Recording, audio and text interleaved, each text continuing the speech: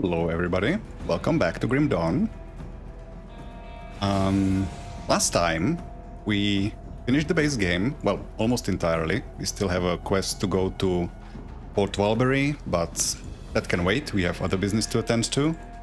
And we technically left one boss in the base game alive, that would be Rashalga, the Mad Queen. She kind of stomped us. We will be going back to her area anyway for certain items, so we will leave that for when that becomes relevant.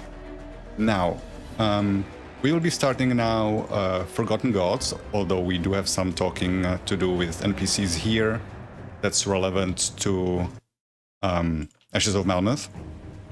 But before we get started on that, I actually have a little bit of a thing to finish. So firstly, I realized I made a bit of an oopsie with this character. I was thinking that, as I was leveling, I might try to experiment with including pets a little bit earlier than just at endgame. And because of that, I decided to ally with Order of Death's Vigil. Where are they? Over here. The reasoning being they do sell some augments that are like pet related. They don't really boost their damage, they just help a bit with survivability. So I wanted to hedge my bets and ally with them just in case. That was a mistake because I kind of forgot that for the final build I will need Xantarin's Mantle as my shoulder piece. And I cannot target farm that if I'm allied with Order of Death's Vigil, because Xantarin is their nemesis. The nemesis that spawns if you have nemesis status with Order of Death's Vigil. So I would not be able to target farm that. So I had to do some target farming for it on a different character. So my stash already includes a bunch of these mantles for when we decide to switch. I also farmed up some belts while I was at it, because I was tailoring my drops using the Ascension Altar. I was tailoring them to cold damage, so I might as well get some of these calcified sashes. None of these items are perfect. I will need to reroll them, so it's not like, I have solved the problem entirely. There will still be some crafting and some investment left to do, but at least we're set up for when that becomes relevant. I also have some of these Bismial pants, not many, and they're not great. That is another piece that I will need to farm up eventually once we start switching to cold. And Bismial Sect-like guards drop in the area where Rashalga is, so that's when I'm gonna resolve that left over. However, we also have one more thing that I'm gonna need for the final build that I'm still missing. Of course, I'm missing the Ice King set. That is the biggest problem. For that, I will need to find the recipe, then I can craft it, and then I also will need to unlock something in Forgotten Gods so that I'm able to transform one piece of the set to another. So I will be able to craft a bunch of helmets once I get the blueprint, and then just transform them all to different pieces of the set, and I'll be set, so to say. But one thing that I'm missing is the relic recipe, the blueprint for the relic. That can be target farmed from Rugru in Fangs of Esterkarn. So I'm gonna start, it's not currently relevant, but I'm gonna start every stream, or at least until I will need to switch. If I do need to switch, I will farm it live, not once per stream. We will need to go to Kernborn Fire Rift and hunt down Rugru. Now he has a 10% chance to drop the relic, so hopefully luck smiles on us. And then we can start, it's not Rugru. Then we can start with Forgotten Gods, make some progress there. Darkblaze Incinerator, not for us. Okay, Rugru can spawn in like 4 different... there he is. Okay, be a good boy, give me my relic. There are technically 2 relics that we could try to use, but oh, shout. That's not my blizzard, that's his. Nope, didn't get it. There are technically two relics that we could use, but the one that drops from him is the better option by pretty wide margin. Because the other one, I don't remember what it's called now, Icebreaker, I think. It's not bad, it's also for a Cold Berserker. The problem with it is the skill that it grants. It's like a small AoE aura that deals some cold damage and debuffs enemy damage. But we will not need damage reduction, because we will have a source of it in our Hellhounds, so that part is already taken care of. So, I'm gonna get to yapping. Just one lore note here. Journal of Inquisitor Creed, 9th entry. With the help of the Taken, we've dealt a serious blow to the Cult of Cthulhu. I don't want to diminish the immensity of such a triumph, especially given the small force and limited resources we're working with, but I fear it has come at great cost. While our attention was focused on denying the Logorian entrance to this world, the Ethereals were certainly not idle. Many in Devil's Crossing have paid the ultimate price, but such is the way of war, and it may sound callous to say, but we traded well. Losing only a handful while preventing a monstrosity from escaping the void that could have heralded the end of the world as we know it is a win for humanity. What disturbs me though is the loss of Ulgrim to the void. Korvan apparently does not share my concern, and I think he sees it as ill-afforded sentiment on my part. Bourbon sees Ulgrim as merely a man, but I am certain there is more to him. I believe he has an ascendant, a man who has become a demigod. Ulgrim expertly plays the part of a jovial and unassuming character, but his eyes say much more. He makes offhanded references to historical events with details and familiarity of someone recalling a personal memory. For all his outward jocularity, there is a gravity to him, and it is clear he has witnessed much. I suspect more than one could experience in a single lifetime. Yes, for all that, and despite his obvious efforts to downplay it, Ulgrim possesses remarkable strength and energy for the middle-aged man he appears to be. He often carries himself in a relaxed, casual manner, moving languidly, but at rare moments I have seen him react and move with impossible speed. I feel that he could do much more than he has in fighting the enemies of man, but I'm not sure why he is holding back. Perhaps we will never know now. Maybe Bourbon is right, perhaps Ulgrim is lost to the void. Somehow though, I feel we will see him again, and if we do, it would go a long way towards confirming my suspicions. Then again, strange times are these, where a nameless wretch, cut down from the noose, has risen to become possibly the greatest hero of our time. If the Taken continues on this path and survives this war, I wonder if perhaps they too are on the path of ascendancy. Yep. Ascendant actually happens to be, if I can actually find the right button, if you look at the devotion, Ascendant is one of the affinities that we can get into on the devotion tree.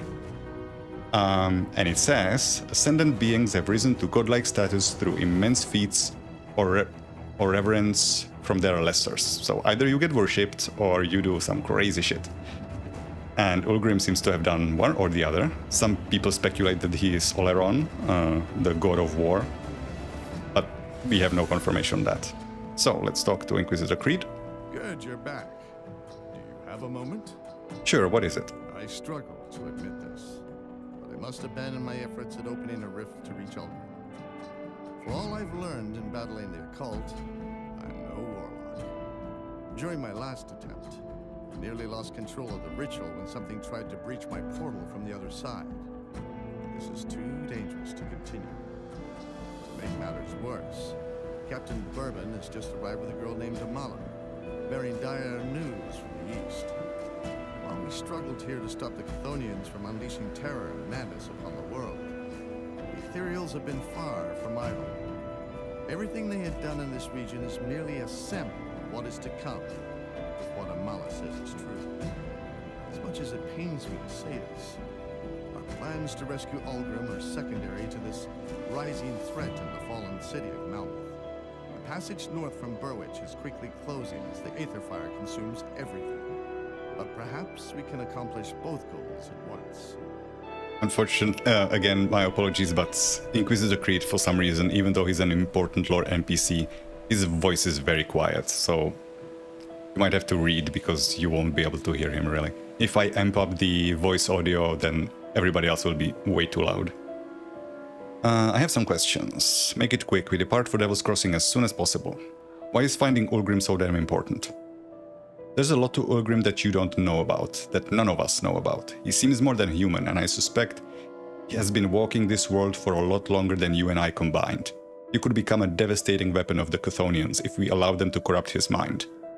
Maybe there is some degree of camaraderie influencing my thinking, but I do feel that he could become a threat if we leave him to be consumed by the madness of the void.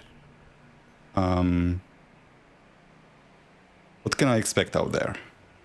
The road north from Burridge has never been pleasant, passing through the treacherous Gloomwald and Ugdenbog. Between the toxic plant life and murky waters housing some of Cairn's most dangerous beasts, beyond the established road it's an inhospitable hell. But that is precisely why the Coven chose to hide out there. No one would willingly venture into those untamed lands, so the Coven was isolated and left in peace.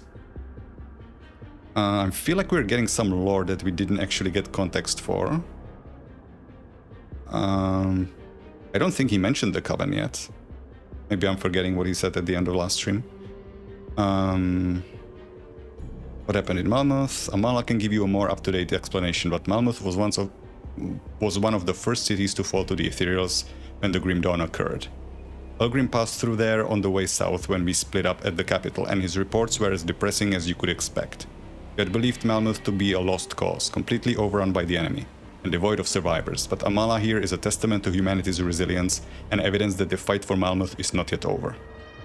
You see, the Luminari have long been aware of a coven of witches hiding out to the north of Burridge, using the treacherous territory to deter pursuers. The witches will know the lay of the land and should be aware of any paths that remain through the Aether File. And I have hopes that they will be able to do what I could not, reveal where the Loghorian has taken Ulgrim.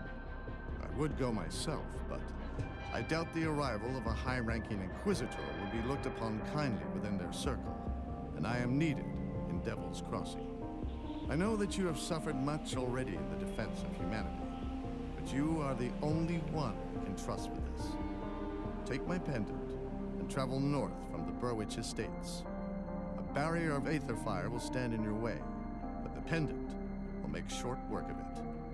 Head north through Gloomwald until you've reached the edges of Ugdenbog, where I believe the Coven has made their home.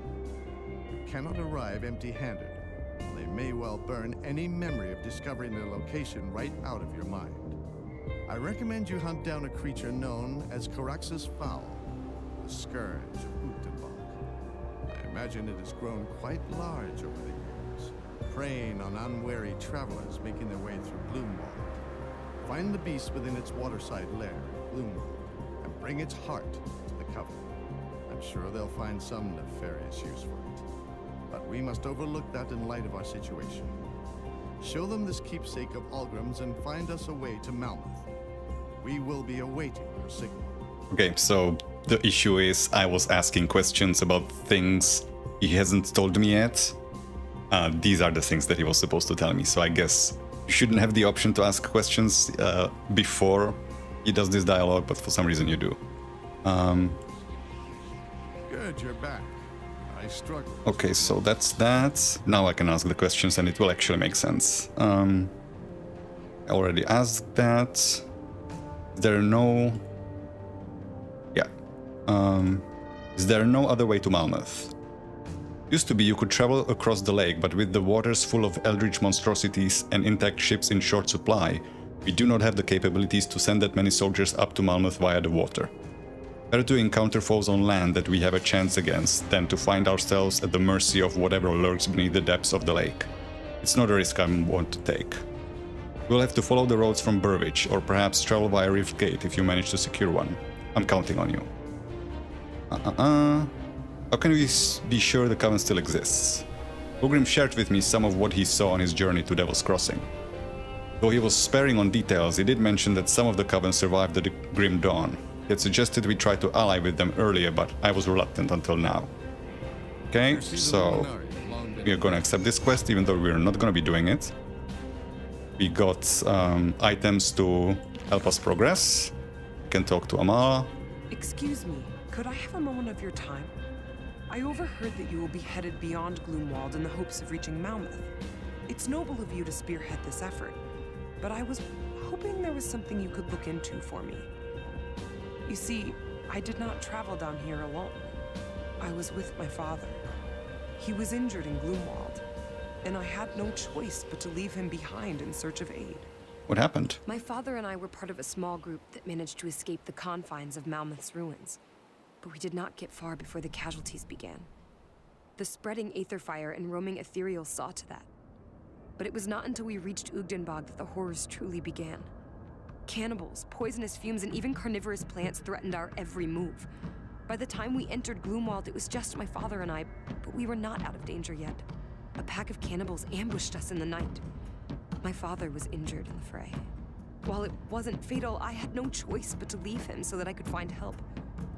Eventually, I found my way to Devil's Crossing. I'm not sure how long my father can survive on his own. He was never very good with weapons, or much of anything for that matter. Nevertheless, he's the only family I've got left, and I want to look for him. But the Inquisitor insists that I first debrief him on every detail that I can recall on Malmouth. On your way through Gloomwald, will you spare some time and search for my father? He cannot have strayed far from the main road. I will find him. Have you found any sign of my... What can you tell me about Malmouth? It's where I grew up. Really, it was the only home I've ever known. The day it all started, my mom never came home from the market. Father was the only other family I had in the city. So I sought him out to look for her. But when the whole city erupted into chaos, we knew that she wasn't ever coming home. Most everyone was butchered in the first conflict. Some of us gathered in the sewers in hopes of fighting back. But it was all futile. The ethereals let us think that we stood a chance. In truth, they were just harvesting us for their grotesque creations. A group of us had enough of the horrors, so we made a plan to escape. Only I made it to Devil's Crossing. Anything you can tell me about the ethereals over in Malmouth? At first it was much like here, the dead rising with the eerie aether glow. But then the mutations started rising from the depths of the city, each more grotesque and twisted than the last. It's as if they were experimenting on the bodies of the fallen. The remains of one of the latest creations awaits you in Devil's Crossing. Anything I should know about the road up to Malmouth? The aether fire was spreading rapidly, so I'm not sure there even is a way up to Malmouth anymore. But before you can worry about endless fields of fire, you'll have to make it through the wilderness in Gloomwald and Ugdenbog, and that's not much better. The mushrooms there are toxic, some even release caustic spores when you get near. The animals are ruthless, but the cannibals, knowing that they were once people makes it so much worse. I never thought I'd have to kill people. I still feel their blood on my hands. How did you make it all the way to Devil's Crossing? I didn't start out on my own. We were part of a group that slipped through the ethereal defenses in Malmouth. Most of us didn't make it very far due to the aether fire. I had to leave my father behind in Gloomwald. I was beginning to lose hope, but then I stumbled upon Devil's Crossing. Okay. And there is John Bourbon. We'll be setting out for Devil's Crossing soon. I pray nothing worse has befallen the refuge in my absence. Was the girl. Her name is Amala. She wandered into Devil's Crossing a few days ago. Claims she's from Malmouth, far to the north. If that's true, and thus far I have little reason to believe otherwise, then she's been through one hell of a journey to reach us. And she did not paint a pretty picture of the city. Something happened to Devil's Crossing? We were attacked by a never-before-seen ethereal monstrosity. It exited the rift yesterday morning, and while the salt lines caused a great agony, it was able to cross and attack. We lost many people taking it down, including Sadina, who sacrificed herself to cripple the beast with one of her runes. May she rest in peace. Yeah, so Sadina was the spirit guide in Devil's Crossing, so if we didn't already have access to Kernhold, we would currently be without a spirit guide. So we would not be able to respec our skill points. Now she is also important for another thing. So I'm gonna just quickly hop over to Devil's Crossing for a little bit of a showcase of what's happened there. And then we're gonna go to Forgotten Gods. So over here, we have the thing that attacked Devil's Crossing. Now, on Ultimate only, if you step in here between its legs, a small memento of Sadina stands out within the carnage. You will receive this amulet, Sadina's memento. A simple pendant warded against evil. An inscription on it reads, "The web we weave carries with it the portents of evil imagery. J. Peggins." No clue what that means. This is something we will need for the secret quest for Ashes of Malmeth. So even though this looks like a normal amulet in your inventory, other amulets that will drop will look very similar to this one. Do not sell this, because if you do, you cannot get another one and you will not be able to complete the secret quest in Ashes of Malmeth. So we need to put this in our stash. If we go back up here, yeah, Sedina is no longer here, so we cannot respec, or normally we wouldn't be able to respec, but with the addition of Forgotten Gods and now Fangs of Esterkarn, we have access to multiple mystics. Otherwise, we will be cut off until we reach the Coven of Ugdenbog. So this is going here. Hey, sub GI.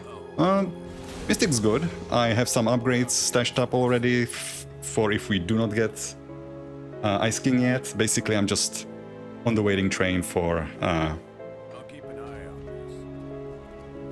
the Ice King recipe, and I also will need to complete a quest in Forgotten Gods to be able to transform set pieces from one to another.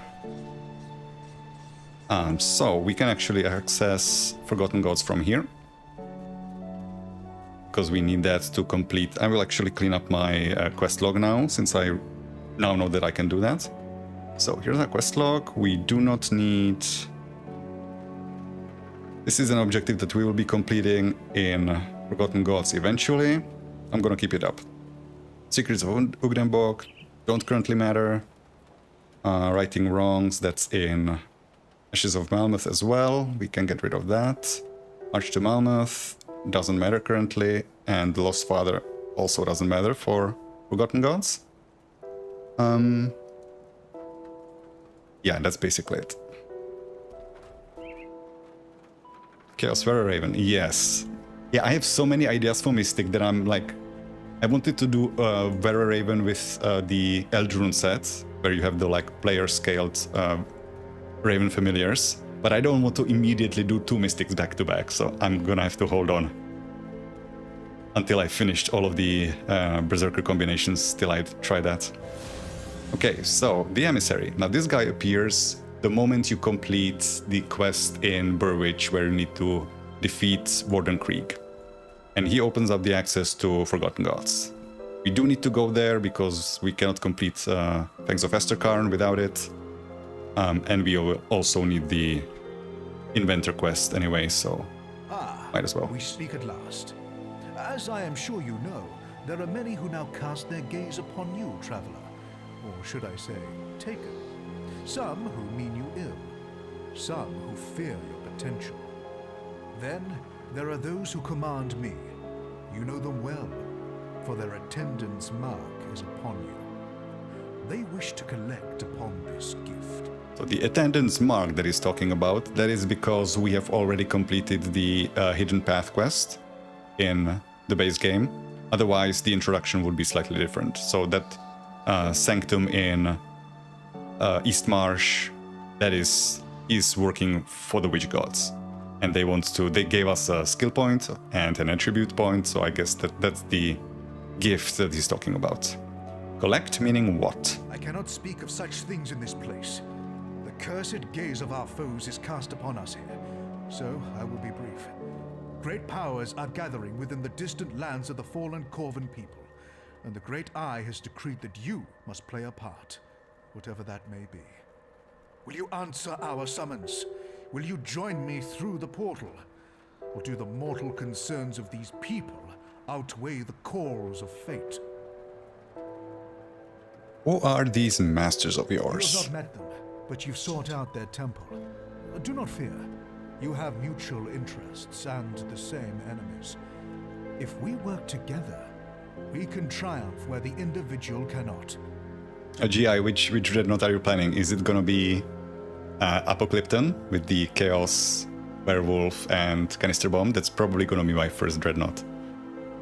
That or Chaos Blackwater Cocktail. There's a combo there as well with Chaos Onslaught. Where is this land of the Korvan people? Far to the east, beyond mountains and rivers. Weeks of travel by foot. A mere instant through an eldritch gate. My masters have granted me the means to return there, but only if accompanied by you. I will not fail in this task. So what you're saying is, if I refuse to go with you, you're stuck here, huh? Sucks to be you. Okay, I'll go with him. Okay, there's our rift gate. And there's gonna be a whole bunch of lore here as well. And a lot of NPCs. I'm not gonna exhaust all dialogue with them. And we will have 3 factions to choose from, and it doesn't really matter which one you choose, it will change some quests that you will get, but the outcome is more or less the same. And the other factions do not become hostile, so that's fine. Now there's this hidden path over here, where we are gonna get another shield weapon. Totally normal shield. So again, another one of those one-handed maces that are a shield for the southpaw.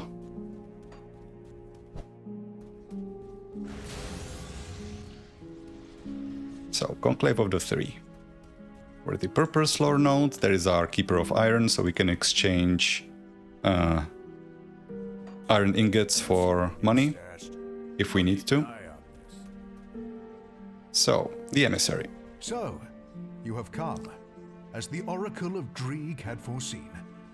But, are you truly prepared for what's in store for you in this forsaken land? What is this place? You are in the Korvan Basin, a land ravaged by gods and man alike. A land whose secrets are now coveted by a determined few. As for this camp, this is the Conclave of the 3. Very much like the sanctum you've discovered in the marshes outside of Burwich. Here the 3 cults set aside their disagreements and join as one against our mutual foes. Foes which threaten your existence as well, I might add. What do you need me for then? The 3 have decreed that I seek out worthy allies in our battle against a common foe. But are you indeed the one we seek? First, you must prove yourself. What do I need to do? Go to the center of the camp before the statues. Kanatha, mistress of the Sentinels, awaits you to begin the Eldritch rites. Conquer whatever horrors assault you from the Eldritch realm, and we shall have our answer. Ask a question. In time, all your questions will have answers of their own. But first, the rites. Ah, Chaos Granado. Yeah, that's a cool one too. So one little quirk of this expansion is, because you can access it already after you defeat Warden Krieg, the quests give relatively little experience, because otherwise you would beat Warden Krieg, go here first, and if these quests were giving endgame levels of experience, you would skyrocket your XP gain, and then when you return to the base game it would be too easy. So we will not be getting much XP from the quests, but the quests will still be important for reputation, because there are some very good augments for endgame here. And also enemies will of course be at the appropriate level for us to be gaining experience at a decent pace. Okay, we have a lore node, worthy purpose. Let this sacrifice echo across the conclave, that our brother Jaros was found worthy of bearing his life before Solal's blade. Few are granted the honor, and fewer still have the will to accept the burden for the benefit of us all. And so it was with our brother, who not only willingly stepped forward to feed Solal's hunger, he had Solal's sigils painted upon his bare chest as he paraded himself to the center of the conclave. Larger than life, he stood proudly before Sagon and his curved witchblade, and proclaimed to all that today marks the first day of their victory against the usurper. Jaros kneeled, as was customary, but his eyes never turned away from the vicar's stoic gaze. As was set down upon us by Solal, Sagon uttered the sacred words and slid his forefinger to paint a rune upon Jaros' forehead. Then the vicar stood behind the sacrifice and placed the sacred blade upon his throat. This was the Chosen's last chance to back down. Though to be perfectly honest, such a disgrace would likely end in death anyway. Jaros looked ahead with confidence. His face was beaming with pride, such was his faith. I keep thinking, Jaros, isn't there a boss that's named Jaros? It's a different one, clearly. But I think in Port Valbury, there is someone named something similar. Poor Sola, he began to cry when Sagon slit his throat and plunged his other hand, drenched in black flames, into Jaros' chest. Sagon removed the dead man's heart in a swift motion and drank deep of the lifeblood spilling forth. Jerse's body slumped to the ground, his eyes still staring forward. Several attendants saw to his cremation as the vicar delivered the heart to Solal's shrine. The heart was placed in an ornate bowl and incinerated, and as it burned, the runes upon the shrine grew brighter. "Solal is pleased," Sagon uttered, smiling with bloody lips. Yeah, so do not join Sagon's cult, at least if you like to live. Now this individual is important. If you want to be difficulty skipping, actually does he tell us yet? No, not yet. He will inform us that we can buy merits, Savior's merits that allow us to skip difficulties from this vendor. So every time you complete a difficulty, you can just send one to your other characters and just skip difficulty forward. Death to the Usurper. Death to the Usurper. Praises be upon the three. Praises be upon their wisdom, their foresight, and their pity upon mankind. For without their blessings, we would be as worthless husks, devoid of the gifts of the Eldritch realm and at the mercy of the Luminary hounds. The Luminary being the Imperial Inquisitors, such as Creed. Curses be upon the Usurper, the burning vengeance, the Korvan destroyer. Curses be upon his lust for the Eldritch thrones, the pinnacle of the gods. May he die 1,000 deaths as Dreek suffers 1,000 festering wounds. May his insides fill with spiders and his eyes turn to ash by Eldritch fire. All this we invoke upon the Usurper of the Eldritch powers. Powers meant to be wielded by the true gods and their servants. Yeah, about that. We will learn more about how true these gods are. We march through the blistering sands and into the heart of flame. The whispers of Dreek in our ears, the hounds of Bismil at our side, the black flame of Solal upon our blades. None shall be spared before our wrath. By the gifts of our patrons, we will reclaim what is theirs, and though our blood shall spill upon the Korvan sands, it will be done in honor of the true masters of humanity. Ugh, fanatics. Okay, so we need to talk to Benatha here. The emissary warned me of your coming, but whether you may remain here is not a matter of his choosing. I will decide who stays and who dies. What are these trials? Save your questions for the scholars. If you are to survive out here, then you must be tested against the terrors of the Eldritch realm. Are you prepared to begin or not? Okay, let's do that. This is a trivial fight. Sometimes kind of wonder why it's even here. Because even a character that has beaten Warden Creek on normal will be able to do this. It does get our foot in the door when it comes to fighting the Eldritch horrors, although we already have some reputation because we came across some of them in the temple in Eastmarsh. So let me just quickly check. What were you? Did not add Chaos Berserk Relic. Yeah, that's true. I noticed that as well. They're all cold or piercing. That is weird. Maybe like they will be adding. They said during development that they were planning on making like awakened versions of relics from the original game. So like even some basic relics like Savage would be usable in endgame. So maybe they're gonna use one of the lower level relics. If that's even gonna happen still, we don't know. Maybe they canceled those plans. But it might be that they will add the awakened versions of relics later, and maybe that will cover the Chaos Berserker. Because yeah, that is a weird omission. So we completed this. The emissary was right, as usual. You have earned the right to stand among us in the real trials to come. What is your role here? By the blessing of the Covenant, I am the mistress of the Sentinels. Those sworn to guard the interests of the three and the survival of our people answer to me. They swear their oaths to the gods and to me. So Sentinels are occultists and oathkeepers. So basically, let's say paladins that are serving the witch gods. It's not quite accurate, but more or less. What trials await Our us? battle against the fiery fury boiling beneath the sands, of course. A forgotten god stirs. An ancient enemy of mankind threatens to destroy us all. We must rise to face this threat before all is lost. Okay, I picked up lore notes. Harnessing the Forgotten. There's gonna be a lot of lore notes in this town, unfortunately, so that's gonna be a lot of lore before we get moving. I might save some of it for later. But it makes sense that there's a lot of lore here because this is like very separate from the base game or like the world that we are fighting in. So there's a lot of like new information to cover to build the background for this.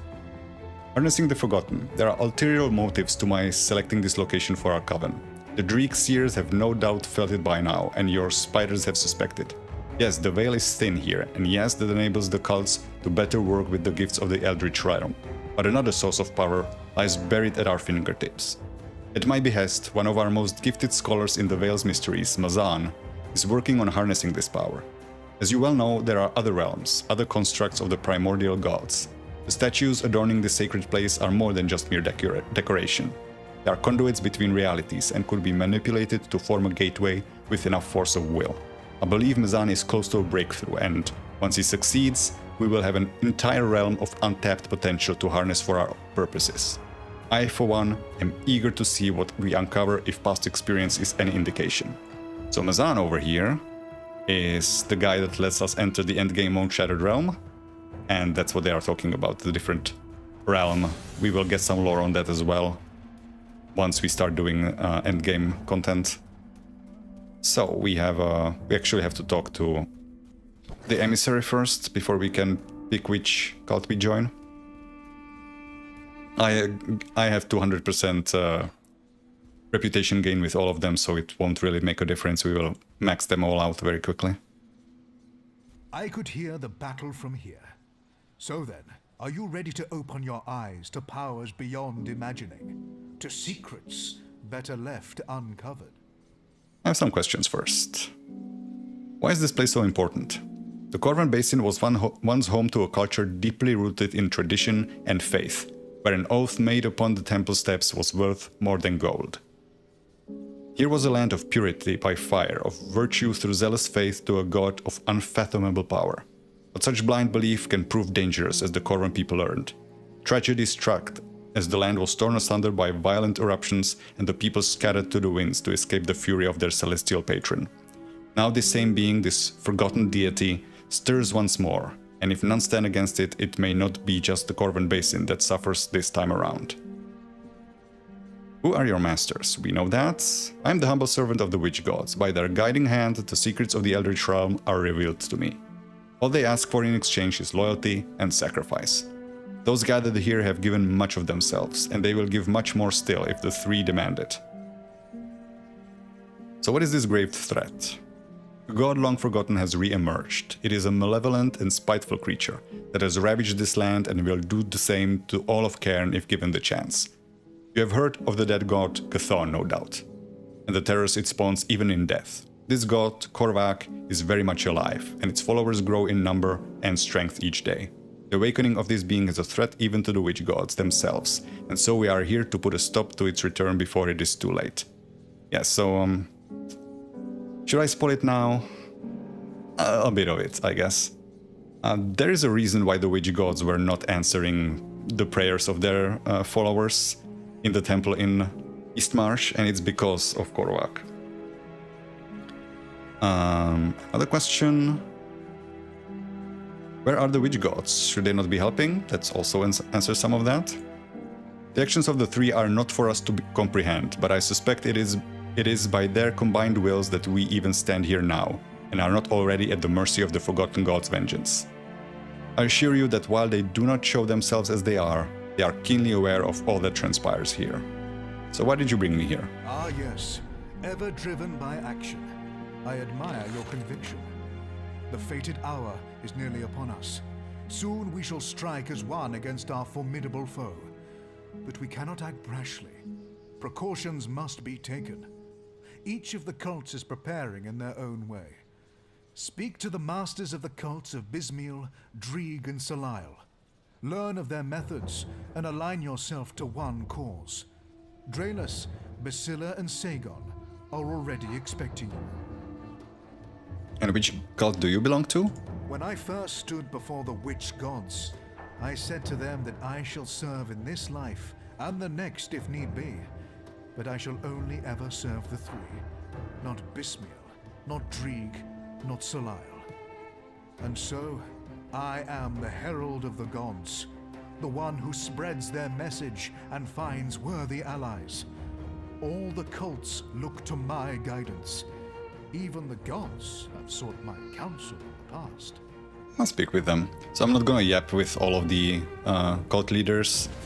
I already know which I'm choosing. It's gonna be Bismiel, even though it's another very evil god, but she has some benefits for cold damage, and if I remember correctly at least, and also for pets. It's lightning, bleeding, yeah, there's cold damage.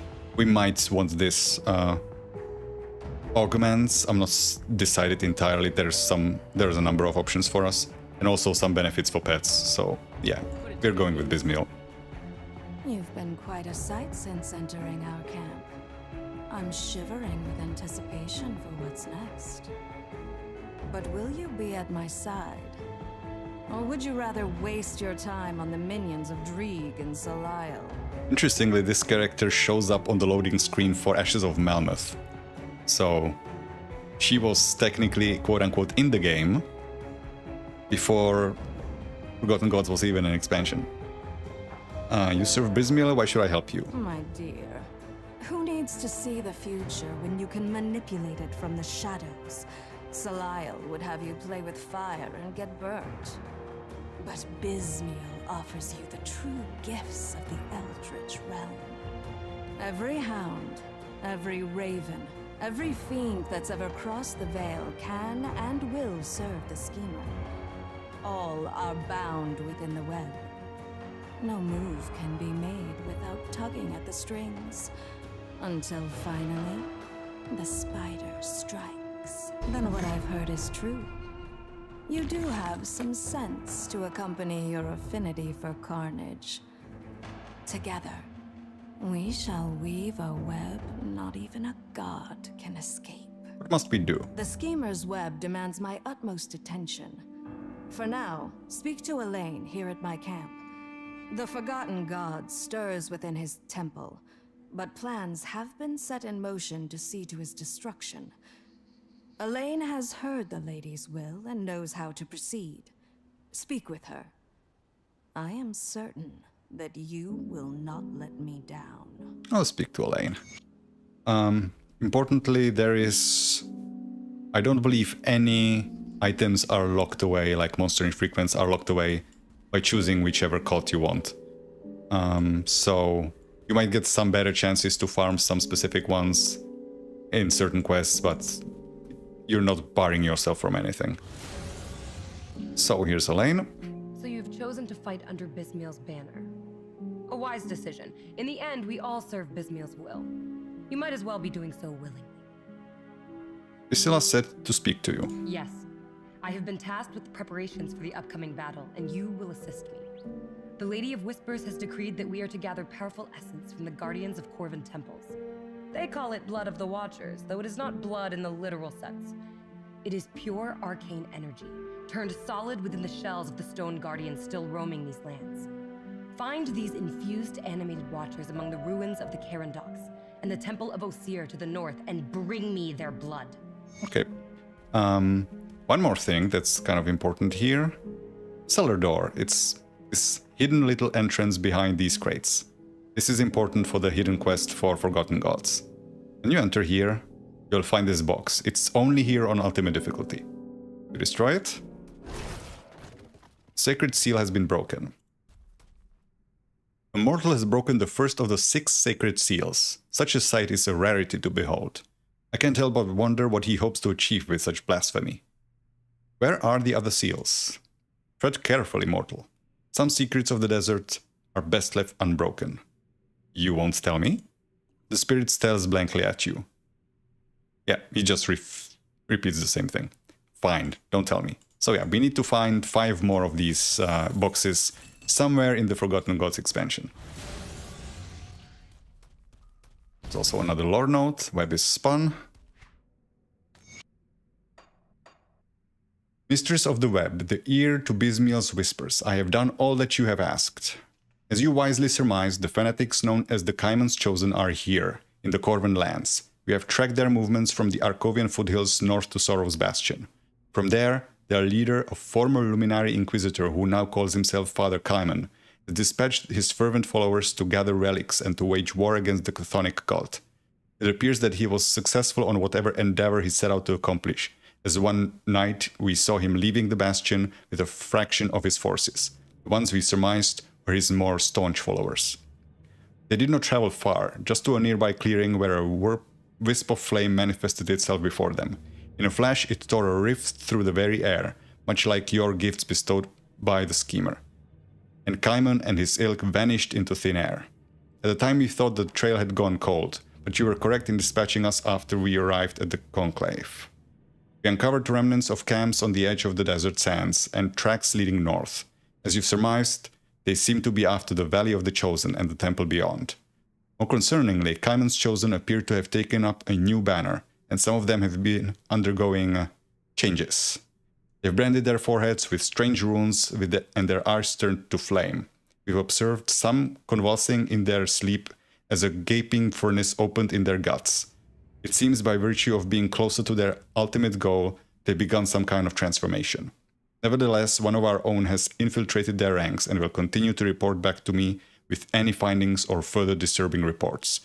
You will also be pleased to know that the Grand Web is working against the ranks of amongst the ranks of the Solals and Dreek's followers. They will make no move without our knowledge, and certainly they will make no discoveries in this land that we cannot take advantage of. By the spider's will, Ariaka of the Shadows. Yeah, so if we were allied with Kaiman's Chosen, we would have a bit more context for this. But long story short, Kaiman was like looking for salvation, let's say, because, you know, world has been going to shit. Two different factions are trying to destroy it, basically everyone. And Kaiman sought any way to like gain power and protect himself and others. And, you know, he was looking for a different god, Empyrean, who was actually a good guy, at least allegedly.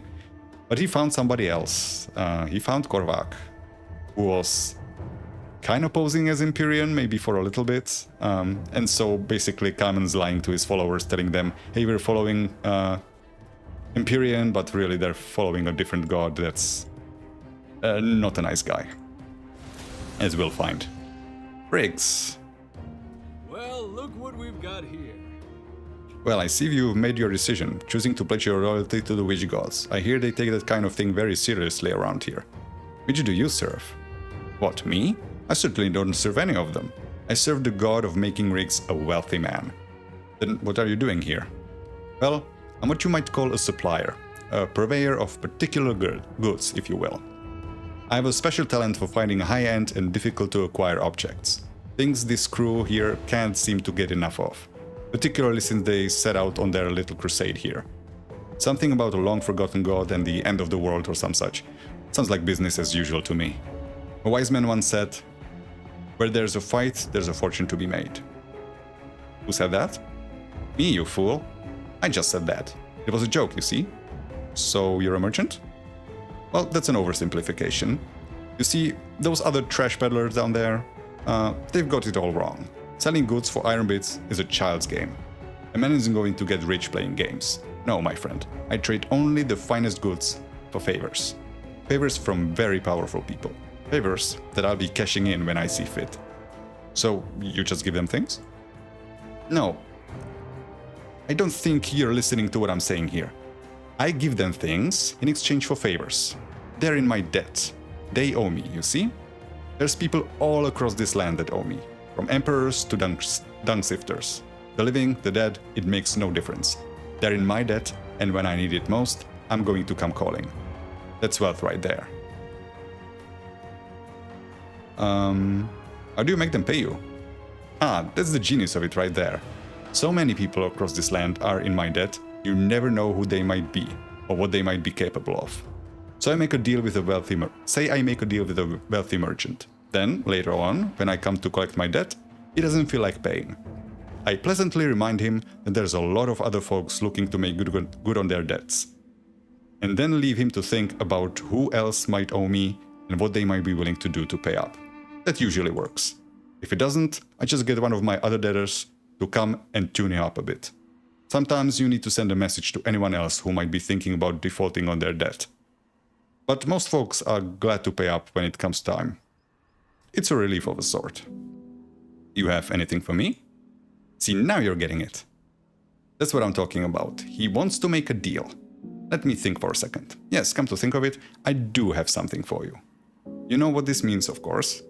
You're going to owe me, and someday I'm going to come to collect. Do we have a deal? Yes, let's do this. Well, here you go. I'll tell you what, if you come back sometime later, I might even have something else for you. At the right price, of course. Of course. So what did we get? Rare pants. Man, and I thought you were giving us stuff that's rare and hard to find. What piece of garbage. But he will have something better for us later. Visions of Terror. Is that the last lore note or is there one more? Convergence of the Covenant. I'm gonna keep these and read them later. I've been reading for an hour, feels like. But there are some more quests to pick up, right? Not one here, but one near Solal. Oh yeah, there we have the Mar that will give us the quest here. Hello, it's always a pleasure to meet someone worthy of the emissary's attention. I'll let you in on a little secret. See Azagra nearby? She sells trinkets known as merits, which stand as proof of your achievements. You can even pass them on to others so that they may partake. I suggest you pick one up. Sounds like a good idea. So yeah, this is a quest just to let us know that yeah, we can now buy these merits.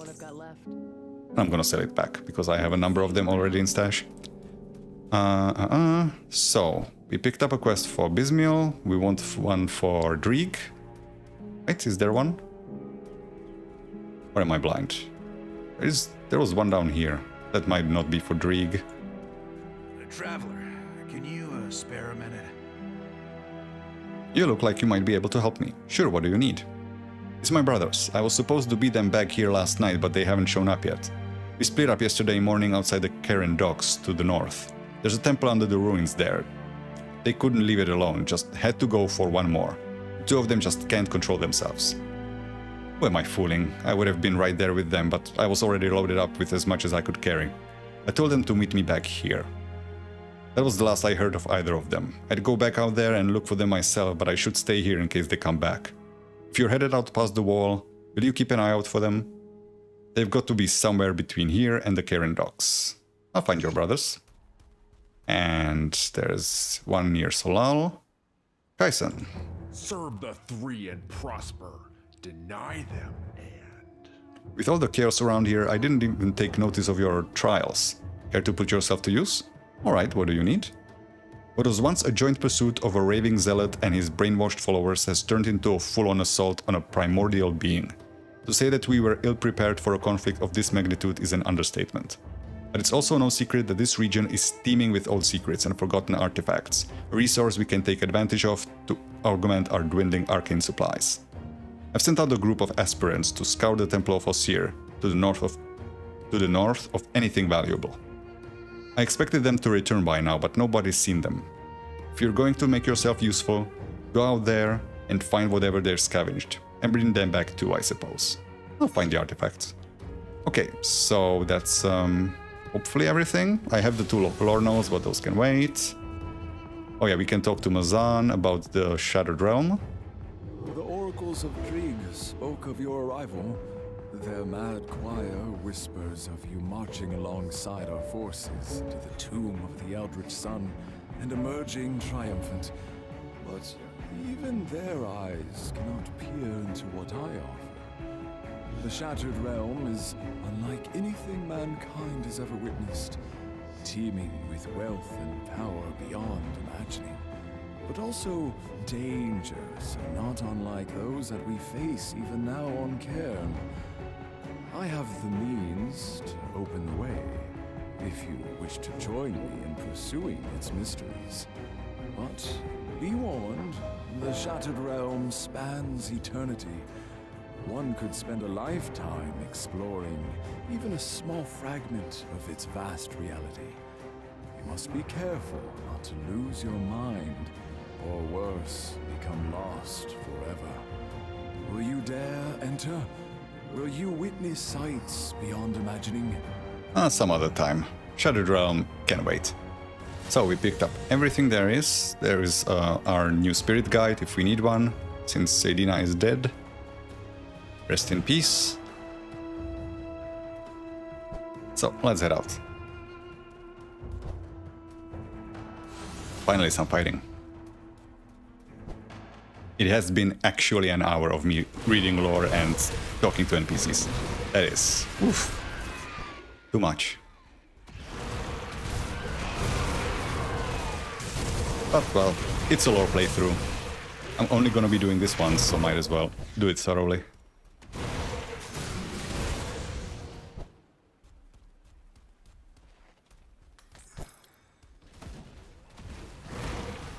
So we will need to make it about halfway through this expansion to get the inventor upgrade. Then we need to make it to the end of the expansion to unlock a part of the Baroness fight in Fangs of Hesterkarn. So I guess for the future, the order of operations will be either Forgotten Gods or Ashes of Melmoth first, then the other expansion, and then Fangs of Hesterkarn. Even though, I mean, it's good to have access to the Cauldron, but maybe there's one in... In fact, no, I know there is one in Ugdenbog. So I guess you don't have to go to Kernhold for that.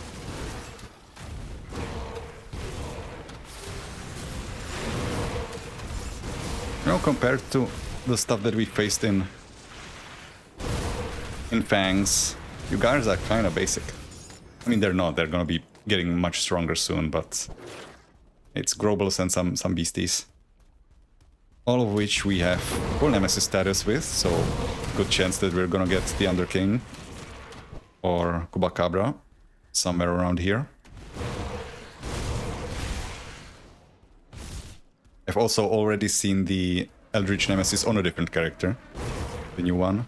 The only Nemesis that I haven't seen yet is the second Nemesis for Kaiman's Chosen, and the second Nemesis for what are they called? Crony's Gang. Otherwise, I have seen all of them. Oh no, I am also not sure if Barrowholm has a second Nemesis or if they only have the one. Surprisingly, the Bloodbound do not have two Nemesis, which I'm certain they're going to rectify in a future update. Because I mean, it's the big new faction. They should have more than that. Okay, there's our Rift Gate, just a bit ahead. There is, if I remember correctly, basically nothing for Berserker in this expansion. Oh, no, they did add some items. I'm not sure if it's this expansion. I know there's like Acid Runekeeper items, but I think those are in Ashes of Melmoth, not here. Actually, I should have a look into that. If there are any Berserker items at all in this area. Oh, there are. Because they didn't change the existing ones, but they added some new ones to certain bosses. It's like one of the first bosses that we're going to be fighting in this expansion, Ramzul. He didn't used to have Monster Infrequence, now he has two, and they are relevant to Berserker.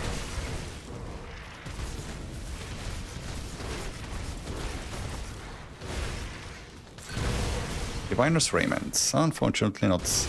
At least it's good that we're finding the end game sets. They're just not the right ones.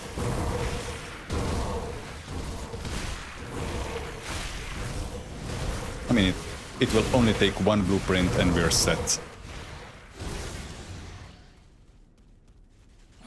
Because the rest I can either craft. There is going to be one little complication, and that is, yeah, I will be able to craft my set as soon as I find the blueprint, but I don't actually have access to the blacksmith that I want to craft it on. So every blacksmith in the game has a different crafting bonus that they will apply to items that they craft. And the one that I want the one that is very commonly used, is in Ashes of Malmuth, in like past the midway point. Because he gives you the chance to roll freeze or stun resistance on your items. Those can be difficult to come by for some builds. And this one is no exception. My freeze and stun res will not be great if I don't get the right affixes. And I can fix that slightly by crafting bonuses. Then maybe I don't have to be so strict on what affixes I can equip. Like I think my final build will be using like 2 nullifying items just to have any skill disruption resistance and stuff like that. It's a bit rough.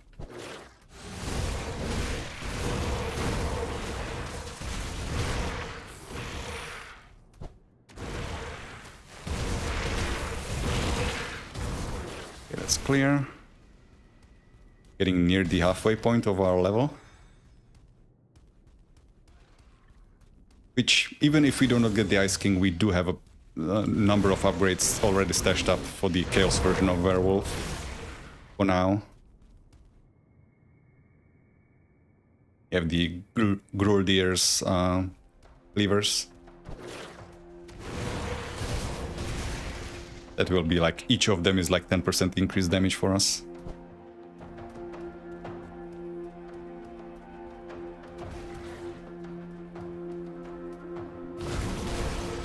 As soon as I get the Ice King set, I will also need to go back to Rugru and farm the blueprint for the relic.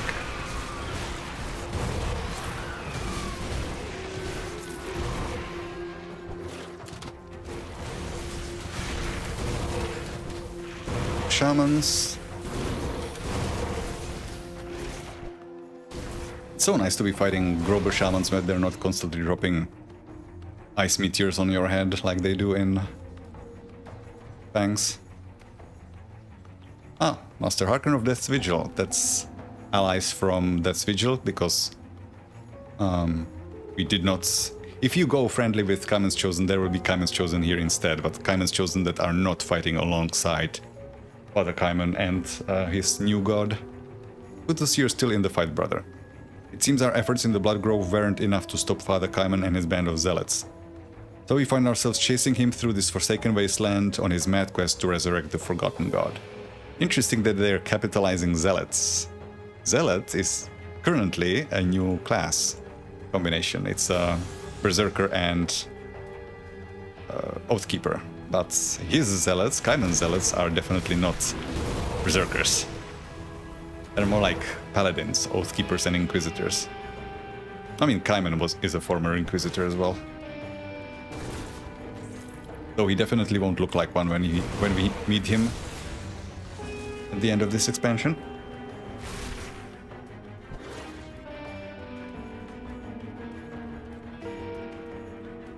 I also need to keep an eye out for those hidden areas where the boxes for the secret quest this expansion are. Not that I will be able to complete that secret quest. I mean, I will be able to complete the secret quest itself, but not kill the boss. I think. That boss is absolutely insane. That is a boss that is built like, hey, this is completely crazy and nobody in their right mind should be doing this. Let's see if players can beat it. Nobody tried to balance that thing to be reasonable. And it got better now. It used to be worse. It used to be that if you failed an attempt at that boss, you basically had to restart the entire session, because the boss fight just kept getting worse with every attempt. Like harder and harder.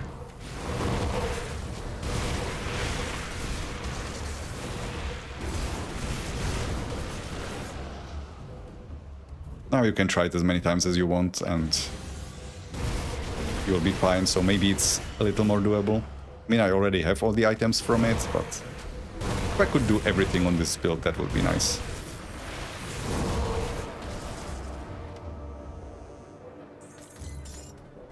I also found out that there's a like secret, or not super secret, super boss in Fangs of Esterkarn, in the lodge where you have to answer the riddles for the two kids. Apparently, I think if you like fail those riddles on purpose, there will be a boss fight there. Which, okay, that's the thing I need to keep in mind for a next playthrough. Fail the riddles. See what's there. I'll basically be trying to make the next character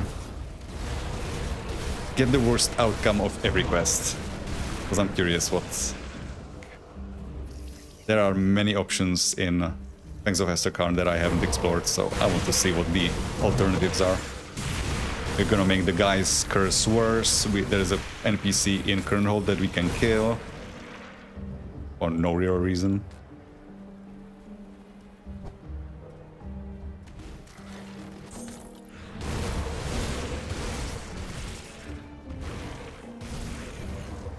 We can go hostile with Barrowholm and see what happens there, since we meet Scorpion.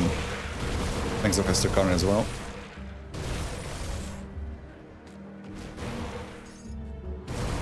Seems like a very mean totem. Is that ancient? Forsaken? I can never really tell what the visual difference is.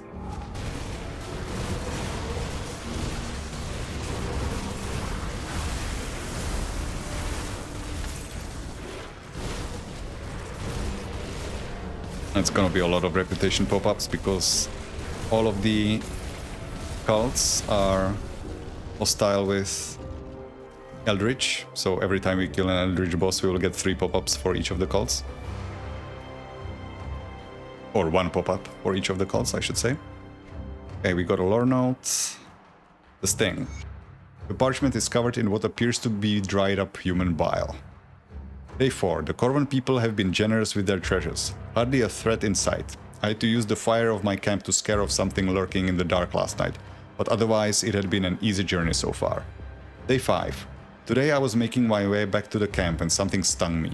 Made me feel a bit dizzy.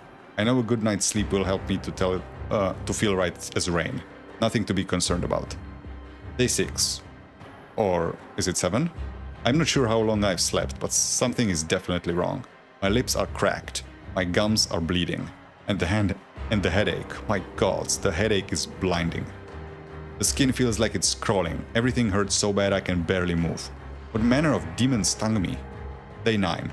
I've managed to crawl my way back to the horse and traveled back south out to the basin, but the symptoms have not abated.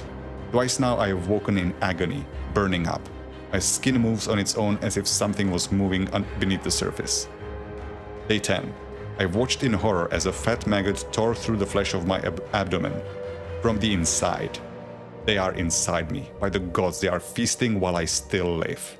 That is disgusting. Also, where did I even pick this up?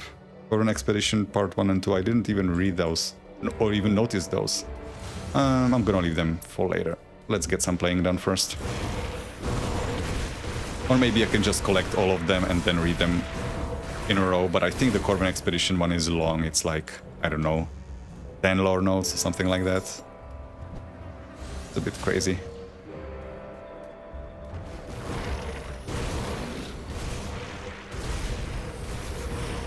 Already friendly.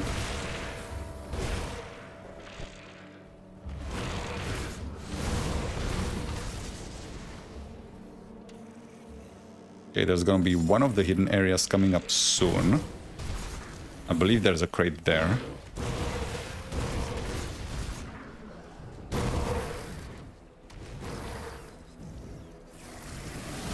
Arctic.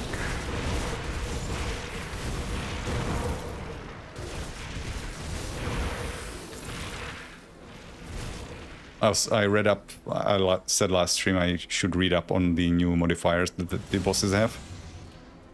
They're not too crazy, actually. The Infernal seems absolutely insane. I thought it's like, oh, it works similar to what is his name, Valdaran, where if you shoot him, you're stuck in terrain or something. If you shoot him, he will like reflect projectiles back at you. No, it's just if you hit this guy, 25% chance that he will fire 3 projectiles at you, which do partially physical damage.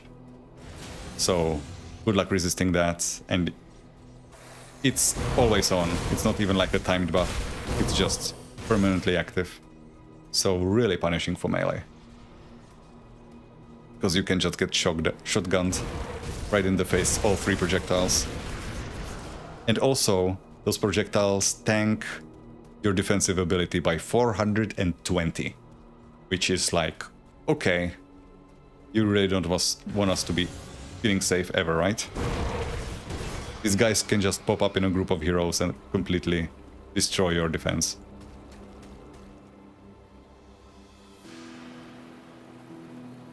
Tomb of Temple of Ossier. It's gonna be our first... Actually not our first boss, because we fought the beetle in the hidden lair.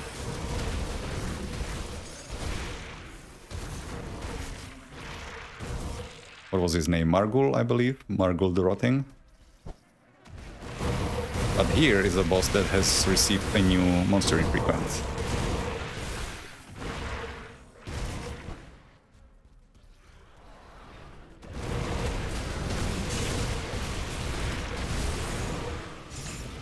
Sanguinar, we already have that. I'm starting to run out of space for saving all of the awakenables. And I was considering starting to make mule characters, but it's just so annoying. I might actually just start GD stashing some items. Only like epics and legendaries. I never GD stash greens. I want to earn those the honest way, but like I have found, well, before Fangs of Asterkhan, I have found every legendary, every epic in the game several times over, so I do not have the space to save all of them. So it feels fair to just, you know, generate one every now and then, because it is as if I had saved it somewhere in my stash. I don't try to like generate the perfect one with perfect rolls or anything. And nowadays that's not even necessary because we can reroll.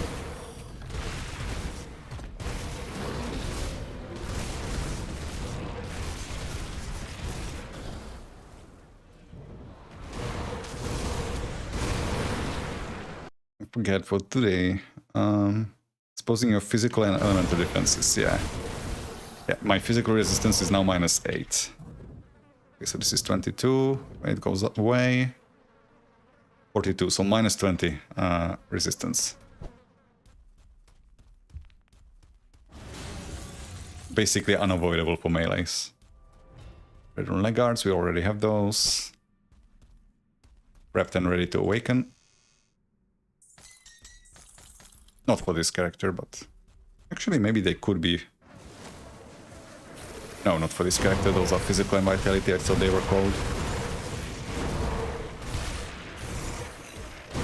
We want the Bismil Sect Legguards, not even for the fact that they have some pet bonuses, but because they're one of the few, in fact, I believe the only monster infrequent pants that start with health on them. And we will need all the health that we can get, that's gonna be our main weak point. We will have a crap ton of offensive and defensive ability just naturally. I was shocked how much I got when I theory crafted the build, but our health could be a lot better. Hopefully our summons will be able to take some aggro, so that we are not too exposed. There's another one of those watchers. We need, what, 3? Yeah, 3.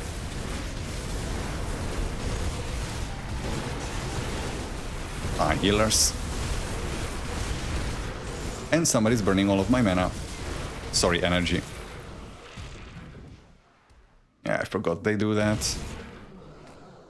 Okay, so that's the second one.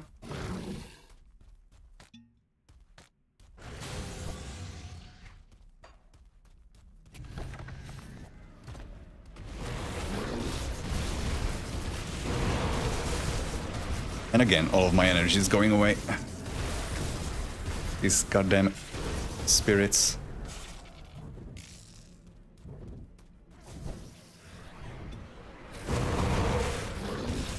It's a good thing we no longer have... it used to be that buffs that you applied onto yourself, like permanent ones, would have an energy cost to them. not only would they reserve some of your energy, but they would also like drain some energy per second. So basically they would just eat into your energy regeneration. But if you got all of your energy burned, the buff would just turn itself off because you couldn't pay for it anymore. That's thankfully no longer the case. I mean, energy burn isn't common, but when it does happen and you're not prepared for it, it can really screw you over. Maybe aspect of Baronath? That's a no. I'm gonna need so many of those.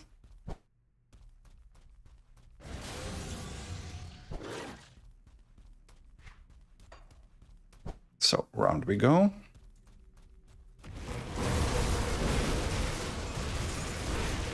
Stop hitting each other, please.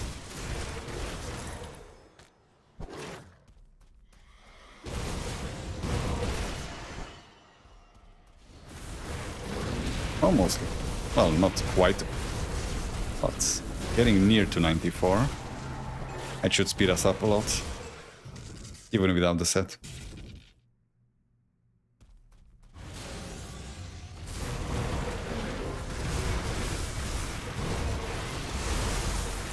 But we are not doing terrible damage, I must say. Just check real quick.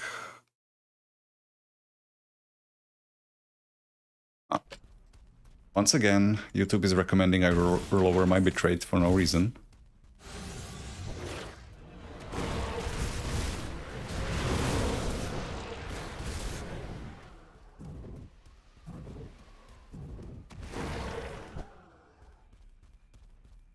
This is a dead end, yep.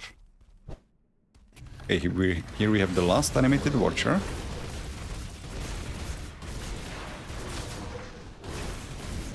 And I believe the boss of this area would be an objective for us if we were aligned with the different cults in the conclave. Okay, that's our third one. Let's just turn it in now, so that those guys stop highlighting on the map, because they will be spawned in other areas as well. And I don't actually remember what our next objective is. Okay, this guy doesn't have a quest for us yet, the future inventor. Were you successful? Do you have the blood? Is this what you seek? Yes. The power coming off their blood is intoxicating. This is exactly what Bismiel demands. Here, a small gift from the Eldritch realm for your efforts. Was there anything else? What I must ask of you next is much more dangerous, but perhaps more exotic, depending on your taste for travel. Where am I going? Few mortals ever witnessed the splendor of the Eldritch realm, but the Lady of Whispers has blessed us with a riftstone, granting us brief access to a secluded portion of her realm. Therein dwells a creature known as Galfang, the Night Terror. Bismiel has decreed that its time has come. Its essence will be made to serve. You are to enter the realm of the gods and track down this creature. Slay it, and bring me the core of Eldritch energies that swirls within its chest. Bismiel demands it be so. What is the Eldritch World? I have never witnessed it for myself, but Basila has told us of its splendors. It is a reality quite unlike our own, with bizarre beasts and vegetation that strafe the edges of our comprehension. Sometimes these creatures breach the veil and enter our reality, as many had following the Grim Dawn and its effects upon the barrier between realities. The Eldritch realm is a place of wild, untamed arcane energies, which the witch gods draw upon for their godly displays. They share but a taste of this power with their loyal servants in return for unflinching loyalty. Once you experience the euphoria of the Eldritch, you will forever crave more. I will track down the creature. So, now we have a rift, but I'm not gonna go there yet because I do not have a good checkpoint to come back to. So I'm gonna first finish the area that I'm working on now. There's a rift gate not too far away from that, and then I'm gonna come back.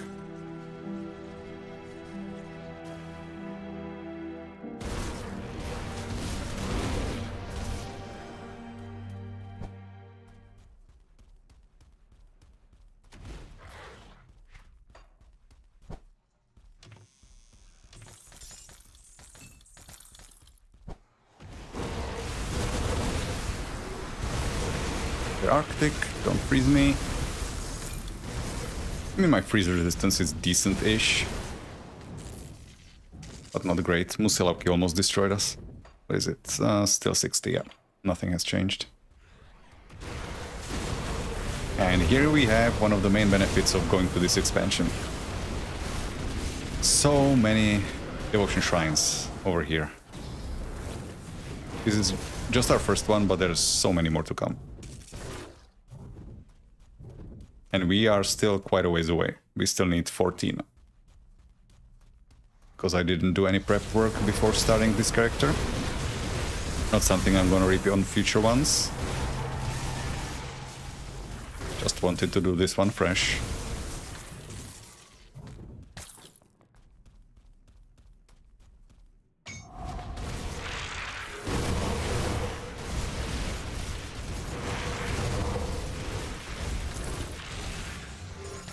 That was quick. Oh, Locor's Raiments. That I do want to save. Because that's awakenable and you cannot craft the set. So, where were we? We were working on Murmur.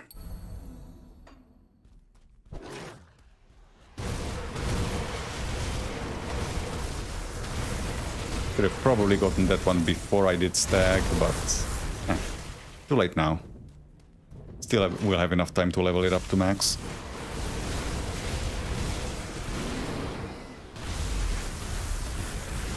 Compelled Wraith of Raven's Eye. That's a new epics. What does Raven's Eye do? I'm guessing either Were Raven or Raven Familiar. +2 to Glacial Talents.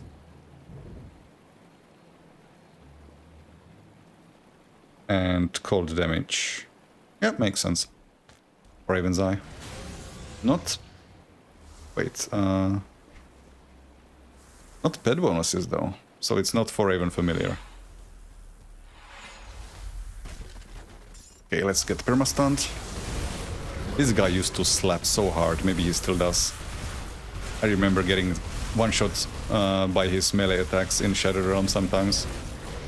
From that point on, I've been very paranoid whenever I fight him. And there it is, Ramzul's Storm Orb. That is a new monster frequent for Lightning Were Raven. Or Lightning Werewolf. Both very mental things to do, because Berserker doesn't have any support for lightning, inherently. But very fun. Lightning Wolf.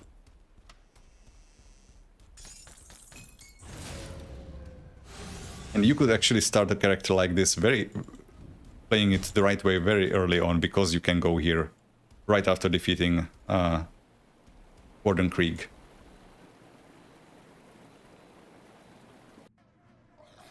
So it wouldn't be like completely mental to do this as a starter. In fact, I think Rectify Protoss did a Lightning Were Raven as the first.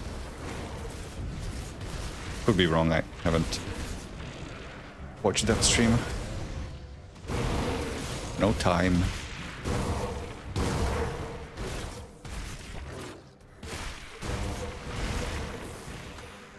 Okay, here we will have those Solal guys that we are sent to find.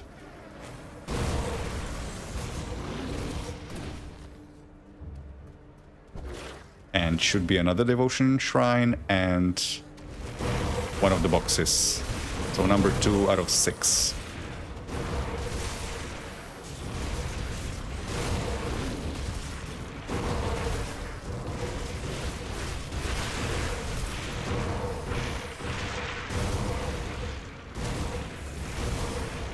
There they are.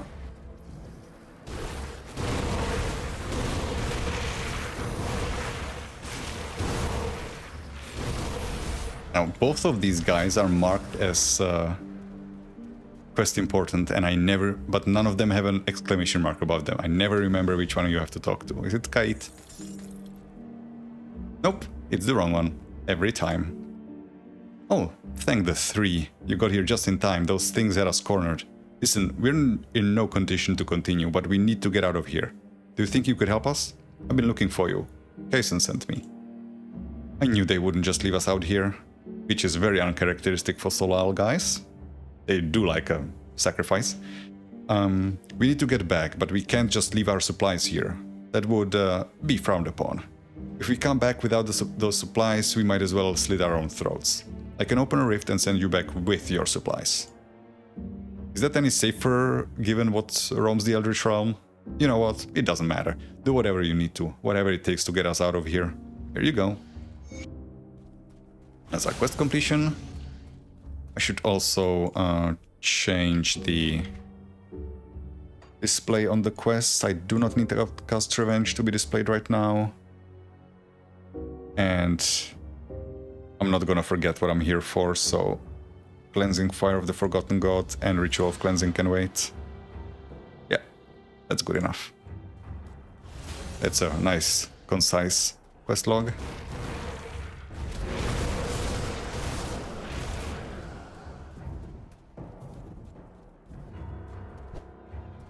I rewatched part of the video when I was fumbling around with the quest log, wondering why my Shrine of Mogdrogan wasn't displaying. And I literally accidentally turned off the quest from the quest log like 10 seconds before I started wondering where it went. I didn't even know you could do this. Removing quests from your quest log. So, where is our box? There is our box. The sacred seal has been broken. Yes, indeed. Now, in here, in this, again, we are off the map. Here's a shrine, which we cannot restore because I used all of my rigid shells. God damn it. Do we have a blacksmith here? We do, right?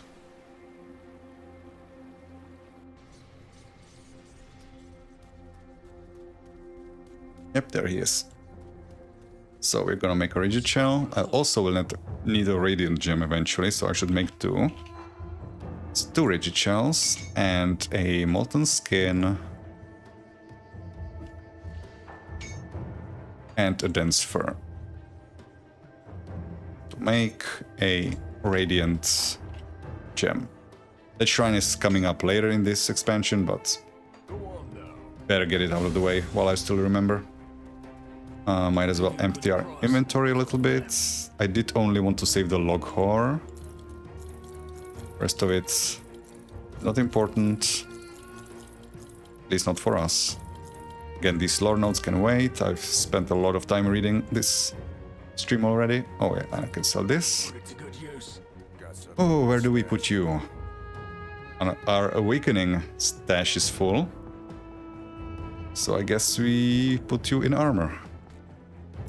This is also starting to run out of space. I literally 2 streams ago emptied my stash of anything that's not like double rares. Speak with Kaisen, also turning the quest while I'm here. Serve the 3 and prosper. Deny them. I see the artifacts have been recovered. Oh, and the aspirants too. I have you to thank for that? Yes, your aspirants are safe now. Yes, they were bruised, exhausted and shaken up, but they did their job.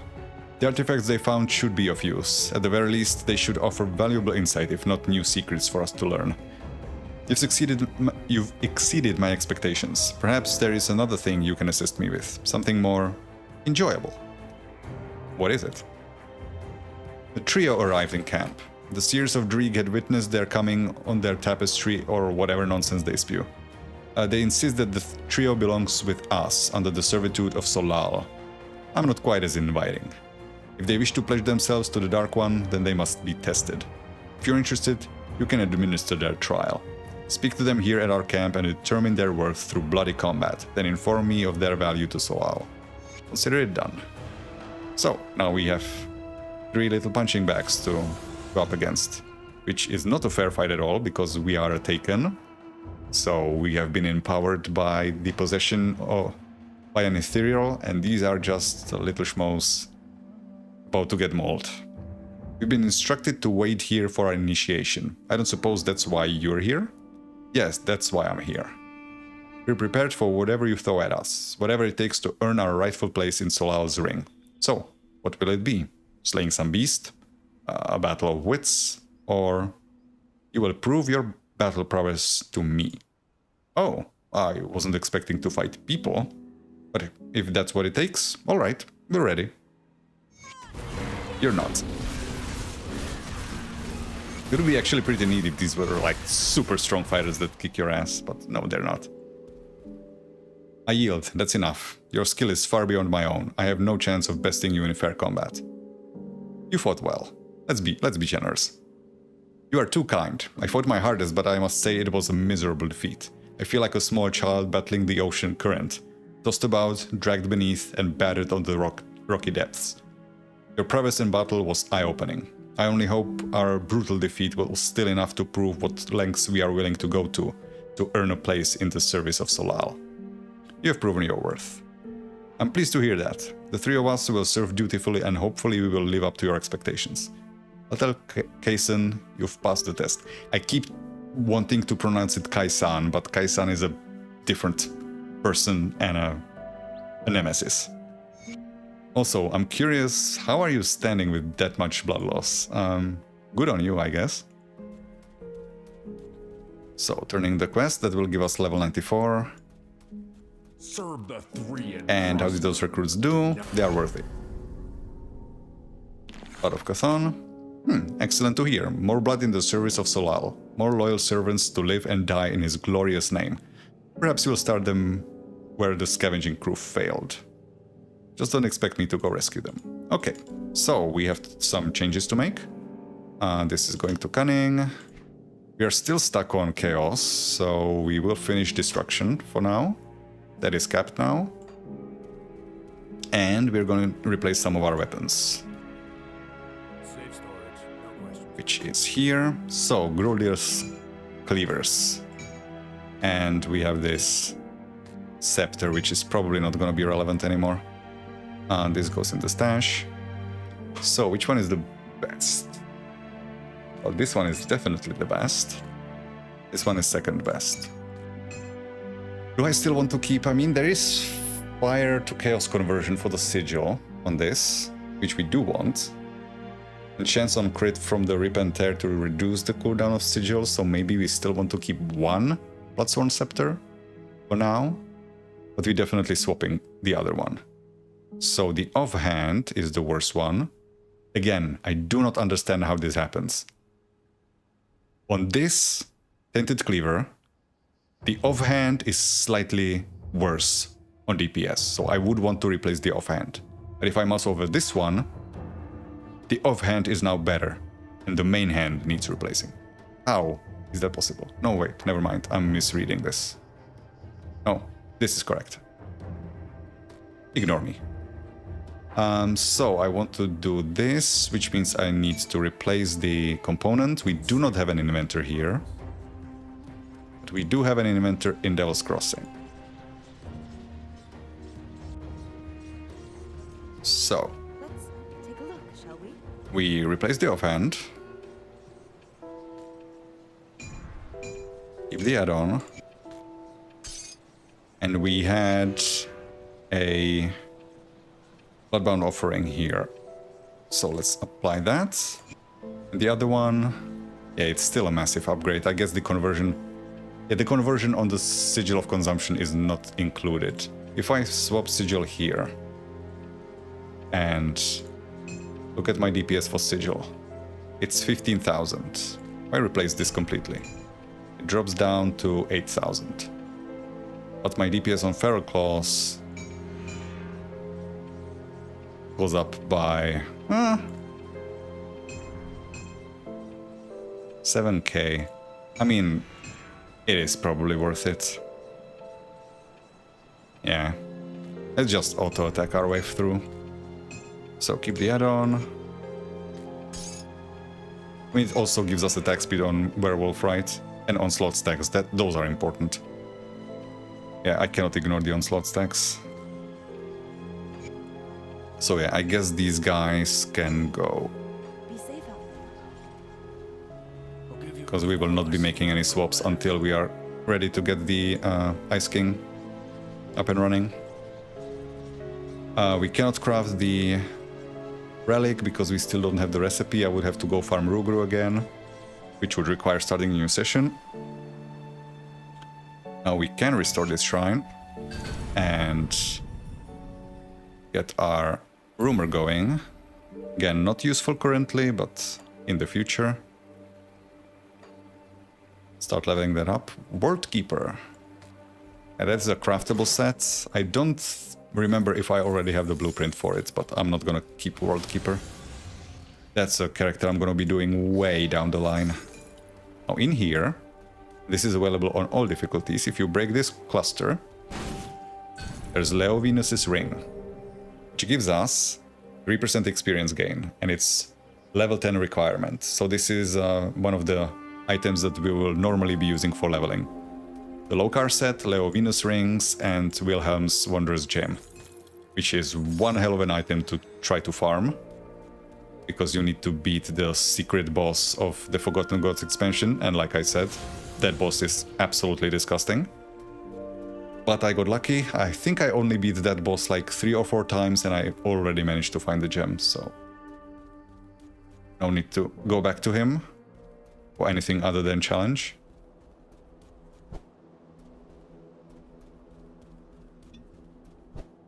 Reapply my gold gain potion, or iron bits. There's no gold here.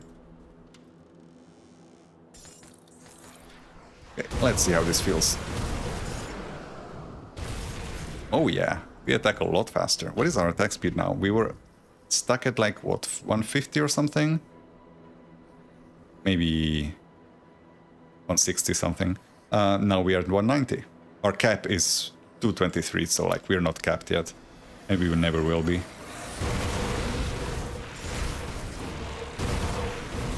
That feels nice.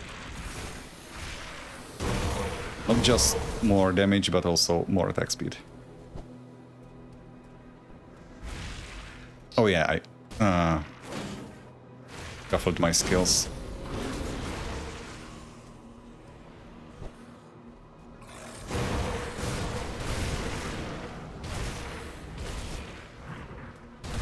I did max out Blood Frenzy. Oh, I didn't, because I lost some skill points. Okay, that's where my next level is gonna go. Already respected. Honored with Bismiel. Yeah, that goes fast. We only just started and we're already honored.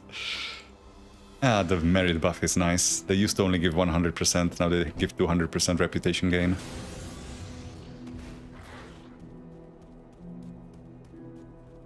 Which is gonna make especially farming reputation or infamy with Cronley's gang and Kaiman's Chosen so much easier. There's also a farming or reputation farming modification in the Ascension Altar, which I'll use, because I do want to go test myself against the nemesis of these factions, since I haven't seen them yet.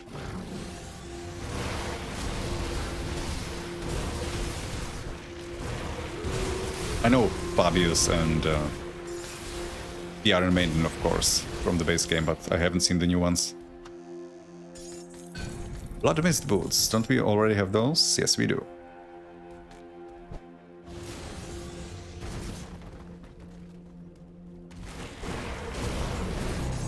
Ooh, Nemesis. Okay, who are you? The Underking. Alright, I'm gonna clear up some space. This is not a great place to fight him. There is a lot of narrow corridors. And the rock he throws, that's the most dangerous attack he has. Sends out a lot of fragments. I will have very little space to dodge them. But we'll make do. We've beaten you before and our damage just went up by a lot, so shouldn't be an issue. Level 105. Yeah. There's the geyser.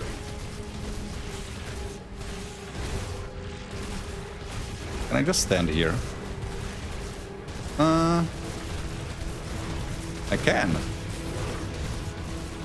Yeah, with the sigils up and with the attack speed and lifesteal on Feral Claws, I can just tank him now. That's new.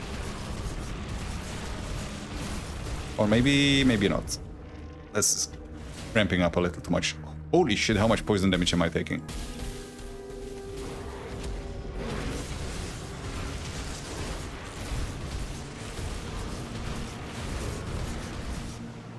Wait, what is this debuff?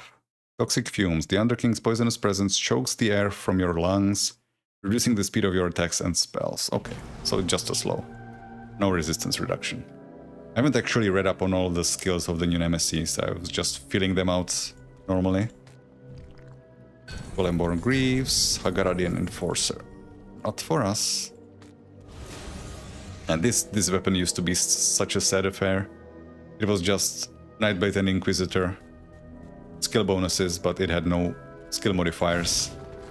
And now it's Cold Fire Strike and chance to reduce Amarasta Blade Burst with 40% total damage modifier. That is so much cooler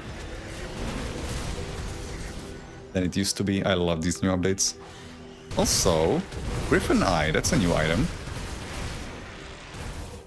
Oh yeah, that's for the Apocalyptan Zealot. Fire Guardians of Empyrean and Fire Werewolf.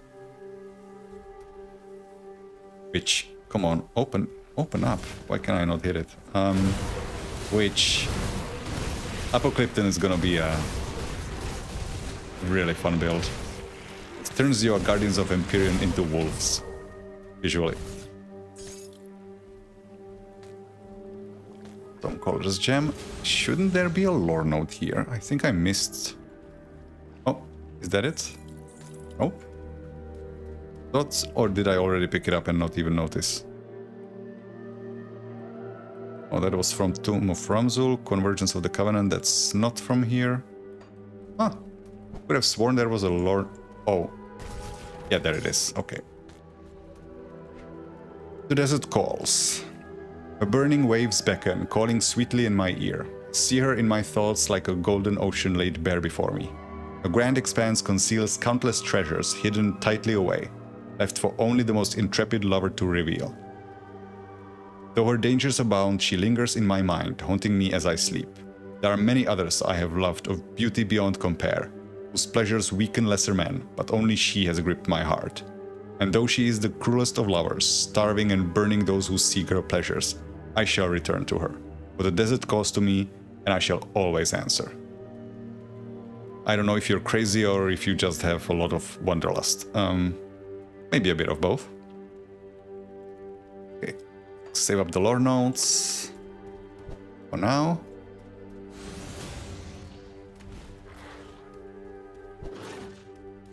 Where's my Rift Gate? I want to go back to complete the quest for Bismiel.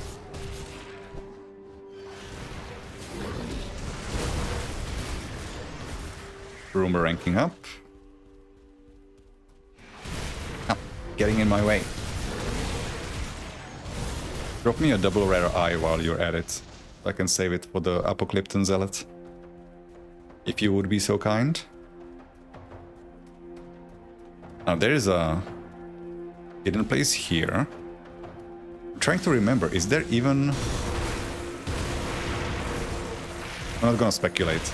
I don't remember there being any significance actually to this. There will be some lore, but I don't think there's a hidden boss. This is completely off the beaten path. Oh, maybe there's a quest here for one of the factions that I'm not aligned with. And how am I forgetting so much of this? 6,000 hours in this game and I still... Well, I guess that's what 3 years of not playing it will do to you.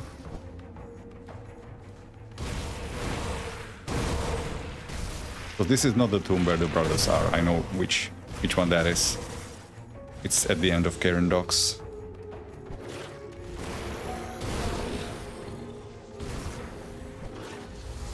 I think there can be a totem spawn in here, so maybe we can finally lock into our set.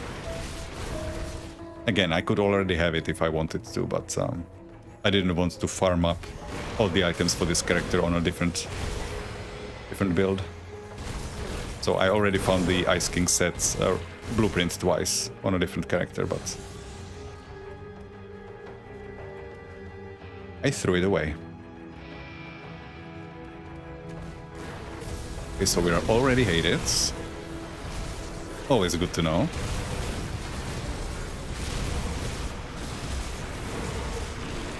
Can't be the solution, be the problem. I have no idea what that means.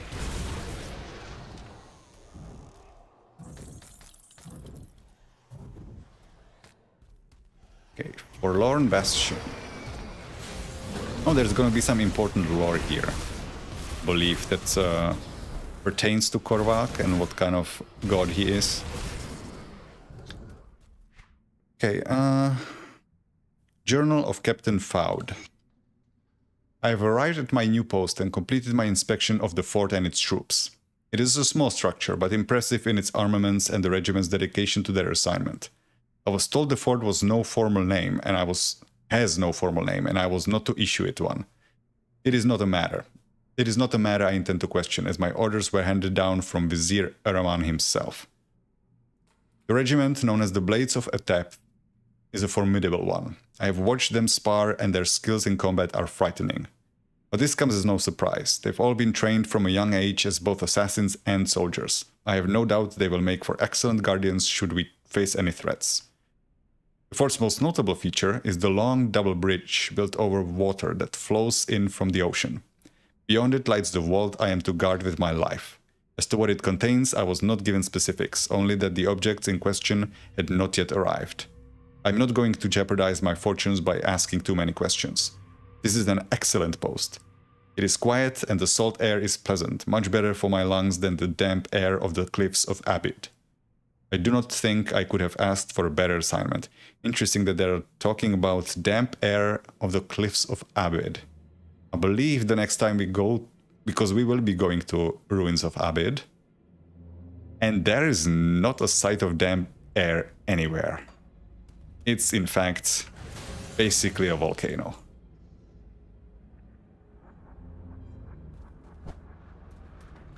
There's our hidden stash. Exterminus. Lightning pistol. Wait, no, that's not lightning pistol. That is the Exonerator is a lightning pistol. Exterminus is a chaos pistol? Or physical? I keep mixing them up. Oh, Havoc is physical. Exterminus is a... yeah, chaos pistol. That is, I believe, the best in slot for Dark Blaze Pyromancer. In one hand you will be holding the Dark Blaze pistol, and in the other you will be using Exterminus.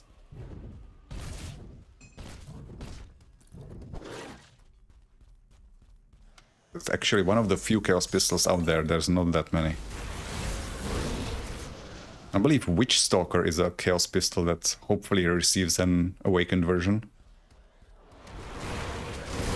There are so many cool epics that I hope eventually they will upgrade all of them. They said they're not sure they're going to, but I'm hoping that they will. Journal of Captain Fowd, page 2. A priest named Tuha arrived today. He is a hard and unapproachable man. He asked to have his entourage put up for the duration of their stay, which of course I agreed to. After a night's rest, he asked to be shown the premises, culminating in the underground chamber. As we made our way through the fort, I pointed out various features and soldiers of note. Priest Tuha showed little interest. Later on, he interrupted a demonstration by the Blades and asked to be shown across the bridge. I shudder every time I cross that expanse. Despite my training, I cannot help but fear falling over the edge. The water below would break my fall, but there is no way back, should I survive its icy depths. Once beyond the bridge, Tuha became very interested. He examined every rock, every crevice, pushing and pulling on bits of the mosaic adorning the walls. He was searching for weaknesses, I presume. We spent the remainder of the day there. I sent for food several times, but he touched little of it. Finally, late into the night, he was satisfied. Of what, I could not say, and I dare not ask. I'm gonna need to take a drink. Didn't read even half of the lore that's been dumped on us. And I've already been reading for an hour and something, so... gonna need to refill my water soon. Don't clap me, please. That hurts. Although maybe that's been nerfed. And here we have a totem, so again, fingers crossed for maybe Ice King. Not that we can do much with it yet, because we do not have the quest completed to transform set pieces. But that's not too far off. That's a lot of debuffs I just ate. What is this? I have 3 rows of debuffs. Dude, chill out.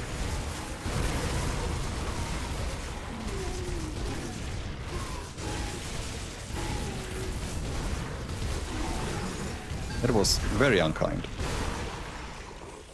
Korva's first. Oh, that's gonna be it. It might be my... Not my immediately next build, but the one after. I think I might make a Korva. I am a bit sad about Korva, I must say. Korva was the only way that you could get cold savagery for Shaman. I do not think you should be playing Korva with Shaman anymore. Because why would you, when you can have Onslaught and Ring of Steel? That is just such a good combination. And it's not like Onslaught is even a weak attack on its own. You don't even need to use the Onslaught stacks. It still does good damage, it looks like. At least on paper. Like I compared the numbers for it and like Savagery. And Savagery does just straight up less damage on its first node than the Onslaught does. And then Onslaught also has other benefits. Jarin Thor. Oh, I forgot about you. Never mind, there's a reason to come here.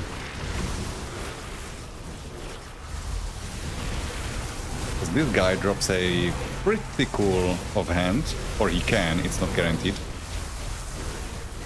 All of these Griffin bosses, almost all Griffin bosses, have a really interesting offhand that is very transformative. I don't remember if Jarin Thor is the one that gives you physical Albrecht's Aether Ray or physical Doom Bolt. I think it's one of the two. Either way. Physical on Arcanist or on Cultist is a very rare sight. You get hardly any conversions to physical on those masteries. Even though Cultist does a pretty decent job supporting physical because of Curse of Frailty. Oh, I forgot about this as well. Okay, yeah, no, there's very much a reason to come here. So this is... Wait, why is this the second seal? Did we miss the first one? This unlocks access to the challenge dungeon for this expansion. Why do I have the second seal and not the first one? I mean, we will get a quest to assemble these, so it will tell us where to go. Just thinking, I couldn't have missed it because I went everywhere. I guess we get them out of order. So, what does it say? In the darkness bound, Morgoneth sought to disguise his intentions in the light of a depth. But by the grace of the Eldritch Sun, the veil was lifted from his machinations. He served a great hunger. A hunger is all he shall ever know. And hunger is all he shall ever know. The way is shut, the heresy sealed. But should the Korvan faith be shaken once more by Morgoneth's folly, then seek the final seal deep within the howling abyss. May no other ever set eyes upon the night's terrors. Yeah, so the perceptive or the informed among you will notice a whole bunch of Lord of the Rings references in this questline. So firstly, just the name Morgoneth, Morgoth, not very different. The way is shut. Could that be from? And there will be a lot more. I'm starting to think maybe the other seal is... Oh, the other seal I think might be in the stomach of the big-ass worm. Yep. Which is coming up soon as well. So that's the hidden area. So yeah, multiple reasons to come here, not just for... Did I pick up lore notes? Oh yeah, I did. I didn't read it. The final part of Captain Faud's journal. On the following day, Priest Tuha had his entourage move in a large stone chest adorned with a griffin. It did not appear to have any hinges or lid. Whatever was inside, it was heavy.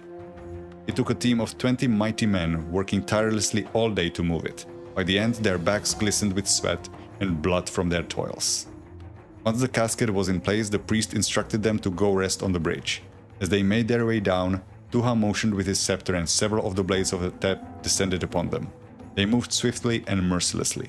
Within moments, all the workers were bleeding out on the bridge stone. their throats slit before they even realized what had transpired. Tuha ordered their bodies to be weighed down with rocks and dumped into the waters churning below. The harshness and brutality were so sudden I briefly watched in stunned silence. But then it occurred to me. The blades did not follow my orders. They followed his.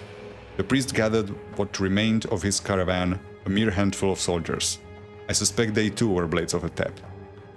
I followed them back to the surface and inquired as to where the caravan was heading next. To that, he said, someplace deep that light has forsaken. He then gave me a look that made my blood run cold, a look that told me I should not ask such questions unless I wanted to join the rest of his caravan in the black waters below. Each night as I stand watch atop the fortress ramparts, I am reminded of the carnage that took place beneath, and the chilling realization that I am honor-bound to die in this place. And the chilling realization that I am honor-bound to die in this place sets in. I find no comfort in the other denizens of the fort. To speak out about its secrets would sooner see me flayed by their vicious blades. In that, I serve alone. Yeah, so this area was added only after the release of Forgotten Gods, when the challenge dungeons was added, because with every expansion that Kratos released, the challenge dungeon for that expansion was not included in the initial release. It came in a free patch sometime after. So this area was not previously in the game at all. Okay, there's a tornado, which we cannot prevent the damage from with Primordis. I tested that. Korvan Titanovore. This boss has always confused me, because feels like a completely unique enemy, and he doesn't really have any loot. Like this Sand Claw Slicer that dropped from him, you can find it elsewhere. So a fully named boss with its own thunder attack. Not completely unique model, it's just a bigger version of other models, but where is this monster infrequent? Maybe they will add it. Because there's not many named bosses like this that don't have an item that is specific to them. What is this? Oh, right. Yeah, I'm getting onslaught stacks now because of Gruldir. I didn't even realize they had a visual.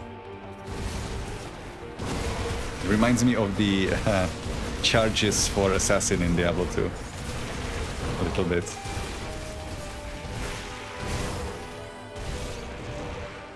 Ah, this little thingy. Sacrificial altar. The surface of the altar is scorched as if by potent magic. It may be dangerous to arouse its potential. You can offer a celestial essence here and get into a whole lot of trouble with a super boss. Entirely optional and really, really mean. No way am I prepped to fight that. In fact, there's a very few builds that I've beaten that boss with where you could say I did it legitimately without having to kite for 30 minutes. Basically, a Fire Retaliation Commando was able to tank this boss. I think a physical Cadence Warlord and my Summoner. It's basically like 3 builds that were able to kinda kill this boss in a reasonable fashion. I do not make a habit of farming Celestials, I'm very inexperienced in those fights. Maybe I'll learn over the course of these streams.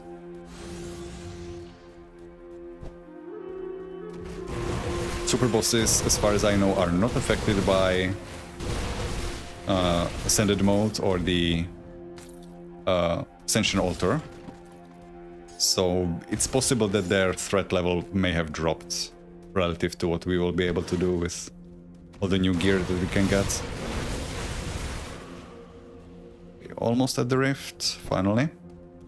Been a longer stretch than I thought because I forgot about this fortress over here. Those onslaught stacks do not last that long. Okay, so now we can go back and do the quest for Bismiel. Should also be getting close to unlocking the quest for the Inventor. Yep, it's already there. Ergon, hello. Greetings, Seeker. Word around the camp is that you will be traveling out past the gates. I already have. If so, I have a bit of a situation that you could help me with. Sure, what is it? It's about my apprentice, Kanan. Or more specifically, the thing I sent Kanan to retrieve. You lost your apprentice? Really? Yeah, that is the second inventor that lost their apprentice. Seems like a pattern. Yes, well, good help is remarkably hard to come by, and I am in no condition to be traveling out past the walls. In any case, yes, he is lost. I sent him to the Valley of the Chosen in search of a unique text, the Tome of Ianatum, I'm guessing. It was a simple enough task that he should have handled readily and quickly. That was more than 2 days ago. I spoke to the Sentinels this morning and they say Kanan had been spotted heading back through the Sunbane Oasis, east of the Karen Docks to the north, yesterday. If he was returning, it must mean that he found it. I now suspect the worst, that he made off with my tome. Apprentices are like flies, but that tome is one of a kind. I need it recovered. If you're headed out that way, find the Tome of Ianatum. Take it from Kanan's incompetent grasp if you must. His life is secondary to its recovery. For a touch of motivation, you should know the contents of that tome may greatly benefit us both. I'll find the tome. Yeah, we are very interested in that. And here's our rift. Inventory is empty enough, I guess, so we can go in. Because we will not be able to open a rift inside, right? Nope, we can open a rift inside. Okay, so it's not like the chthonic rifts in the base game.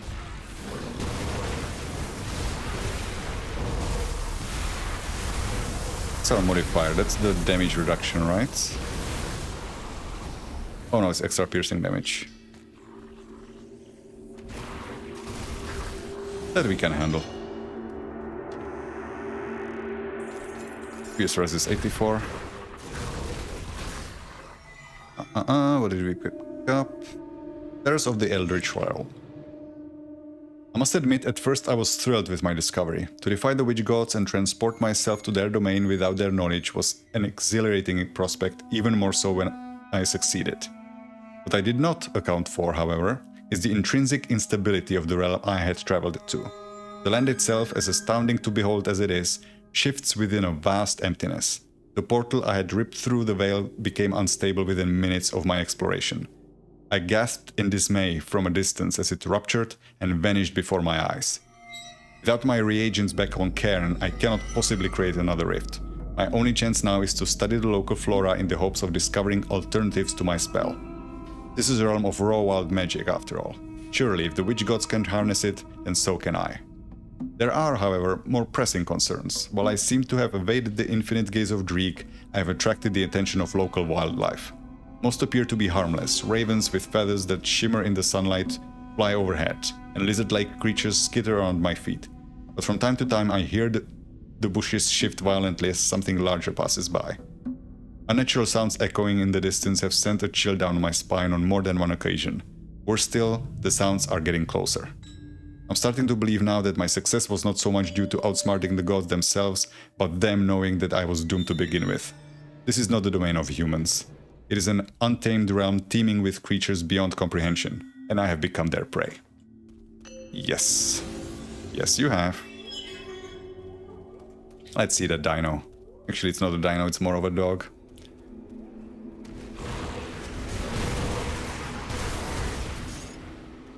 I believe in this area there are some parts of the map that are not exactly hidden, but like they don't appear on the map even though there's nothing particular in there. Oh, this doesn't lead anywhere. I'm not sure. There's a number of these like Eldritch realm entrances, depending on which faction you choose to ally with. I don't remember which one has those hidden areas. This also happens to be... Wait, Veiled Den. I think there was an item or a material here that you can farm. Maybe it was the aspect of Baroness that drops from the endballs here, which would make it attractive to join Bismiel over the others, maybe.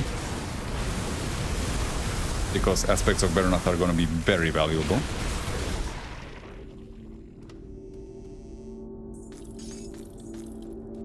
again didn't drink the damn Iron Bits potion. But I should have money enough for what I need. Although saying that, I'm gonna be crafting a lot of stuff. There's that go. Ow. It's a lot of damage. Okay, don't get breathed on, I guess.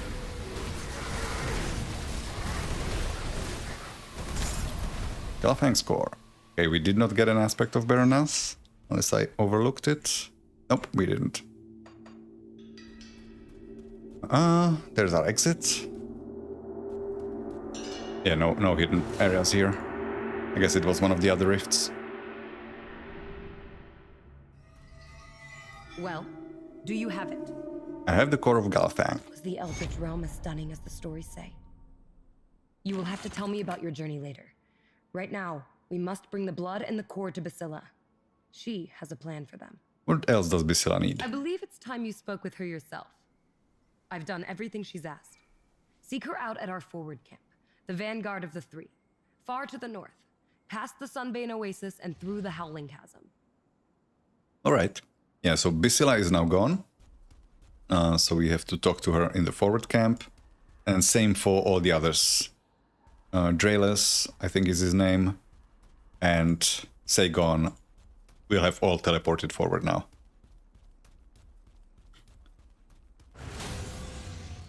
So, sell our stuff. Come see what's left of my wares. Maybe read a tiny bit of lore, since we are starting to accumulate some of these lore notes. But first I should probably go refill my water. Did I sell accidentally something I wanted to keep? No. There are no double rares as far as I remember.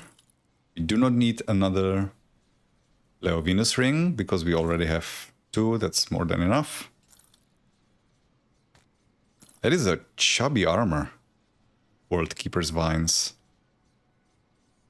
It's more wide than tall. I'm curious what that will look like when you equip it. I do not have this physique for it, right?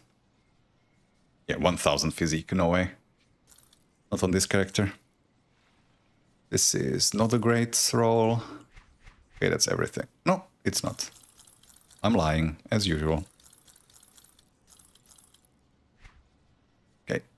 We got a tonic for removing our devotion points. So now we have 1 for devotion points, 1 for attribute points, if we needed to respec. I'll keep an eye on this.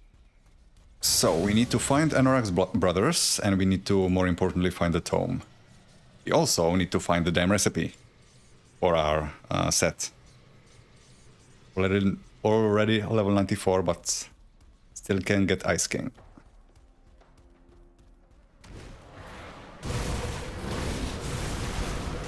I should actually first head to the... Oh, that's a double rare. Okay, I'm gonna save that. I should actually first head to the eastern side, because there is something there of relevance. So not here, and not here, but one level higher. Correct? Correct. There we go. Another hidden area. Terrifying discovery. Somebody at the conclave, I didn't manage to read it all. So, what does this area remind you of? You break this cluster. Pattern mask. +1 to all skills, some health, no damage. And it looks very much like the mask of Boba Fett. Right next to a big-ass hole in the ground with teeth. Ah. Very subtle crate. Okay, let's go in. Actually, no, we do want to talk to somebody first, right? Notify the conclave of the 3 of your discovery. So there will be someone interested in this toothy hole. I believe that someone is up over here.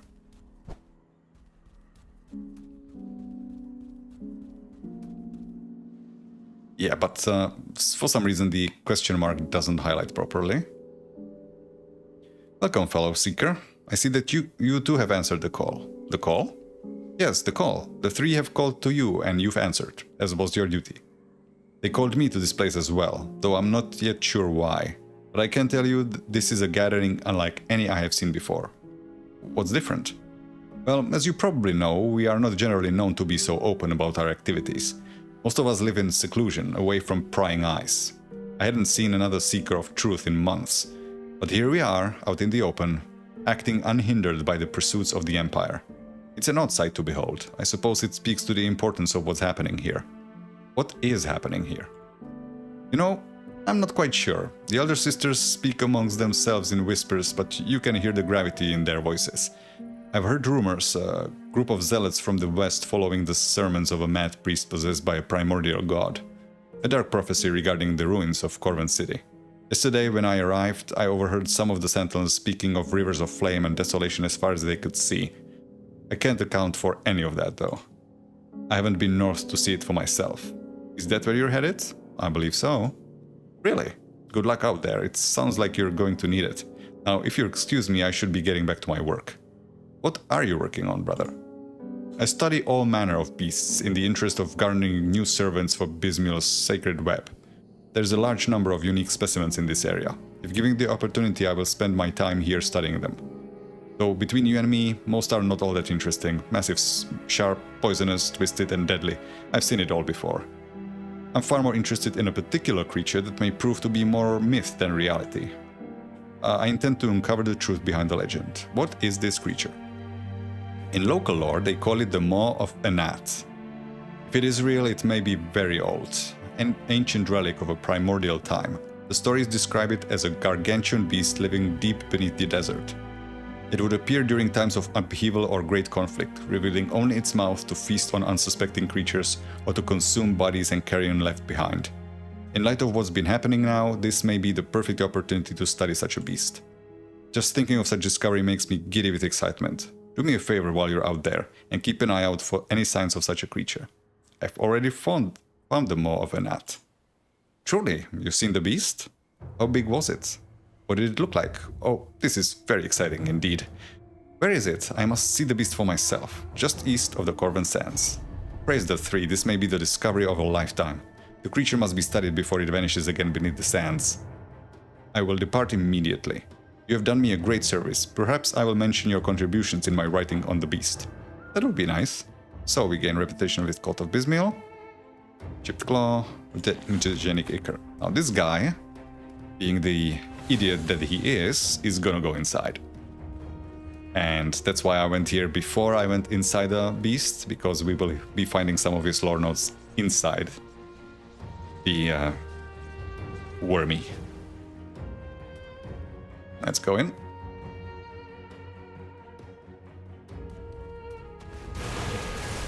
Now this is another area where it would be kind of handy. You know what? Actually, I am going to make that change. This should be preventable, this poison damage on the ground. If I go back to Kernhold.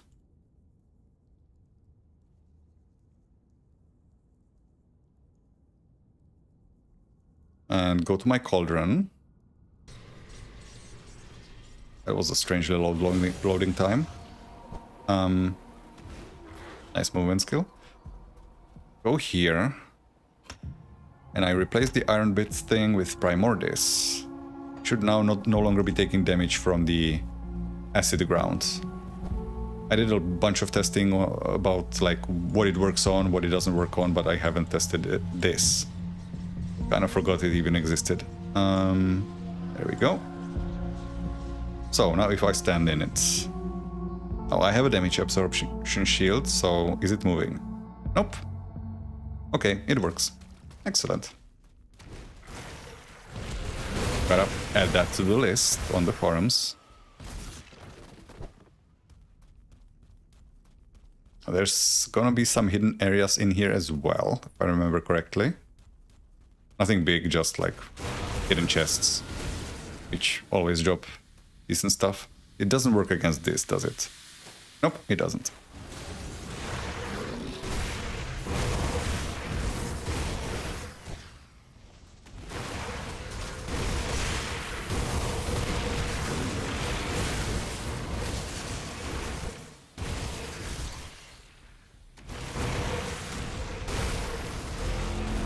Oh, Nemesis in here?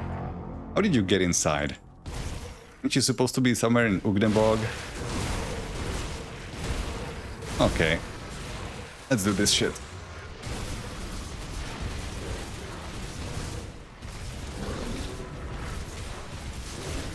Why are you healing a lot?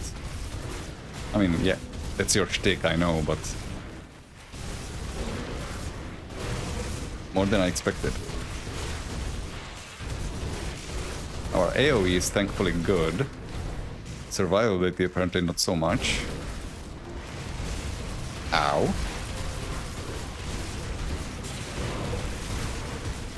Now there's 4 of you.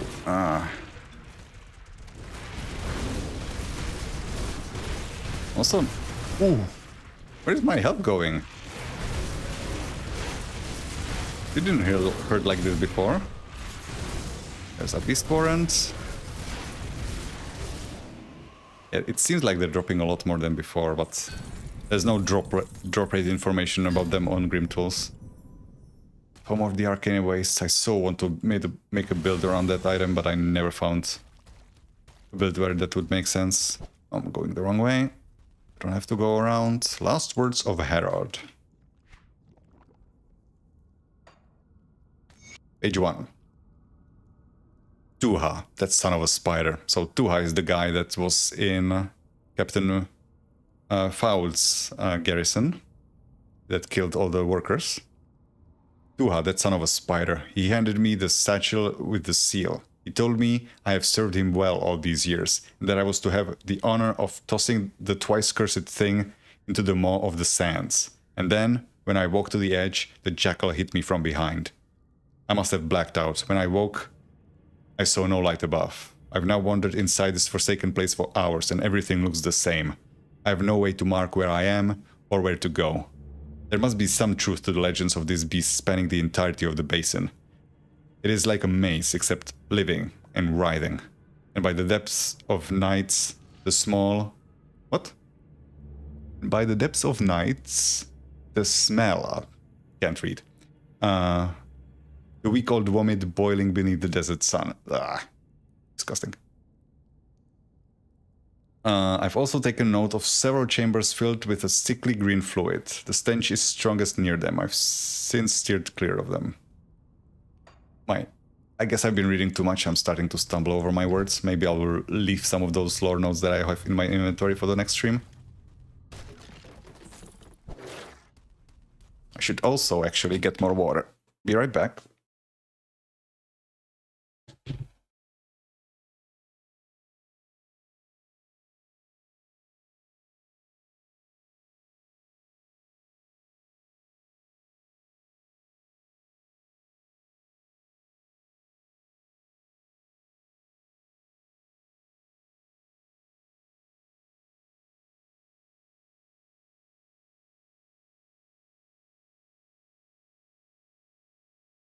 Right, let's continue.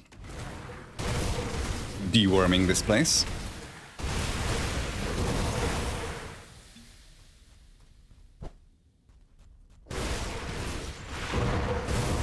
Of any nemesis that I would expect to find here, it would be the Underking. I mean, he's a poisonous guy, right?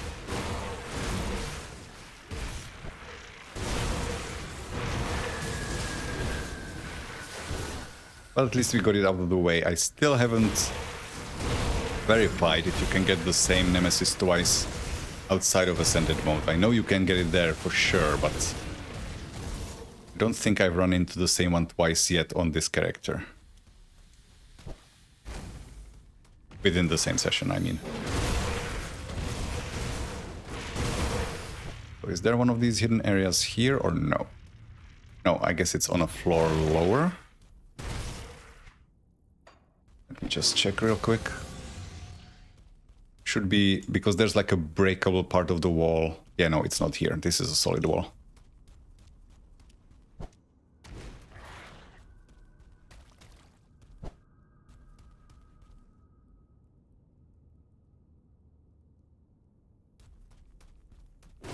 Okay, where's lore note number 2? Yeah, this is where we are going to find another one of those seals for the challenge dungeon. For Morgoneth. So we do kind of find them out of order. And the last one, they already told us where it is. Was it in the Oasis? Seek the final seal within the Howling Abyss. Okay, so it's in the Howling Abyss cave, which leads to Vanguard of the Three, which is where we need to head next anyway, for the main quest.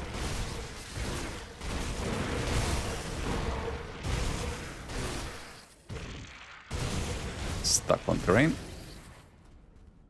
Last Words of Herod, page 2. Re-up my area absorption, so I'm not taking damage from the ground effects.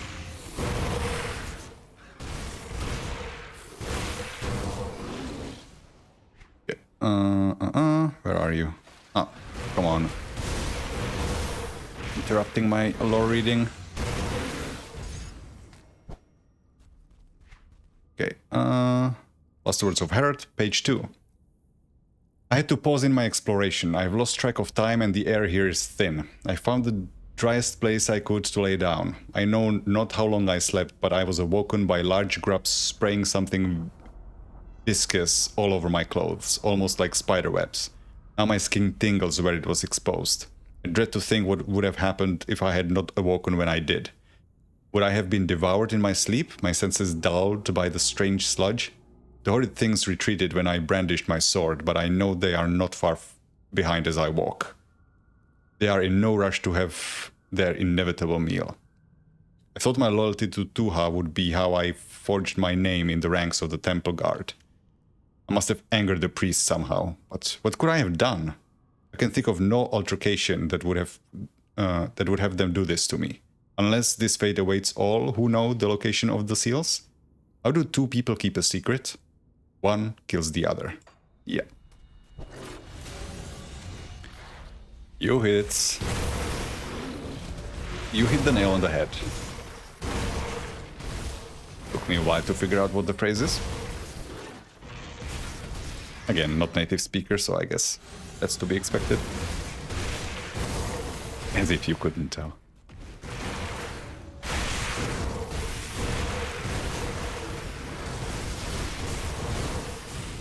That's a Executioner's Judgment. Nice. Cold Cadence.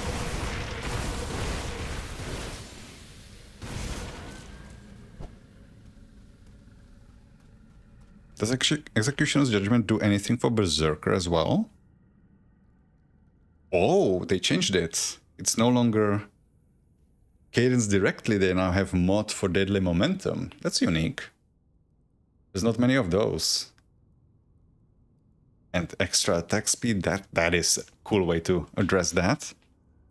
+4 to Deadly Momentum, +2 to Heart of Esther, so it does do something for Berserker.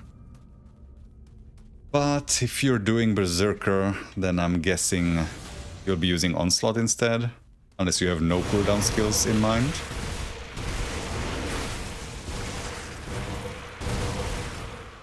Carmack's final notes. So yeah, that's the dummy that's went down here willingly. That we found in Conclave of the Three.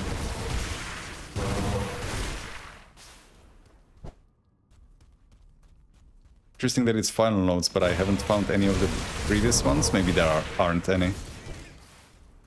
I guess not, because I explored everything.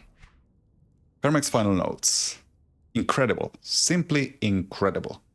The internal functions of this vast creature are unlike anything I could have ever imagined. It appears it has actually developed a symbiotic relationship with the local fauna, allowing the Korvan scarabs to roam freely in their larvae and their larvae to feast upon the refuse.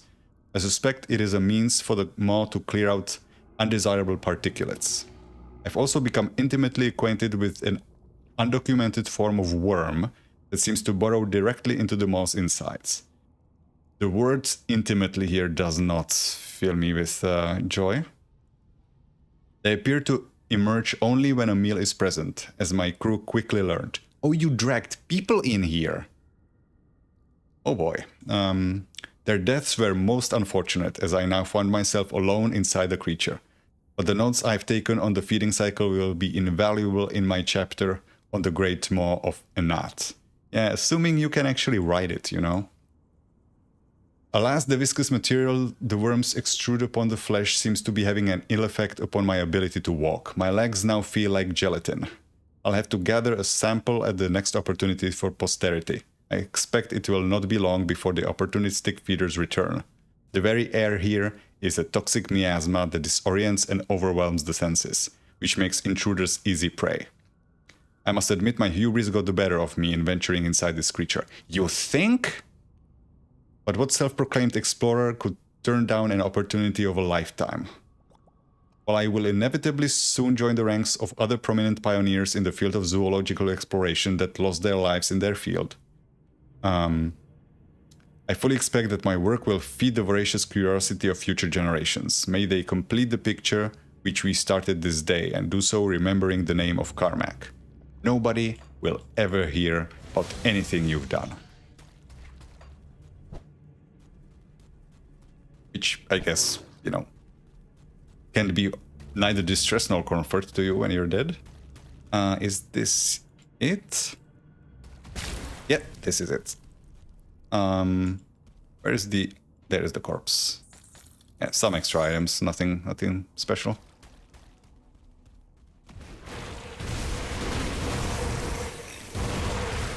Scarab Carapace. Of Scorching, is that the... Yeah, Aura of Censure one. Wait, what? Oh, minus 20% attack speed. Has that always been there? I knew it added damage, but I didn't realize it slowed enemies down. I think that's new.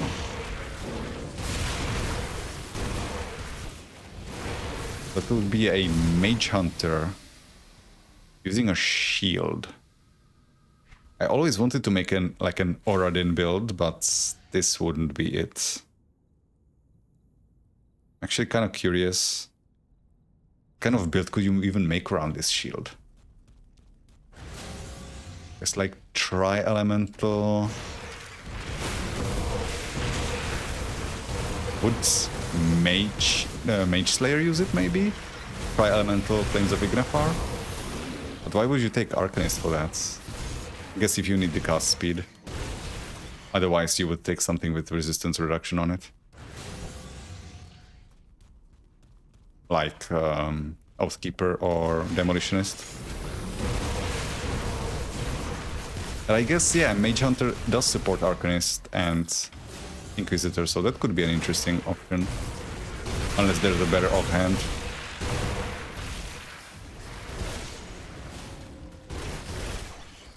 Okay, almost done. One final floor. I don't think a monster totems can appear in here. That would be very weird. I'm gonna open a rift because there's a boss fight in here. I don't remember how much he hurts. So it's Grublix, right? Yeah, Grublix the Digested. Kill the ads first. That is a lot of ground effects. You know what? I'm gonna get out of here. Let's fight in a different location.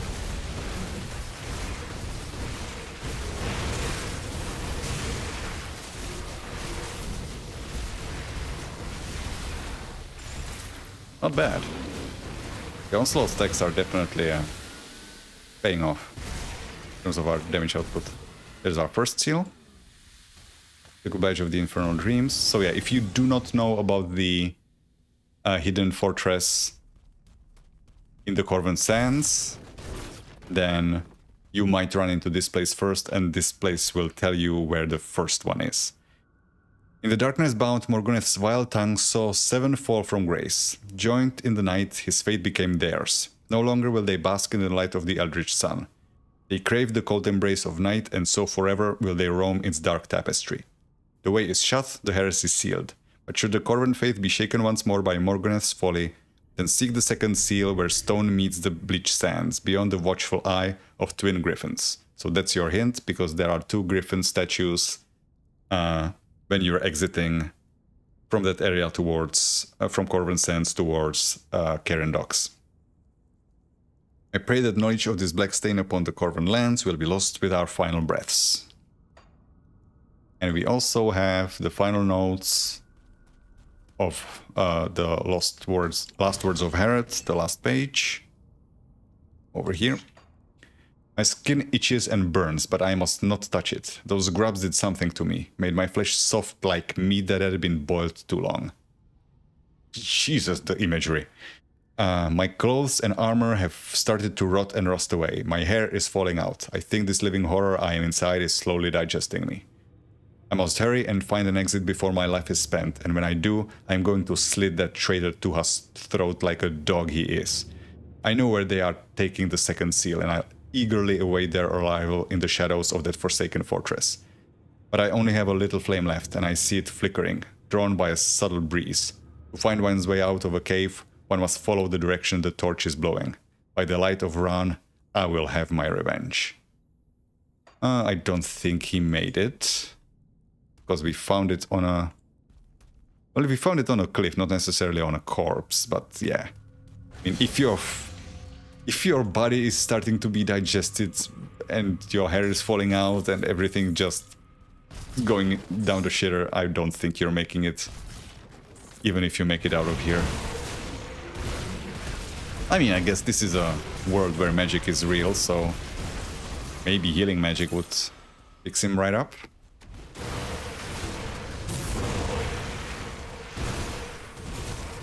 But given that we heard no mention of him in the second one, near the second seal, I'm guessing not. There's our exit, which almost literally shits us out on in a different part. On the other side, which we've already been here, we've seen this. So yeah, that's our Boba Fett expedition done. Already explored part of this as well. We don't actually have the quest for the seals yet, because that's a quest you get after you've finished this expansion or killed the final boss of this expansion.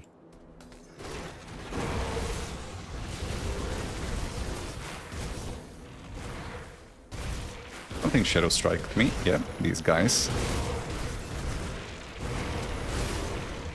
How am I doing on reputation, actually?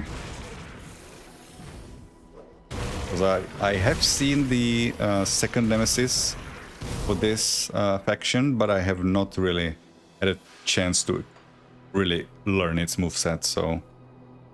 Yeah, I'm halfway there and I've only just started, so that's good. You're gonna get it before the end.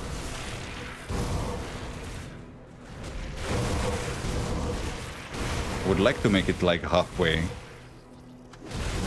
to this expansion in one stream. What time is it? It is... I could if I really push and don't stop much for lore.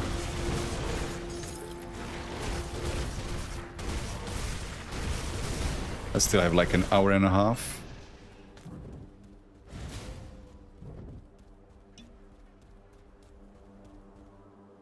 Yania's diary. Father would have me hanged if he knew, but he should be on the visor. Anne had called me to this... What? Oh, Anne had called to me this evening, whistling like the evening sparrow from the garden below my window. He pleaded with me to join him and I could not resist. Silently, we snuck past the night guard, through gardens, over walls, out of sight, down the docks where I paused for a moment in amazement. They were ablaze with activity. I couldn't believe my eyes. While the rest of the city slept, the docks positively hummed with activity. I'd never seen them at night. Anne had grasped my hand and snapped me out of my stupor. He led me down a secret path running next to the docks out past the last ship. From there we could see the bay stretching out before us. Its rippled surface sparkled in the light of Atep. It was more beautiful than I could have imagined. We could see ships entering the bay, their sails like pale specters against the jewel-filled night sky. It was Anhad's plan all along for us to go swimming. Swimming, of all things. Father would lose his mind. He's forbidden me to swim. He says it's inappropriate for a young woman. Anhad has promised to teach me, but tonight he guided me down to the shore so I could wade up to my waist. The water was like a warm bath and near-do fish nibbled at my toes as I walked. Anhad swam out past the piers. So far I could barely make him out against the glimmering water. I've heard there are massive fish that linger out there, waiting for a ship to drop scraps or for someone to fall overboard. But now I think those are mere tales people tell children to keep them from swimming. Why would they want to keep anyone from doing this? It's incredible. I will certainly teach my children to swim in the bay one day. Yeah, so this, you know, as the name suggests, Karen Docks. This used to be a dock. And now you can just see some broken down ships out in the sand. So what the hell happened here?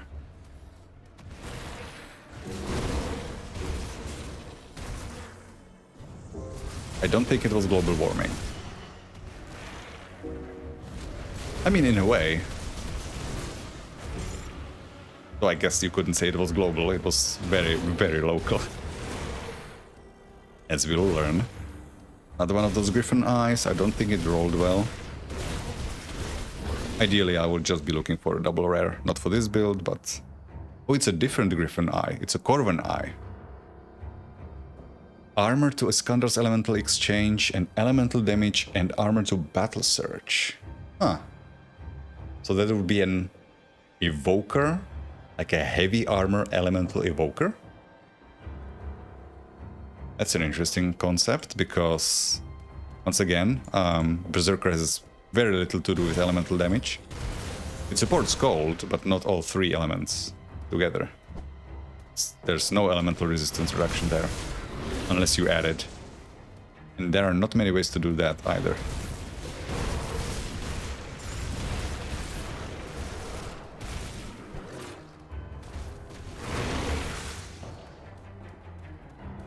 Almost level 95, still no Ice King set. It's gonna feel so good when it drops. Hopefully by that time we are able to transform the pieces, because the quest for that is not far away. I could also try to brute force it. In this expansion there is a blacksmith that allows me to craft legendaries of level 94. There's actually one also in the Fangs of Esterkarn, but I don't remember what material he requires. If he's using like Bloodbound Totems and Frozen Aster and stuff like that, I won't be able to afford that. You know what? I'm gonna go take a look. Although, no. I should wait until I have a waypoint. A Rift Gate. Keep calling it waypoints because, you know, 10 years of playing Diablo 2.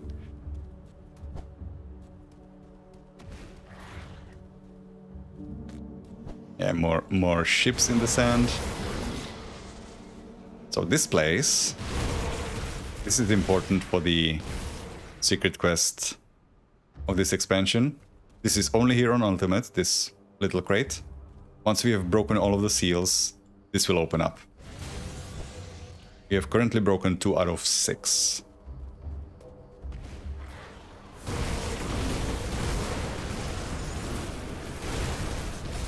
And I must say I don't quite remember where all of them are, but I think I'll just find them through natural exploration.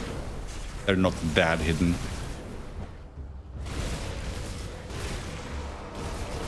This is not a quest I do particularly often, because who wants to be fighting Crate of Entertainment?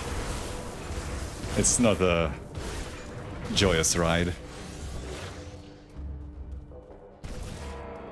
Okay, there's another devotion.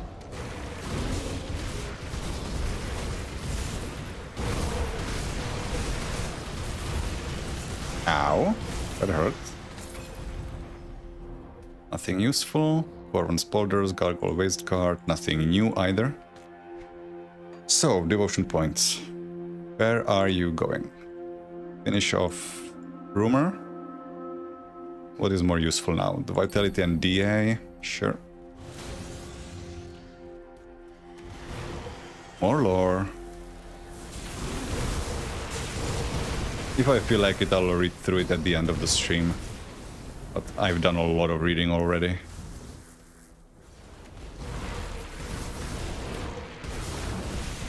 feels like it's more lore than there was in at least the initial parts of Fangs of Esterkarn. This is very lore heavy. But I guess also less NPC heavy.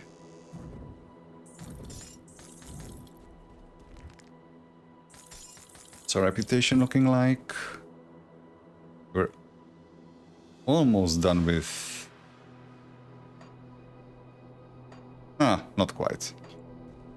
Still have a ways to go.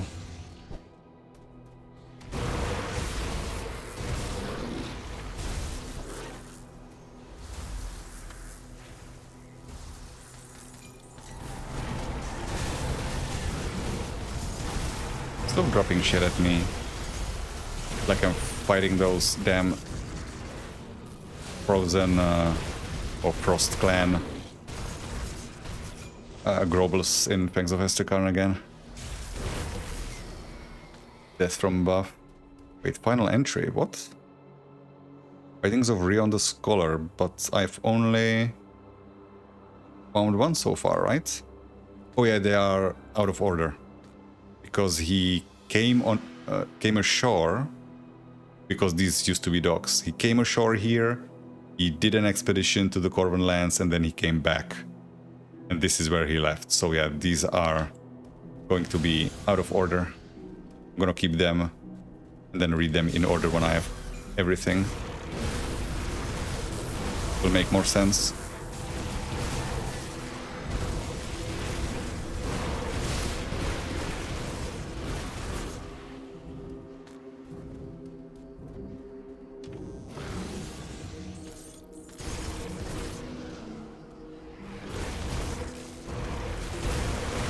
I need to remember, when I find the next rift gate, I want to go check in Fangs of Esterkarn that blacksmith. I believe I remember where he is.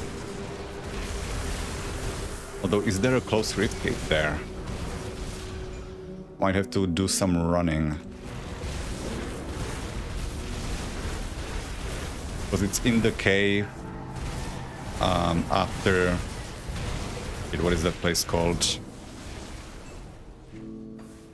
Map.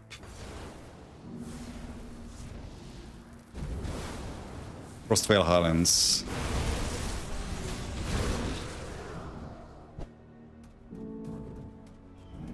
Not sure how close the rift gate is there. Okay, so we are getting close to the tomb where those blood-hungry brothers are.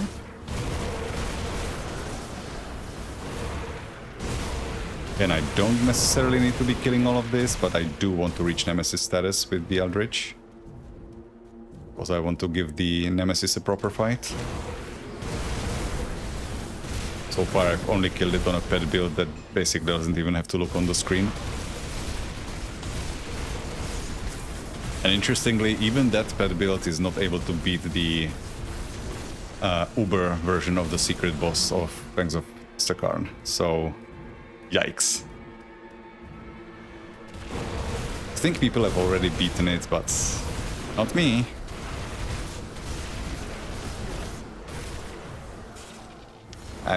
I believe there's not even... like, maybe there's an achievement for it, but no other difference. Like, it doesn't drop different loot. As far as I know.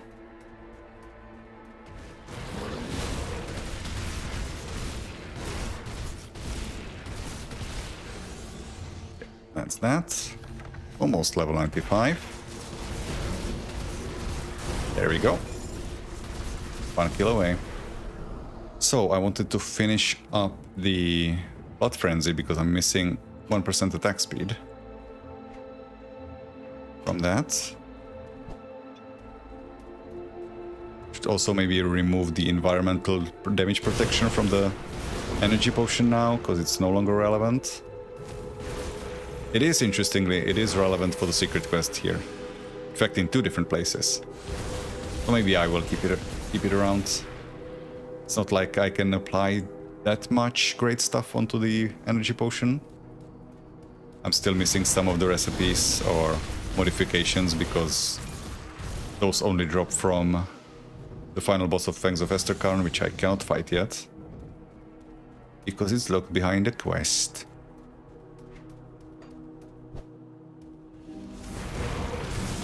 Okay, there's our temple.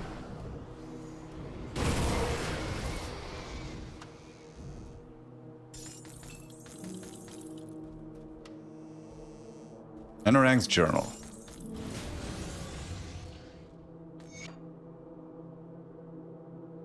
Aral's got the three of us working with an odd crew, some bunch of witch-worshipping fanatics, but I have my trepidations. For one, getting mixed up with such a controversial group may prove more dangerous than it's worth. They also seem like a terribly conflicted lot, all pledging themselves to different deities, none of whom seem to get along very well. They've somehow roped my brothers into joining their little cult, though I suspect those two aren't buying into the mumbo-jumbo the witches are peddling. More likely they think we'll turn a healthy profit by going along with the whole deal. If that's the case, Aral and Underan are doing an awfully good job hiding it. They're joining in with daily rituals, kowtowing to their new god. It's an odd sight, those two fools pretending they care for anything other than making themselves rich. I wonder how long it will be until they try to get me to join in with them. I haven't had an opportunity to speak with them about it, but deceiving a group of fanatics like this could be a dangerous business. For the time being, the witches have kept us well supplied, and there seems to be no shortage of grey robbing they want us to do. I don't exactly know what they're looking for, but they don't seem to have any interest in the usual trinkets. They were rather displeased with our first haul, saying it was all useless junk. We just grab what usually sells well, jewelry, anything that looks expensive, but they said to focus our efforts on items that seem to have greater importance. Or us, whatever that means. On top of all else, things are heating up in the camp. The witches seem to be preparing for something, arguing among themselves, making plans in secret. There's a lot of strange people coming and going, and some rather concerning rumors about goings-on to the north in the ruins of Korvan city. We don't have any plans to head out there, though. At least, I hope not. This morning, it's off to the Karen docks for a second run. There's a network of tombs and temples beneath the ruins that the witches seem particularly interested in. We've been down there before, and most of those places seemed like they were picked over years ago. But maybe the stuff with Auras is still down there. In any case, I'll have my hands full keeping Aral and Underan out of trouble, as usual. And here is Aral. Hey, I could use some help over here. I think my leg is broken. Anorak sent me. Anorak sent you? That figures. That guy worries like an old woman. He's always after us to be careful and watch out for each other. Though I guess he was right this time. He's always right. It's incredibly annoying. As your brother? I don't know. I mean, he told me to run and he looked horrified, so I booked it. I never looked back to check on him. The whole temple started shaking. It was like an earthquake or something. I fell coming up the stairs, busted my leg up pretty bad. When I yelled out for Underan to help me, he wasn't there. So I hauled myself to the rest of the way up the stairs. He's still down in the temple? He must be. He certainly didn't pass me on his way out. I go down there looking for him, but I can't walk, not with my leg like this. Are you going down there to find him? Yes, but first let's get you out of here. How are you going to do that? I'm certainly not walking out. Like this. Open a rift gate. Zip. Before I go in, I am going to activate the rift here because it's very close.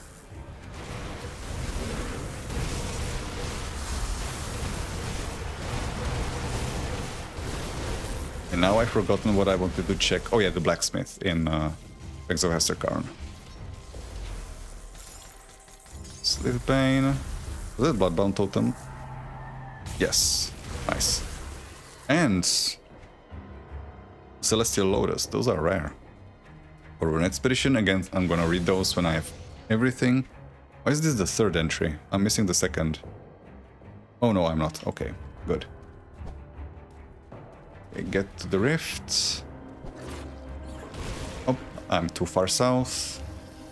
Up we go. Okay, there's a rift.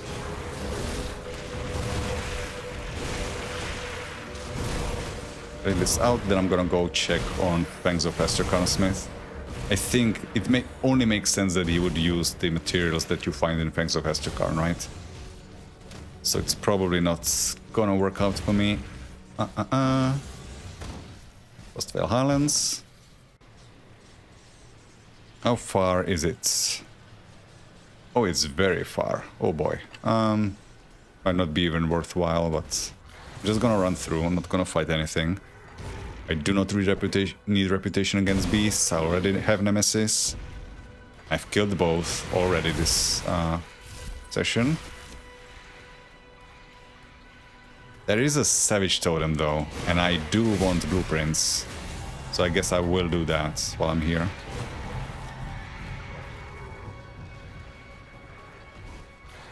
Hello, piggies. Excuse me for a moment. Open a rift gate just in case.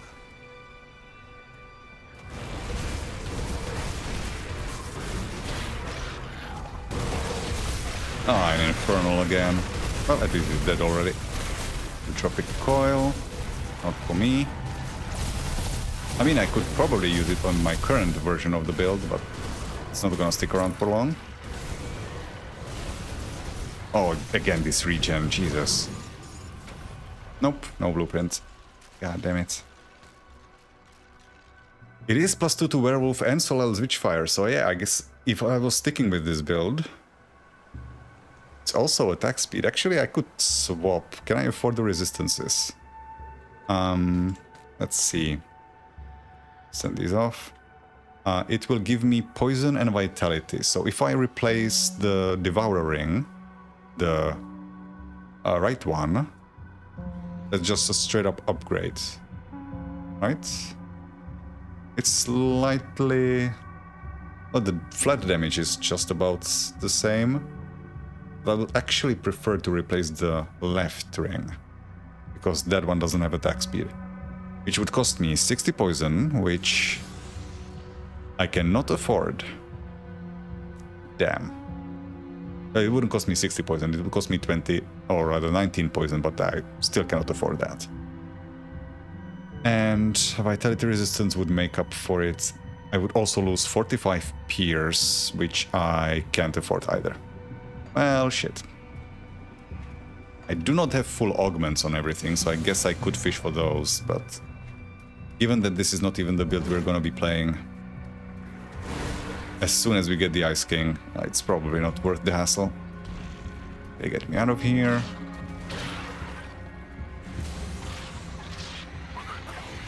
I'm starting to stutter a little bit as I'm running past enemies.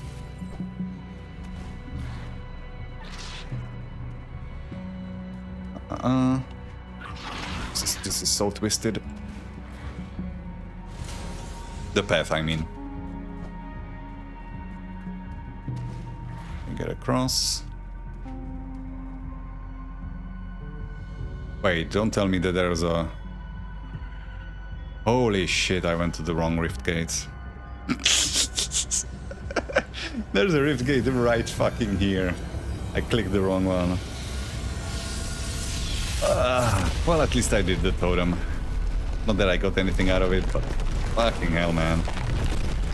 How bad can you get? Can't even click the right rift. So there's our blacksmith. Oh, it's another... I didn't even notice the name. It's another Fald. Are all of the Celestial Smiths named Fald? Okay, so what do you need? Yeah, it's the new materials. Shit. Yeah, I cannot.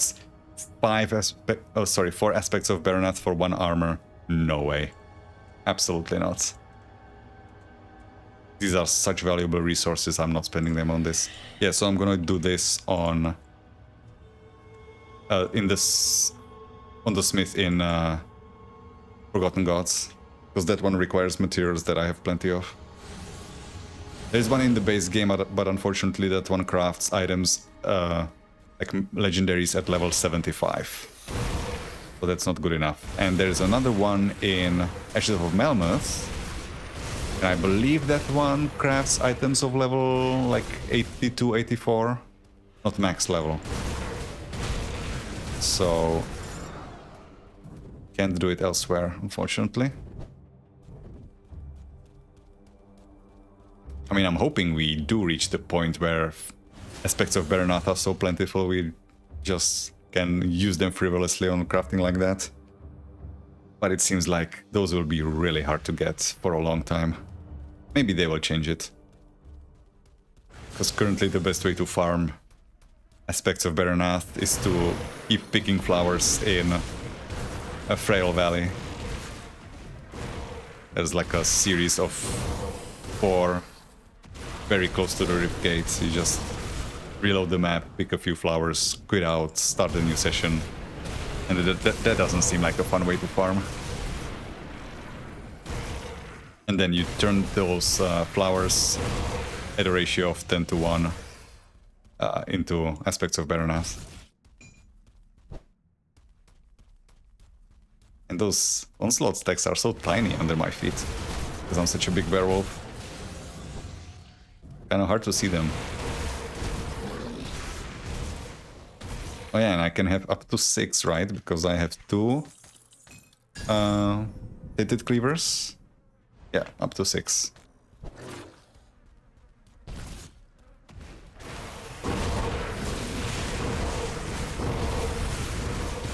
Yeah, all 6. Which means that is what? 90% damage increase? On the next cooldown skill? Like just a total damage modifier, which is insane. Yeah. Builds with Onslaught I'm expecting will dominate basically everything else. You can get Onslaught stacks, you are just so much better off.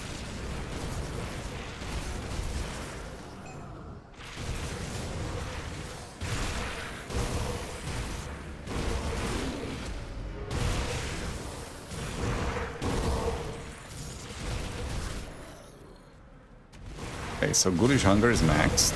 So that's first of our devotions complete.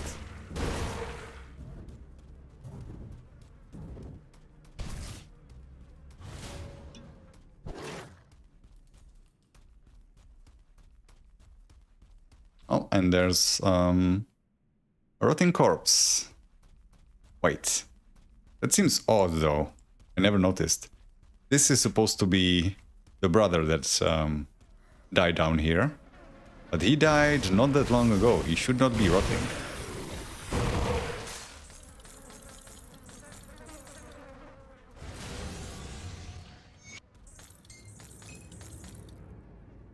Hey, stop fiddling with my body! Shouldn't go around messing with every random corpse you come across. You're dead. Yeah, no kidding. You're a smart one, ain't ya? Sorry, I don't mean to be rude. This is just a new thing for me. Being dead? Yeah, being dead. Are you toying with me?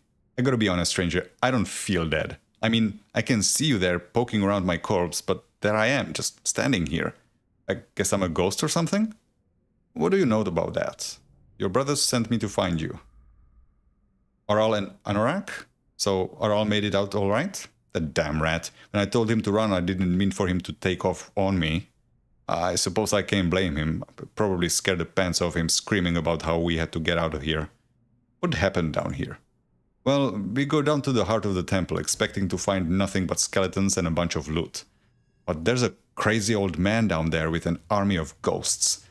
Without so much as saying hello, the old freak cast some sort of spell at me. I panicked and told Aral to run. We took off for the exit like a couple of scared kids, and the whole place started shaking, rocks falling from the ceiling and everything.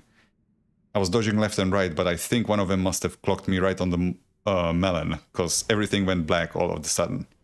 Then the next thing I remember is looking down at you snooping around my body. Must be the old man's spell that turned me into a ghost, or whatever this is. Something telling me I ain't getting out of here till somebody puts a stop to that old bastard's scheming. Don't suppose you're up for a good fight? Wanna go down there and beat some sense into that old weirdo? I'll take care of it. Okay, so we have a ghost sorcerer down here. Tiergan the Mad Priest, I believe. Who also doesn't have a monster infrequent yet, right?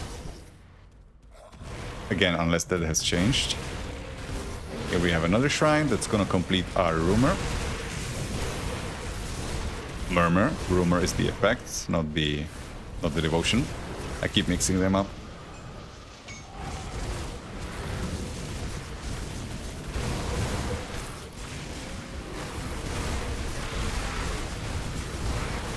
There goes my energy again, draining all of it.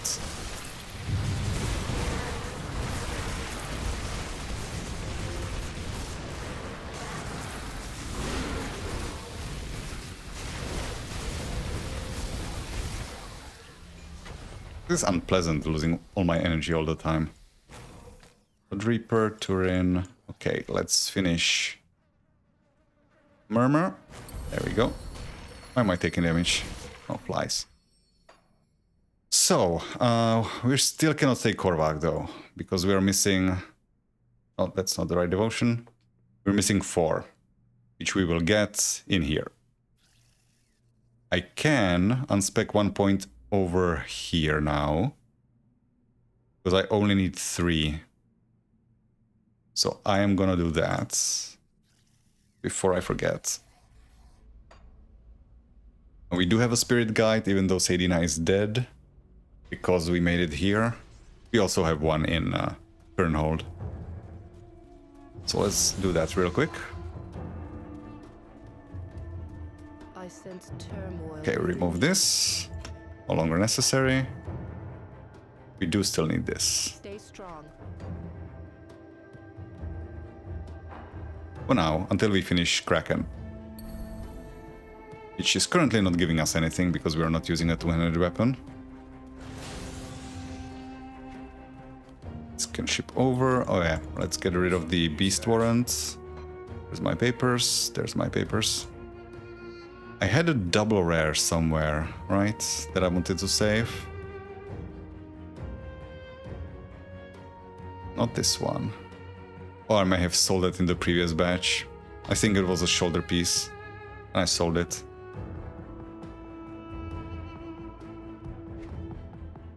Yeah, I must have sold it. Oh well. Come see what's left. I mean, it wasn't relevant for any build that I'm planning to do anytime soon, so I can replace that. Okay, what is it? What is this that I'm selling? Badge of Infernal Dreams. Do I have that already?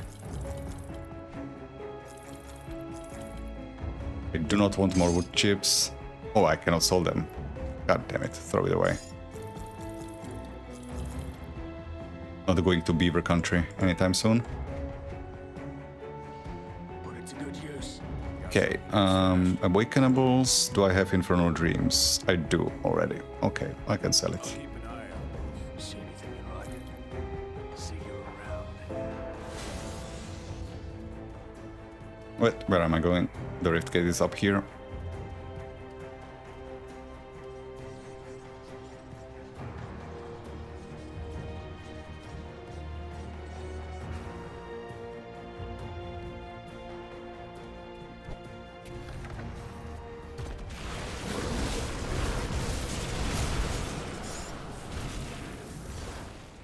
This is a dead end because of the blockage. So how many more devotion points are we missing? 10. Okay.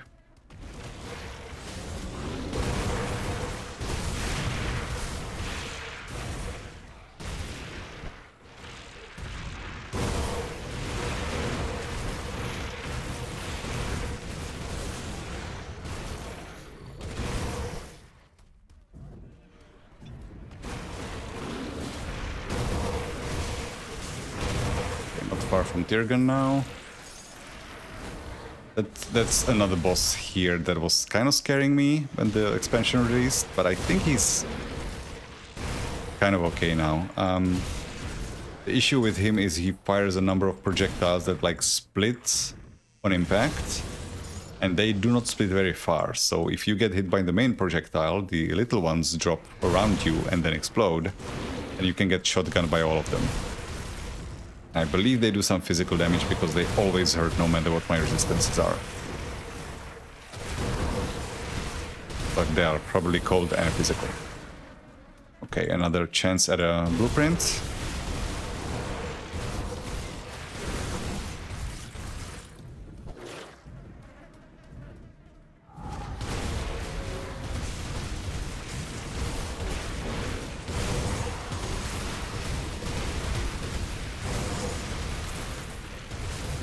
It's an arcane, need to kill that.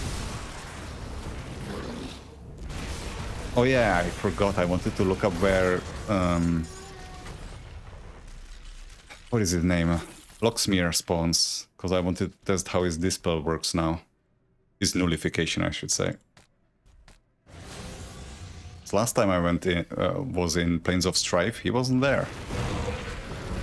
I mean, it was the case previously that he didn't always spawn, just sometimes, but thought that maybe if they change him so that his dispel works like normal arcane does, he might become a permanent spawn, but I guess not. Either they kept the random spawn or they moved him somewhere else. In which case I don't know where, because I've been through the entire base game. Other than Port Walbury, I guess. And I mean, he is an ethereal, maybe they could have moved him to Port Walbury.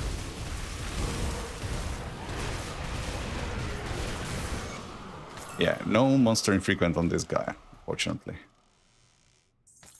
Again, they did it for Ramzul. I'm sure they could add a monster infrequent here as well. On this guy and on the Korvan Titan of War. The big-ass dinosaur.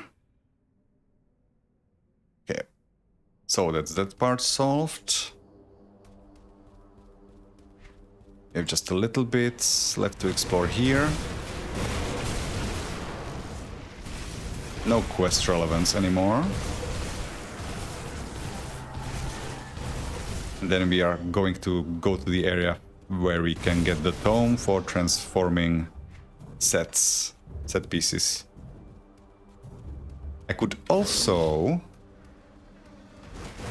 not even wait for the blacksmith that lets me craft random legendaries. I could instead craft pieces of a very relatively cheap set, I think pretty basic,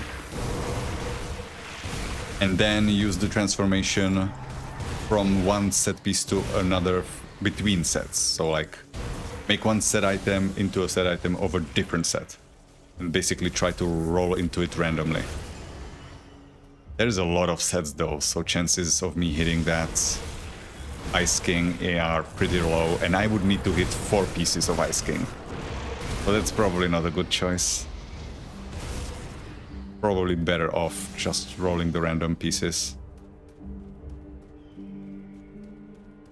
Because like if I just chain craft two-handed legendary weapons, chances are I might roll into the Ice King weapon and then transform from there. Assuming, of course, I just don't find the blueprint by then.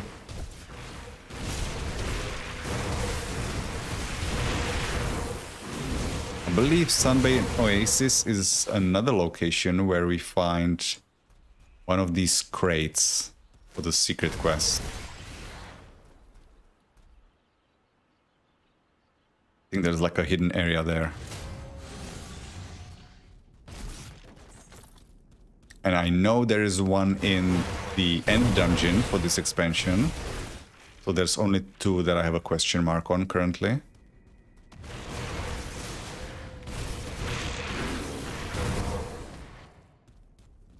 I'm sure it will come back to me. He said, not at all sure it will come back to him.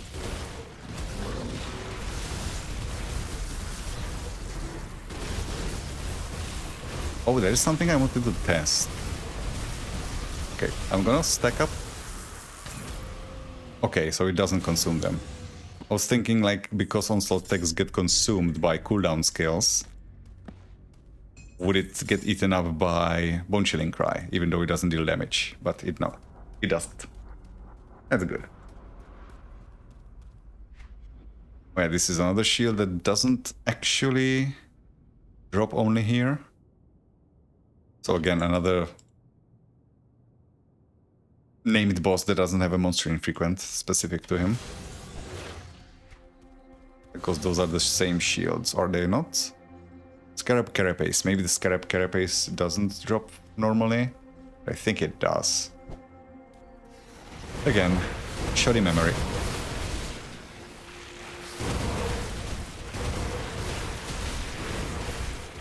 So first, I'm gonna blitz it to the location of the tome.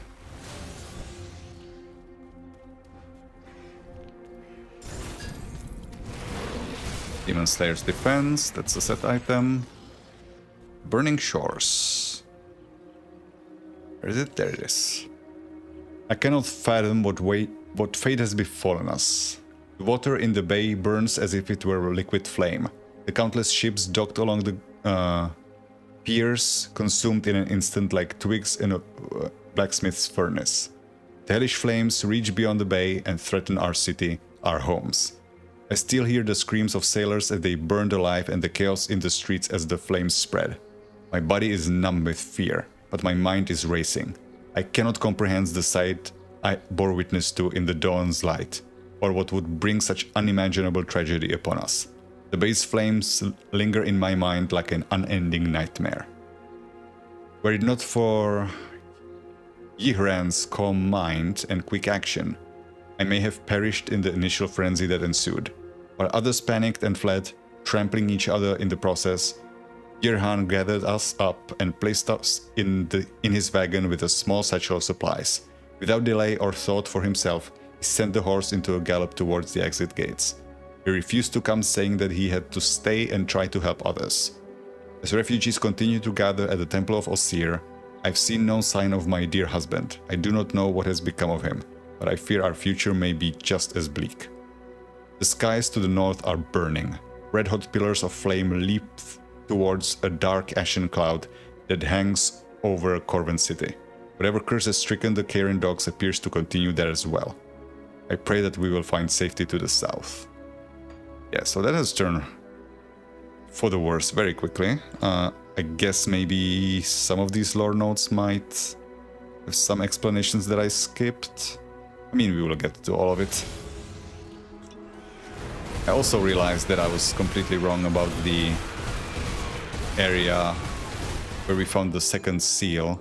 I said there's going to be some lore relevance to what kind of deity Korvak is, but actually no, that tomb is coming up next. We will have some info about Korvak. And the asshole that he is.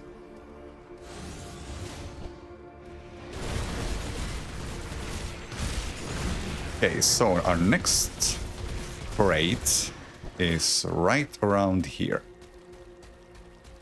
Right? Down into the water. Now we're in an area that's off the map, as per usual.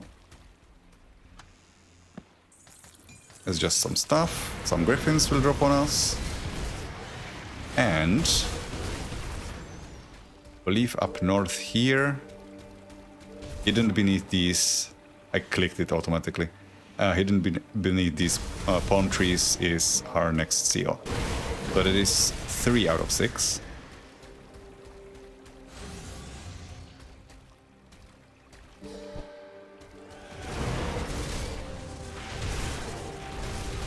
Nice that these guys now have 2 new monster frequencies. Before there was really no point in killing these. Now there is.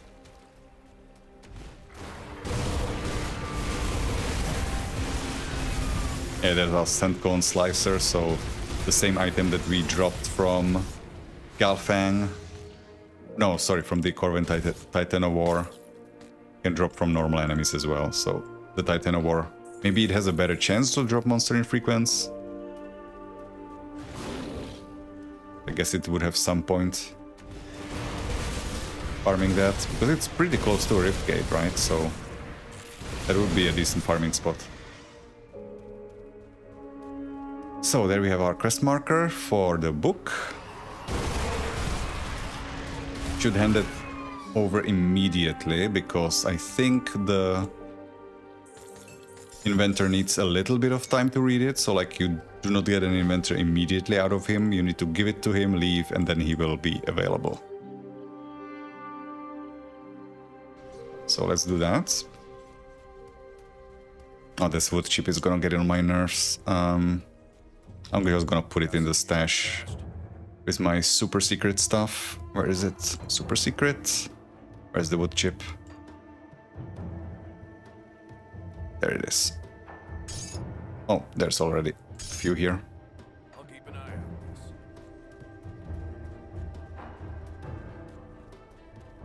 this. So, Kargon. Greetings, Seeker. We returned with the Tome of Iana tomb. Yes, but Kanan didn't make it. I suppose that's no surprise. That poor boy was about as useful as a bundle of sticks, and about as flammable underneath that relentless sun, it seems. But I suppose he didn't deserve to die out there all alone. I should have sent someone capable along with him. His efforts were not in vain, though. Now we have the Tome of Iana tomb. What does the tome do? Do? Well, it doesn't do anything. It's a book. Really, no kidding. Patience, my friend.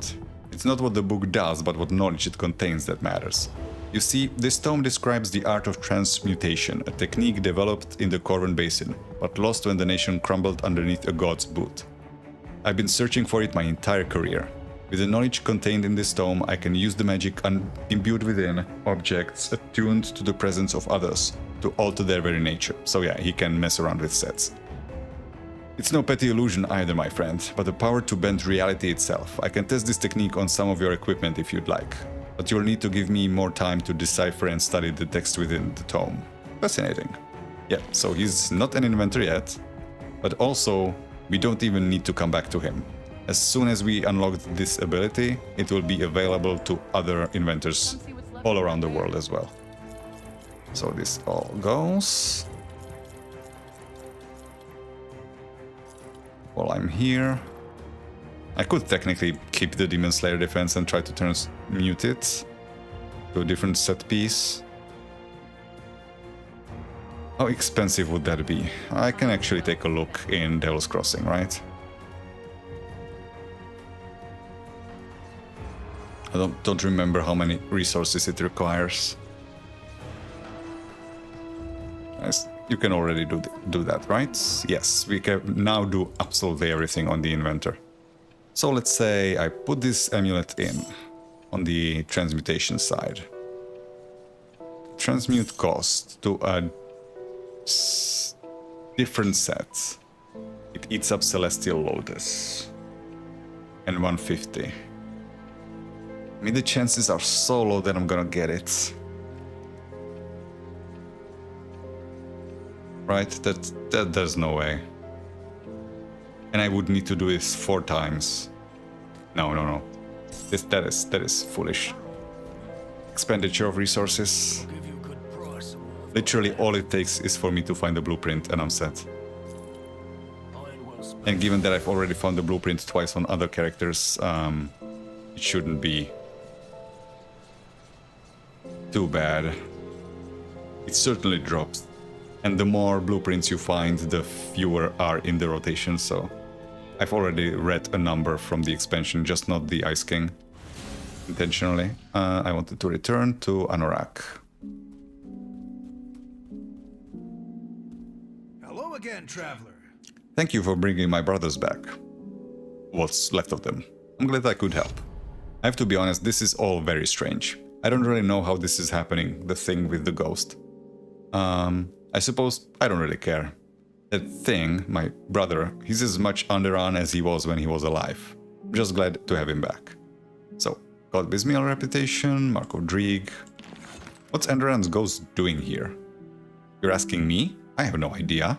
I've heard stories about people raising the dead or summoning ancient spirits, but I've never heard of anything like this before. When he first arrived, I thought the witches were playing some kind of cruel joke. But then Orals just started in like nothing had happened. Watching the two of them argue with each other like they did before he died is odd to say the least. I bet it is. Thanks for the help back there. I gotta be honest, I might be getting used to this whole ghost thing. Oral seems to think it'll be good for business, but with me being able to just walk into whatever place I feel like. Benefits of being a ghost, I suppose. Anyway, thanks for the help. It's good to be back with my brothers. Even though you're dead? Well, I still don't feel very dead. I guess that's the funny thing about being a ghost. It don't much matter if you're dead or not, does it? I mean, who knows, maybe now I'm invincible or something. In any case, I'm sure Anorak will have me back to work in no time. Working on what? Well, Anorak don't like us talking about it. I suppose he thinks people will come after us if they know. But we have a good life here, digging up old junk from all the tombs and temples around here. Especially since this lot showed up. They can't seem to get enough of that stuff. That Nika over there at the Bismiel camp, She's paid us a small fortune to keep mum about this little deal we've got with her, so that some artifacts go missing on her behalf. Suppose I've said too much, haven't I? Don't go telling Anorak if we've been talking, okay? Okay. So, I'm curious what you're supposed to do with wealth and you're a ghost, but none of my business, I guess. It's not like you can buy booze or clothes. Furniture isn't of much use to you. You don't need a house. Or rain just falls right through you. So, that's this resolved. Still in the waiting room for that damn blueprint though.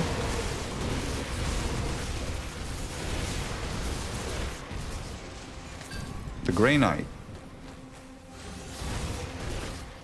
A very nice physical shield.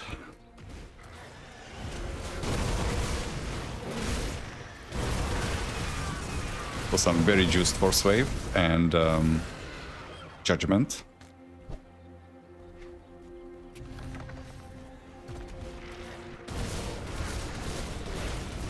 Oh yeah, the Griffin's roar heals nearby allies. Don't know how that works. Somebody shouts at you and you get healthier. Weird. And it's so unusual to be sitting monster infrequence from these guys. I like it. What time is it? Okay. Yeah, I'll try to make it to the vanguard of the three. I don't think though I'll be reading through the lore notes as I thought I would, because my eyes are kind of starting to close a little bit on their own. So I would just be mumbling my way through it.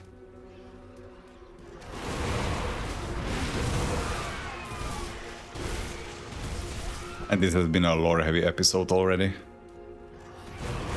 Episode? This is not a TV show. Lore-heavy stream, I mean.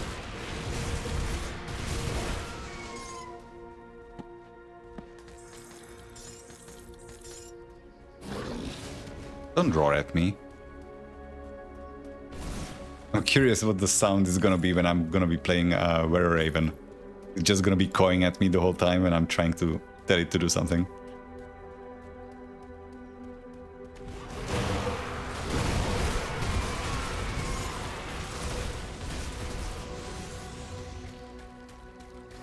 So that's almost this entire area done. We just need to go to the tomb.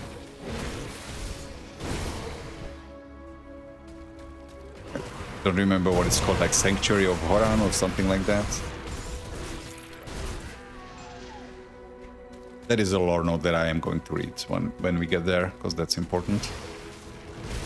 For some context about Korvak.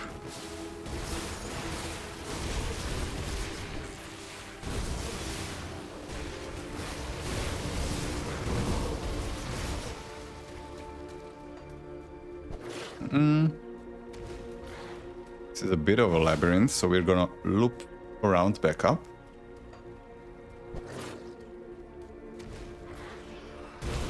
Oh, that's another thing I wanted to check. Okay, I'm gonna build up stacks. Then if I move... Okay, as long as it doesn't hit an enemy, it doesn't consume the stacks. That's good to know. So you can use mobility skills with Onslaught without eating them up.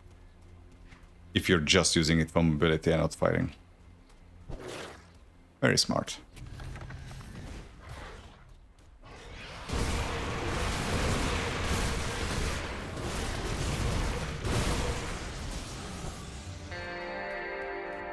Because that would be a pretty bad anti-synergy, right? You want to make a mobile build, but if you're using Onslaught, you can't.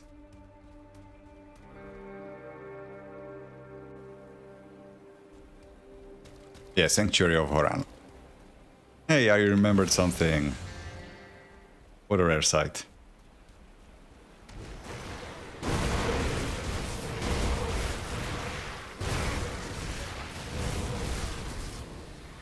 There we go. How are we doing on the rep? I need to stop getting close to these statues, they always animate. And there's no real point in fighting them. It's not like I want their monster infrequence. Where are we? Eldritch Horrors. It's getting there. 6,000 left. Easily done.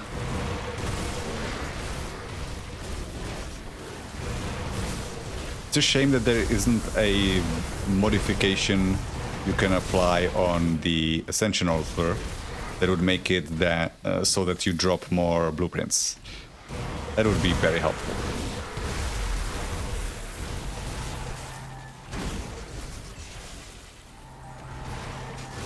I guess the drop rates will get better in general on Ascended mode, but I cannot access Ascended mode yet until I'm level 100. Not that I think I would be strong enough to make that an efficient choice. Another shrine. Again, Korvan lands are just full of these. I love it for that.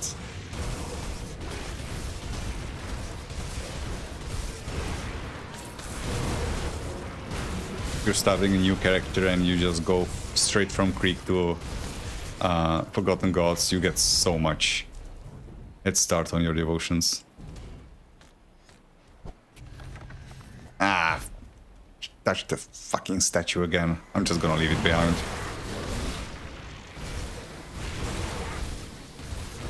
So did I miss the way up, or was it blocked? I see this chest above, but I haven't been there. Oh, I did miss the path above. Well, fuck it, I'm not going back for it. And I think maybe it loops around anyway. Again, burning all my energy. Goddamn assholes.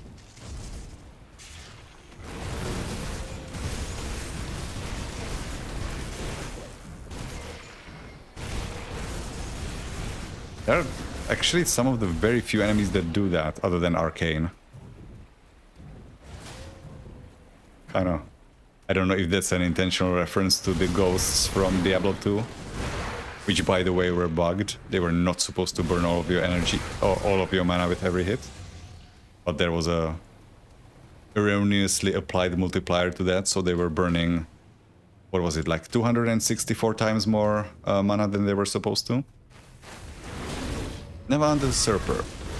That would be an objective if we were fighting on the side of the Cult of Dreeg.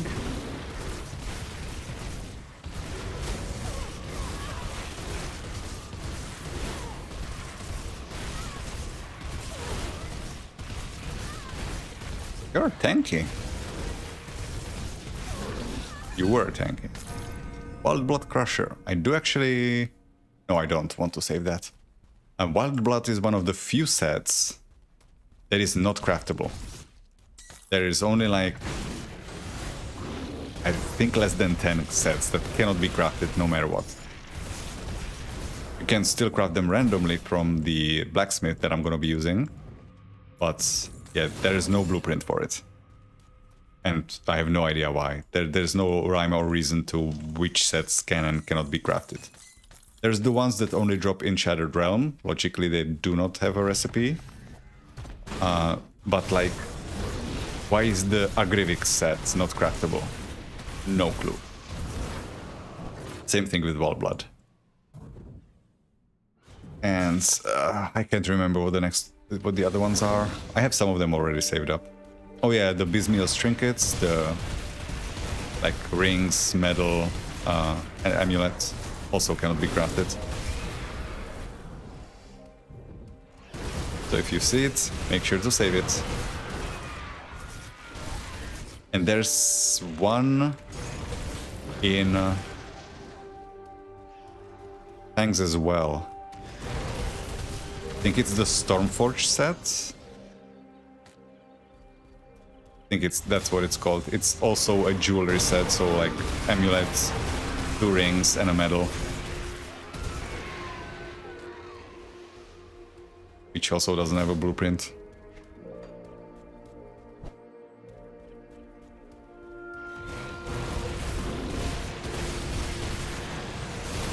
Oh, it's not Stormforged, it's Nightforged. I don't even remember what it does anymore. There's too many new items. Can't keep them straight in my head yet. I think it was something fun though, like Tri-Elemental Horn of Gandar or something like that. And Devastation, some Devastation bonuses maybe. Or I could be mixing multiple sets together in my head. Okay, so that's this area done. There's another hidden place here. Not relevant to the quest for the box, but relevant for another thing. Because up here is the Shrine of Azaleon. That's not the important part. The important part is over here. Egalon, Forgotten Smith. He can craft normal stuff like everybody else. These are unique crafting bonuses for him, I think. The important thing about him is he allows you to transmute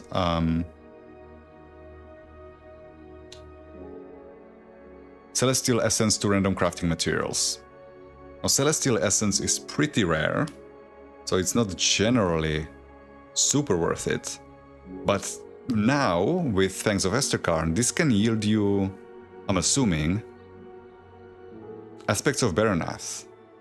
And exchanging Celestial Essence for Baronath, which, like Celestial Essence, doesn't have many uses. It's basically mostly used for summoning the super boss of Forgotten Gods. That could be a worthwhile investment. I mean, I have 35, I don't need that many.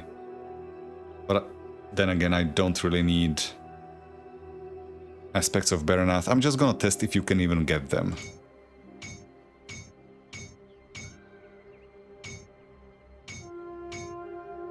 Not yet. Okay, we can get totems. Can we get Baronath? I'm not gonna invest too much. Gonna leave like 10 untouched.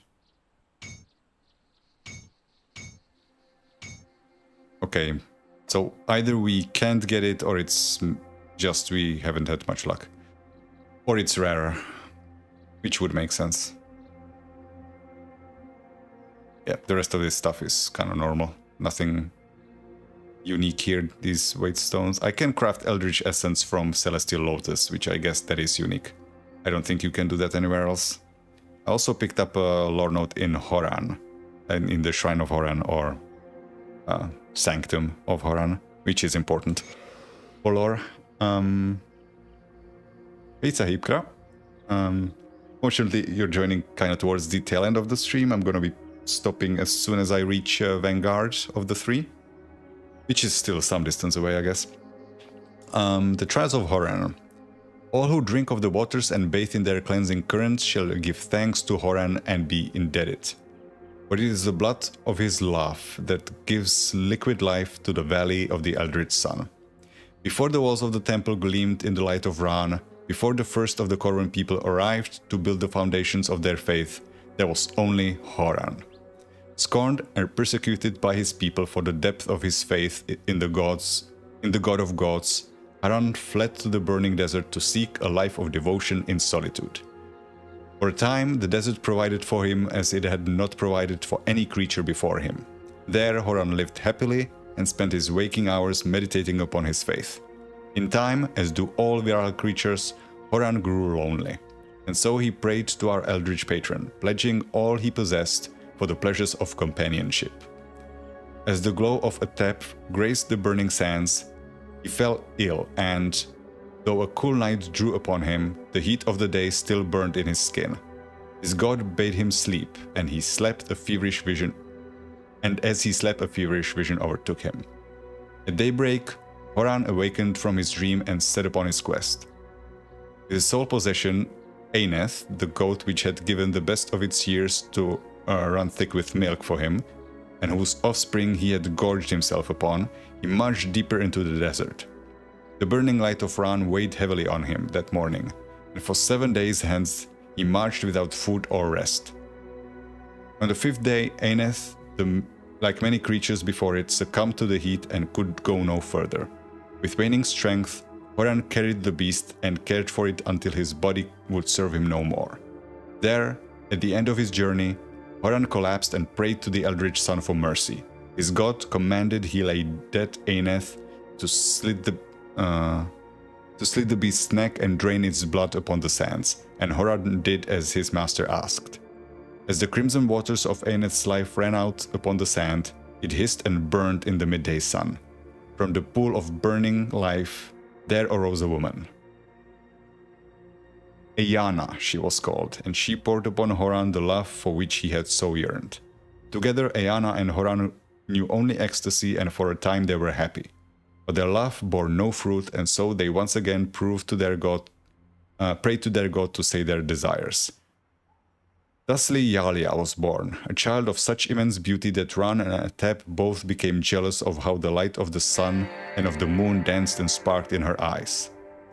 Ayana and Horan were happy once more. But there was a gift that was given and a price that was yet to be paid, and so the desert turned against them. Struggle and strife beset Ayana and Horan. Food aged and rotted in their touch. At their touch.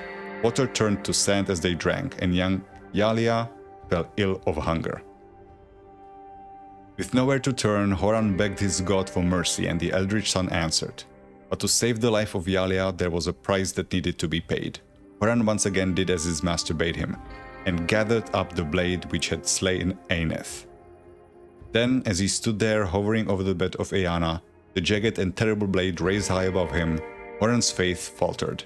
He could not take the life of his love, not even to save Yalia. Horan turned the blade upon himself, and drew its claw-like edge across his throat, but it made no mark. Then Ayana called out and clutched desperately at her neck, the red life seeping out between her fingers. Horan ran to her side, but it was too late. The warm blood flowed from her body and pooled in the sand beneath his feet. From the pool of Ayana's life, there burst a ceaseless spring of cleansing water. The Eldritch Sun had once again answered his prayers, but Horan's life was not his own to take. Horan bathed Yalia in the water of the spring and she was healed, but the lovely child would never forgive him for the death of her mother. As the cost for his greed, Horan was cursed with ceaseless life, such that he might remember the death of his beloved Ayana for all eternity, and so that one day he might hold Yalia in his arms as she too drew her final breath. Such is the price of godhood. So yeah, Korvac is an asshole, long story short. And that's what Kaiman is for worshipping. Okay, you want to save your child? Sure, murder your wife. That seems like a reasonable request, right?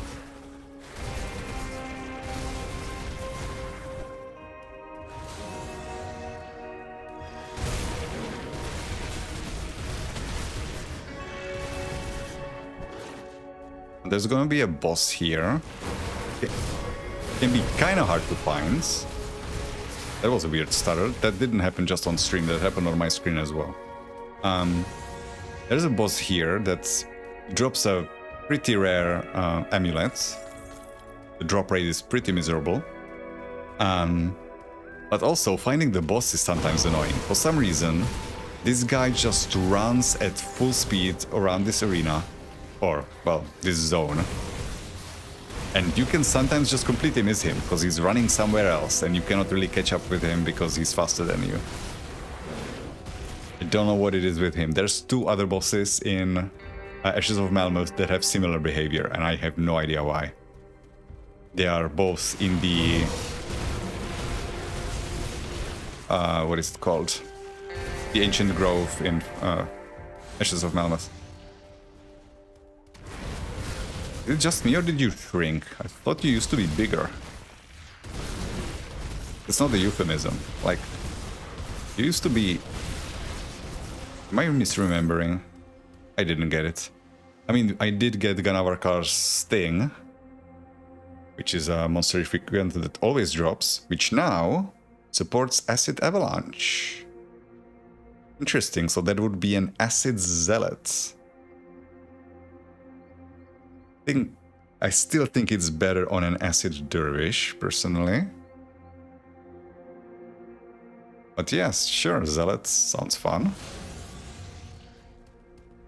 There's no point using Onslaught on that one, because what cooldown skill are you using? Maybe Acid. Is there even an Acid version of Fire's Might? Can't remember. Okay, another chance. Please give me my blueprint. Pretty, please.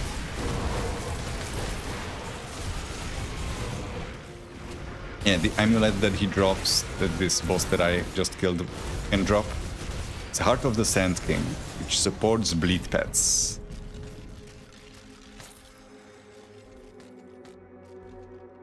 Unfortunately, we didn't get it. We're almost level 96. I don't know, should I cave in and actually farm it on a different character?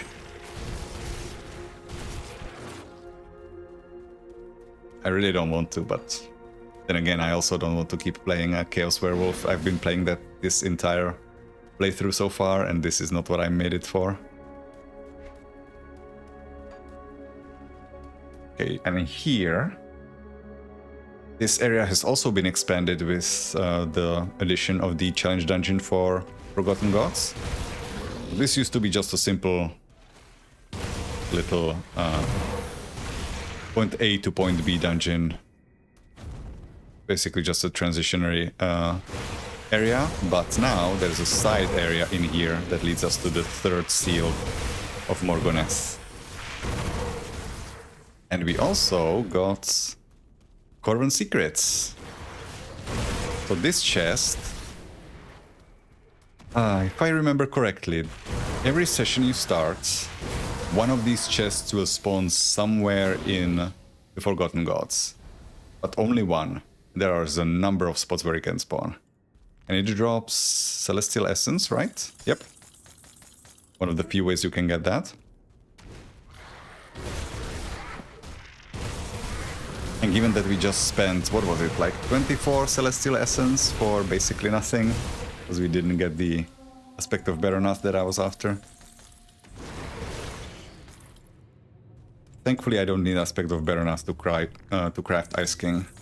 I do need Bloodbound Totems, but I already have enough. I will need 32, and last time I checked I had 34.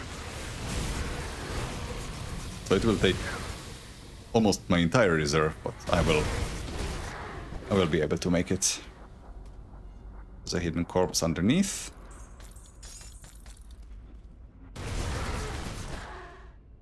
Come on, get me out. Got stuck on the rock. This area on release of Forgotten Gods was a little bit disappointing because there were some screenshots when they were previewing some of the areas for Forgotten Gods, and this looked super cool. But you spend so little time here, because you just basically run through, kill one boss, and you're out, and you never come back to any place that looks anything like this ever again. It's not even in the Shadow Realm. So I'm glad that with the challenge dungeon for this expansion, they expanded it to be a little more exploratory. So this is the way out, and this is the way towards the final seal of Morgoneth.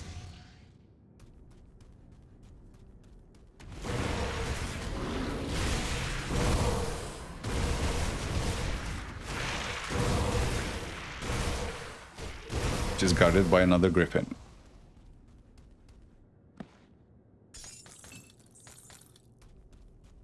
Cannot get down there, right? No, we can't.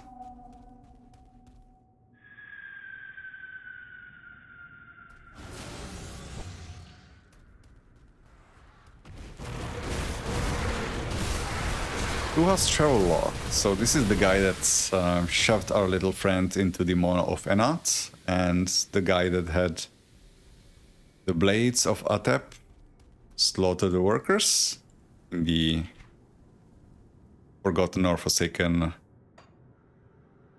fortress, or whatever it's called. Who has travel log? Page 1. I'm getting kind of tired to be reading lore notes, so I'm gonna try to pronounce very clearly, but I might stumble. I count the days since setting off from the gardens of Atep and the grim events of that fateful night. The Grand Magus Morgoneth and his acolytes were felled by the wisdom and might of the temple wardens, but what the heretic unleashed cannot be so easily halted, and it can merely be contained. While the eternal night lies dormant beyond the ruined gate, the final burden fell to but one. If the Korvan people are to be truly free from this darkness, then none can know of where the seals lie hidden. In that, I have offered myself, for no other could be entrusted with this grave duty. Vizier Eraman swore to pray upon the path of ascension that my sacrifice not be in vain, and granted me his holy sigil so that none will stand in the way of what I must do. I pity the men that now accompany me on this journey, but they do not know the heavy price they will soon be forced to pay. Oh, good to know that he wasn't just a malevolent asshole, he was actually doing it. Do we call it for a good cause? Let's be generous and say yes.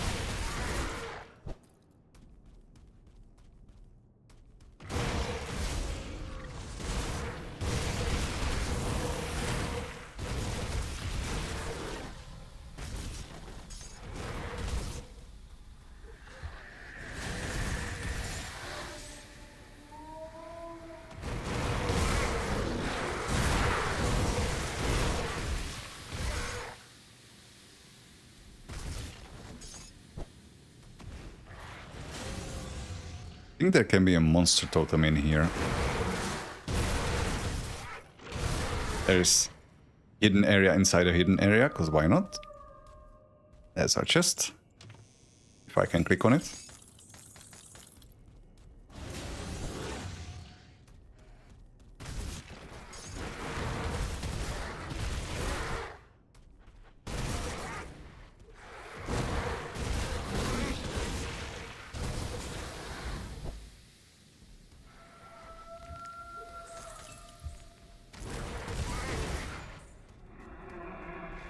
There it is, monster totem.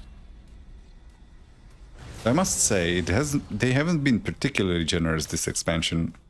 There used to be a pretty good place to be farming blueprints, but I haven't gotten that many out of them recently.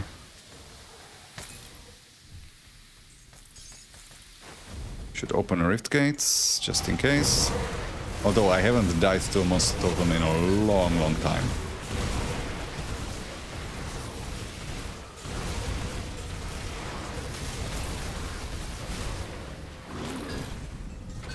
Like Gem of Dreeg, Invoker's Shard. Oh yeah, Invoker, that's another set you cannot craft.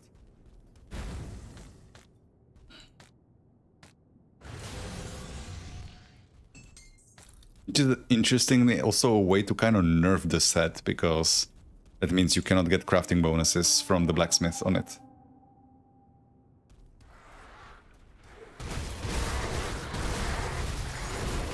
I mean, you can only ever have one crafting bonus on a set piece, because only one piece is craftable. But even then, that can help smooth out some resistances.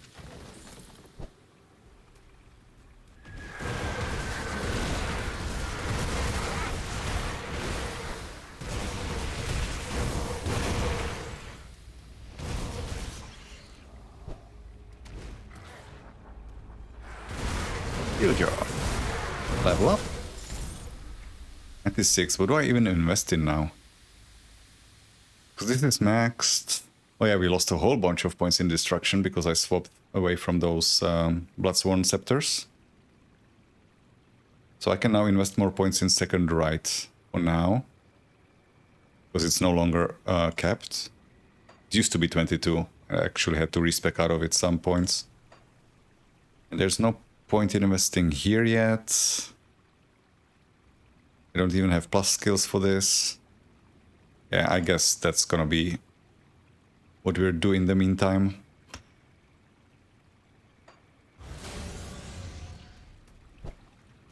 Oh, and invest into cunning again.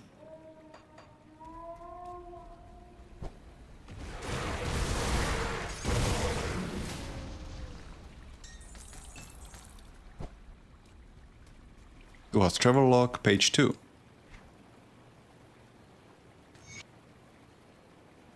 Eternal Sun protect me that I endure these crimes. An eternal pox upon the heretics that have caused this calamity and what I am forced to do. May Uzuin thrust his burning fist into their souls that they may feel the agony of death once more. I've left my finest acolyte Herod to suffer within the desert maw. I do this knowing that my unexpected betrayal will drive him deep inside the terror beneath the sands in a vain attempt to seek escape and his revenge. He was always so driven and resilient and loyal. Now I have repaid his long service with agony. May the first seal be devoured over 1,000 years.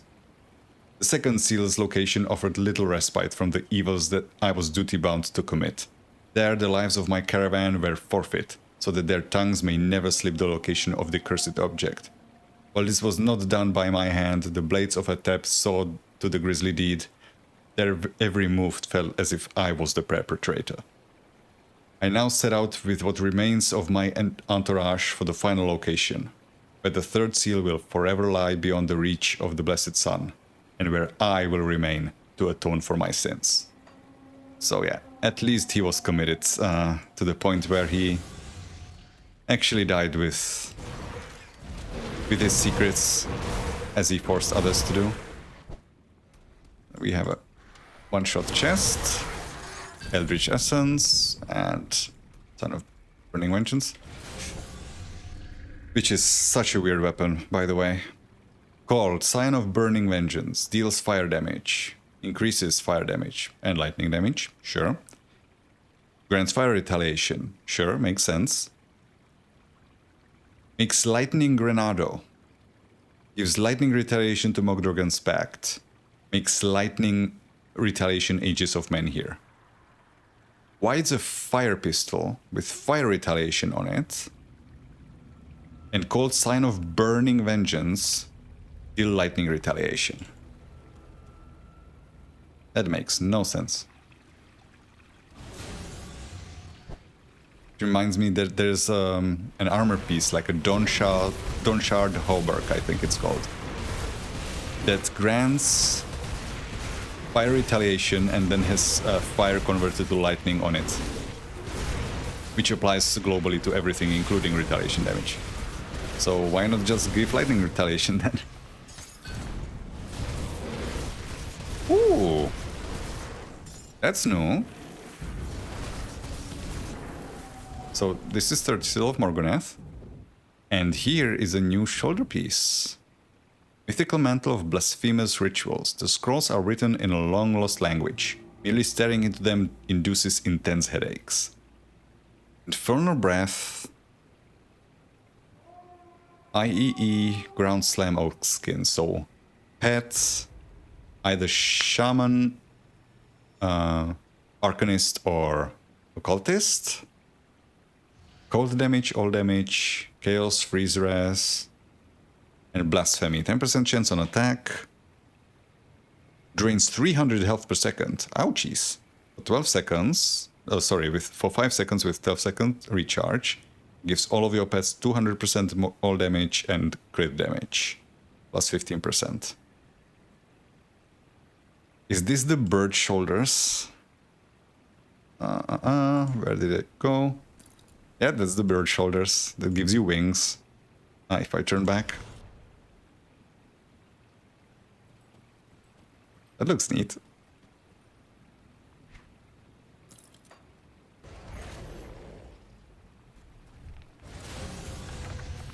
So, cold pet supports. That is something that...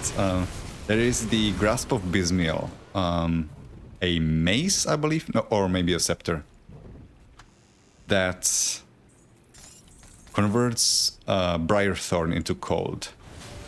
I think something else as well. Oh, and it supports Arcanist, like Iskandra's Elemental Exchange. That would be an interesting combination with this. This also supports Ground Slam and stuff like that. I'm curious though how you would sustain the... I mean, 300 damage per second health loss isn't too bad for 5 seconds. You can afford to lose 1500 health to that. 2 House Letter. Namia, my desert flower, how my heart aches to be with you and the children one last time. I fear this letter will not find its way to you, but I must write down my thoughts nonetheless. I mean, yeah, there's no postal service down here, so how would it get there? You're not sending anybody out with it, right? You see, I've lied to you when I set out beyond the Apache Mountains. I am not returning home.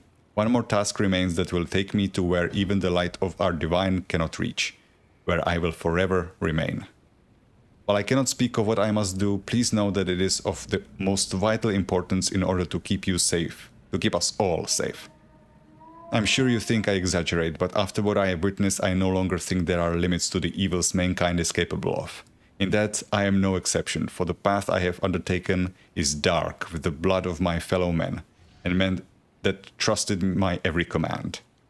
Know that in my final moments I will think only of your beautiful smile. Your face will be the only sun I will worship for the remainder of my days. Give the children my love. Yours until the sun burns cold and the stars go dark. Duha.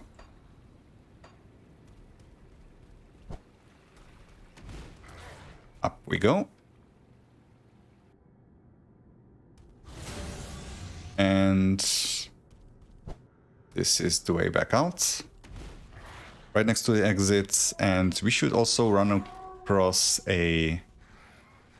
Damn, what is his name? There is a big doggo waiting for us up top.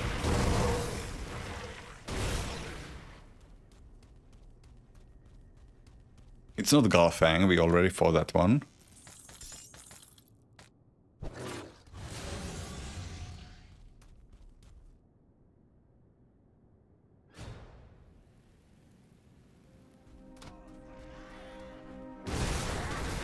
Oh, we have allies, at long last.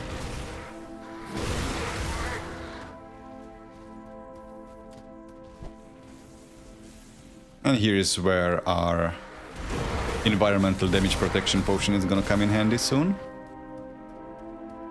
There he is. Grimoire. Count Alpha.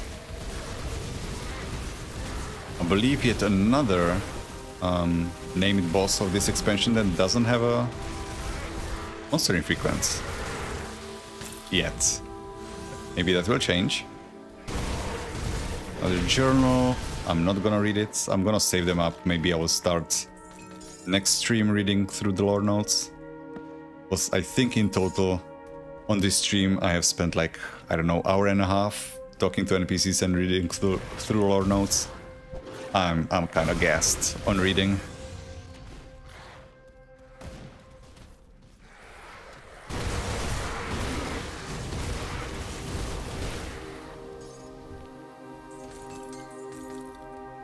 Okay. Hoover it up. Gargoyles up here? Huh. Thought you only appeared in tombs and stuff. Ow. Yeah, these guys have nasty debuffs. One of those few, like, fairly common enemies that still has some resistance to reaction sources on them. Now there's up here, somewhere along the northern edge, there's a hidden stash. Ah, there it is. Up in here.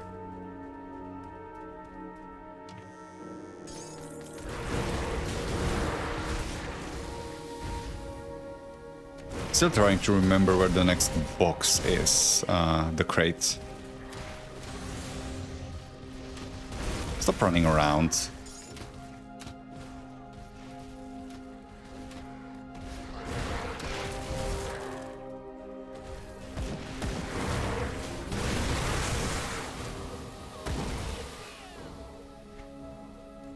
I did leave some areas unexplored there, but who cares? So, Vanguard of the Three. That's our next objective. Waypoint. Another lore note. Now, in here, there's a ritual. If you stand in it, you take constant damage. Why would you stand in it then? Well, if we drink our potion with the Primordis enhancement, which protects, again, misleadingly, protection from deadly environmental contagions. This is not a contagion, but it still works. I can now stand in this, and take no damage. And if we stand in this for, I think it's like 15 seconds.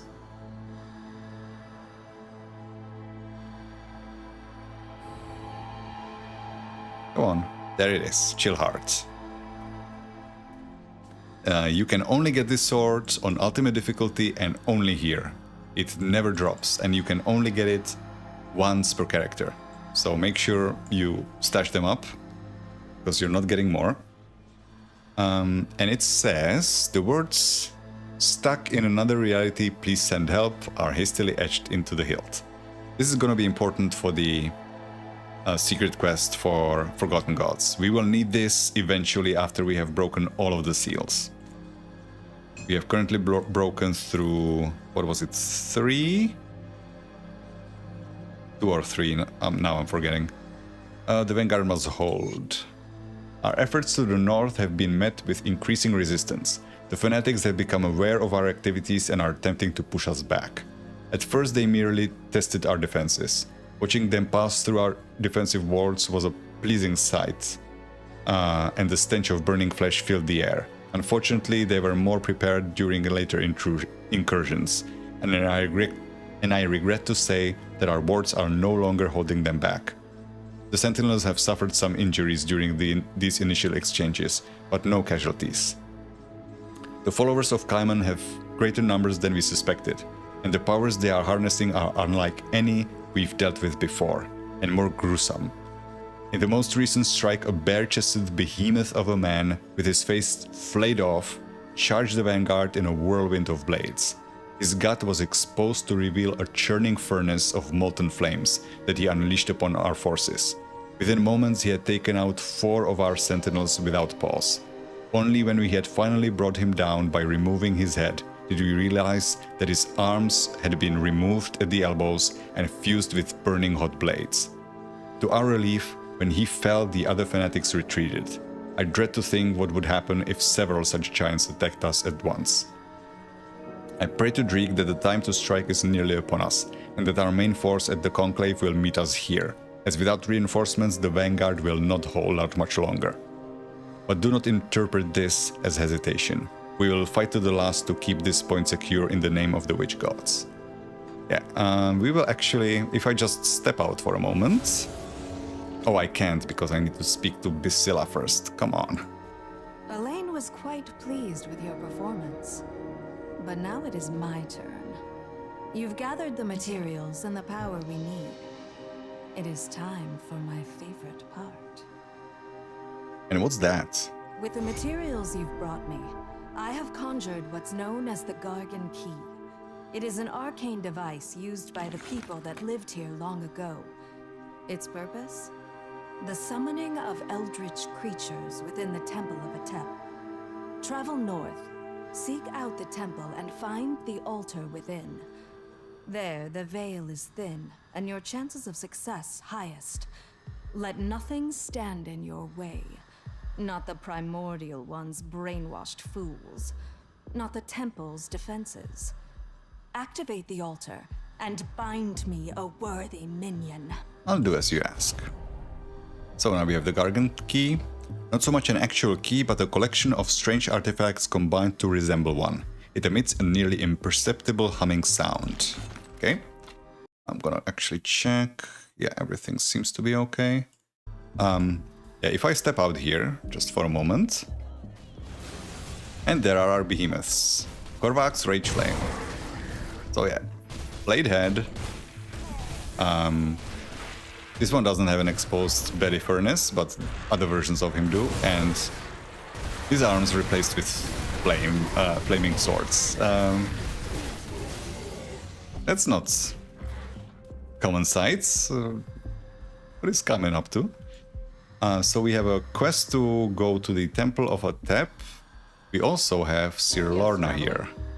What might I help you with? It isn't the intrepid traveler. I've had my mind on you for some time now. Your exploits here and beyond have proven to be very favorable to the three. But another vision has clouded my mind as of late, and I think you may be able to help me. What is it? I have peered into the veil, and what looked back was sheer malevolence. The being I speak of is known only as the Messenger, a powerful servant of Korvak. If we were allied with Kaiman's Chosen, we would have encountered the messenger at the end of their quest line. Basically the flaming red sphere that was mentioned in one other lore note, that then teleported Kaiman with several of his Chosen somewhere. That's the messenger, the red sphere.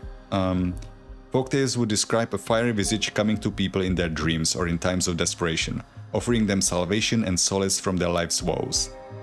It is this harbinger of Korvak's fiery wrath that bound the foolish Kaiman's Chosen to the Forgotten God's will.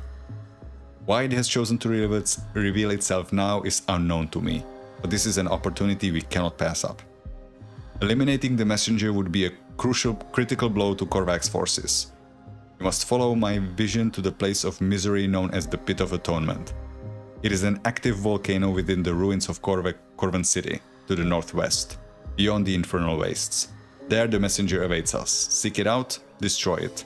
The weave of fate demands it to be so. I'll see it done. And one more guy here, Vorak. I hear you've done some excellent work around here. Perhaps you can spare a moment to assist in the interest of Bismiel. Sure, what do you need? The Sacred Web brings word of a peculiar gathering in the Valley of the Chosen. Korvak's zealots are up to something. There are whispers of an eldritch monstrosity that was once imprisoned within the tomb of Ariath. I have a strong feeling that the fools are trying to release it. Scouts could confirm my concerns, but by then it may be too late. If these fanatics release it, they may even be able to bind it. I propose a different solution. We release it first. Now, hear me out. If this creature truly exists and has in fact been bound within the tomb for centuries, it will be weak when it first awakens. That will be our opportunity to strike and deny our enemy a resource. Within the tomb are 3 conduits set to bind the creature there. If they are broken, the beast will be unleashed. Find the tomb of Ariath in the Valley of the Chosen, in the infernal wastes to the northwest. Destroy the conduits, release the beast, and slay it before the enemy has a chance to claim it. Why not bind it ourselves? A possibility, but we do not know the nature of this creature or its weaknesses. If it is bound here and now Korvak's minions seek it, then it undoubtedly once served the interests of the Forgotten God. We cannot risk them getting it first and claiming it for their own. Okay. So that is, I believe, our honored quest for Bismiel. Right? We are almost actually revered. I'm just gonna check back in the Conclave if there is a new one, but I don't think so. But, you know, I've been wrong so many times over the course of these streams that it wouldn't surprise me if there was one more. Lane doesn't have anything for us. This guy is dead because he went into a goddamn worm. Yeah, no, nothing here. Alright. So, I guess this is where we're gonna call it for tonight. I'm gonna reorganize my inventory a little bit so that I can sort these lore notes in some order that makes sense. And we will probably read through some of those at the start of next stream. I'm gonna stash up the Chill Heart, or actually I could keep it with me for now. If we're gonna be doing, at least I'm gonna be showing the secret quest in this expansion. I'm probably not gonna be fighting Crate, because fuck that fight, honestly. But I can at least show where it is if you're interested. So yeah, I'm gonna call it here, and we're going to continue, probably finish Forgotten Gods or do the vast majority of it, maybe not the challenge dungeon, tomorrow. And then it's just get our ass over to Ashes of Melmoth, get to like the midway points, just about complete the quest we need to do there, and we can finally go fight Baronath in Hex of Esterkarn and finish that expansion. And I hope to see you there. Have a good night, or I guess afternoon, or whatever it is, wherever you are. And bye-bye.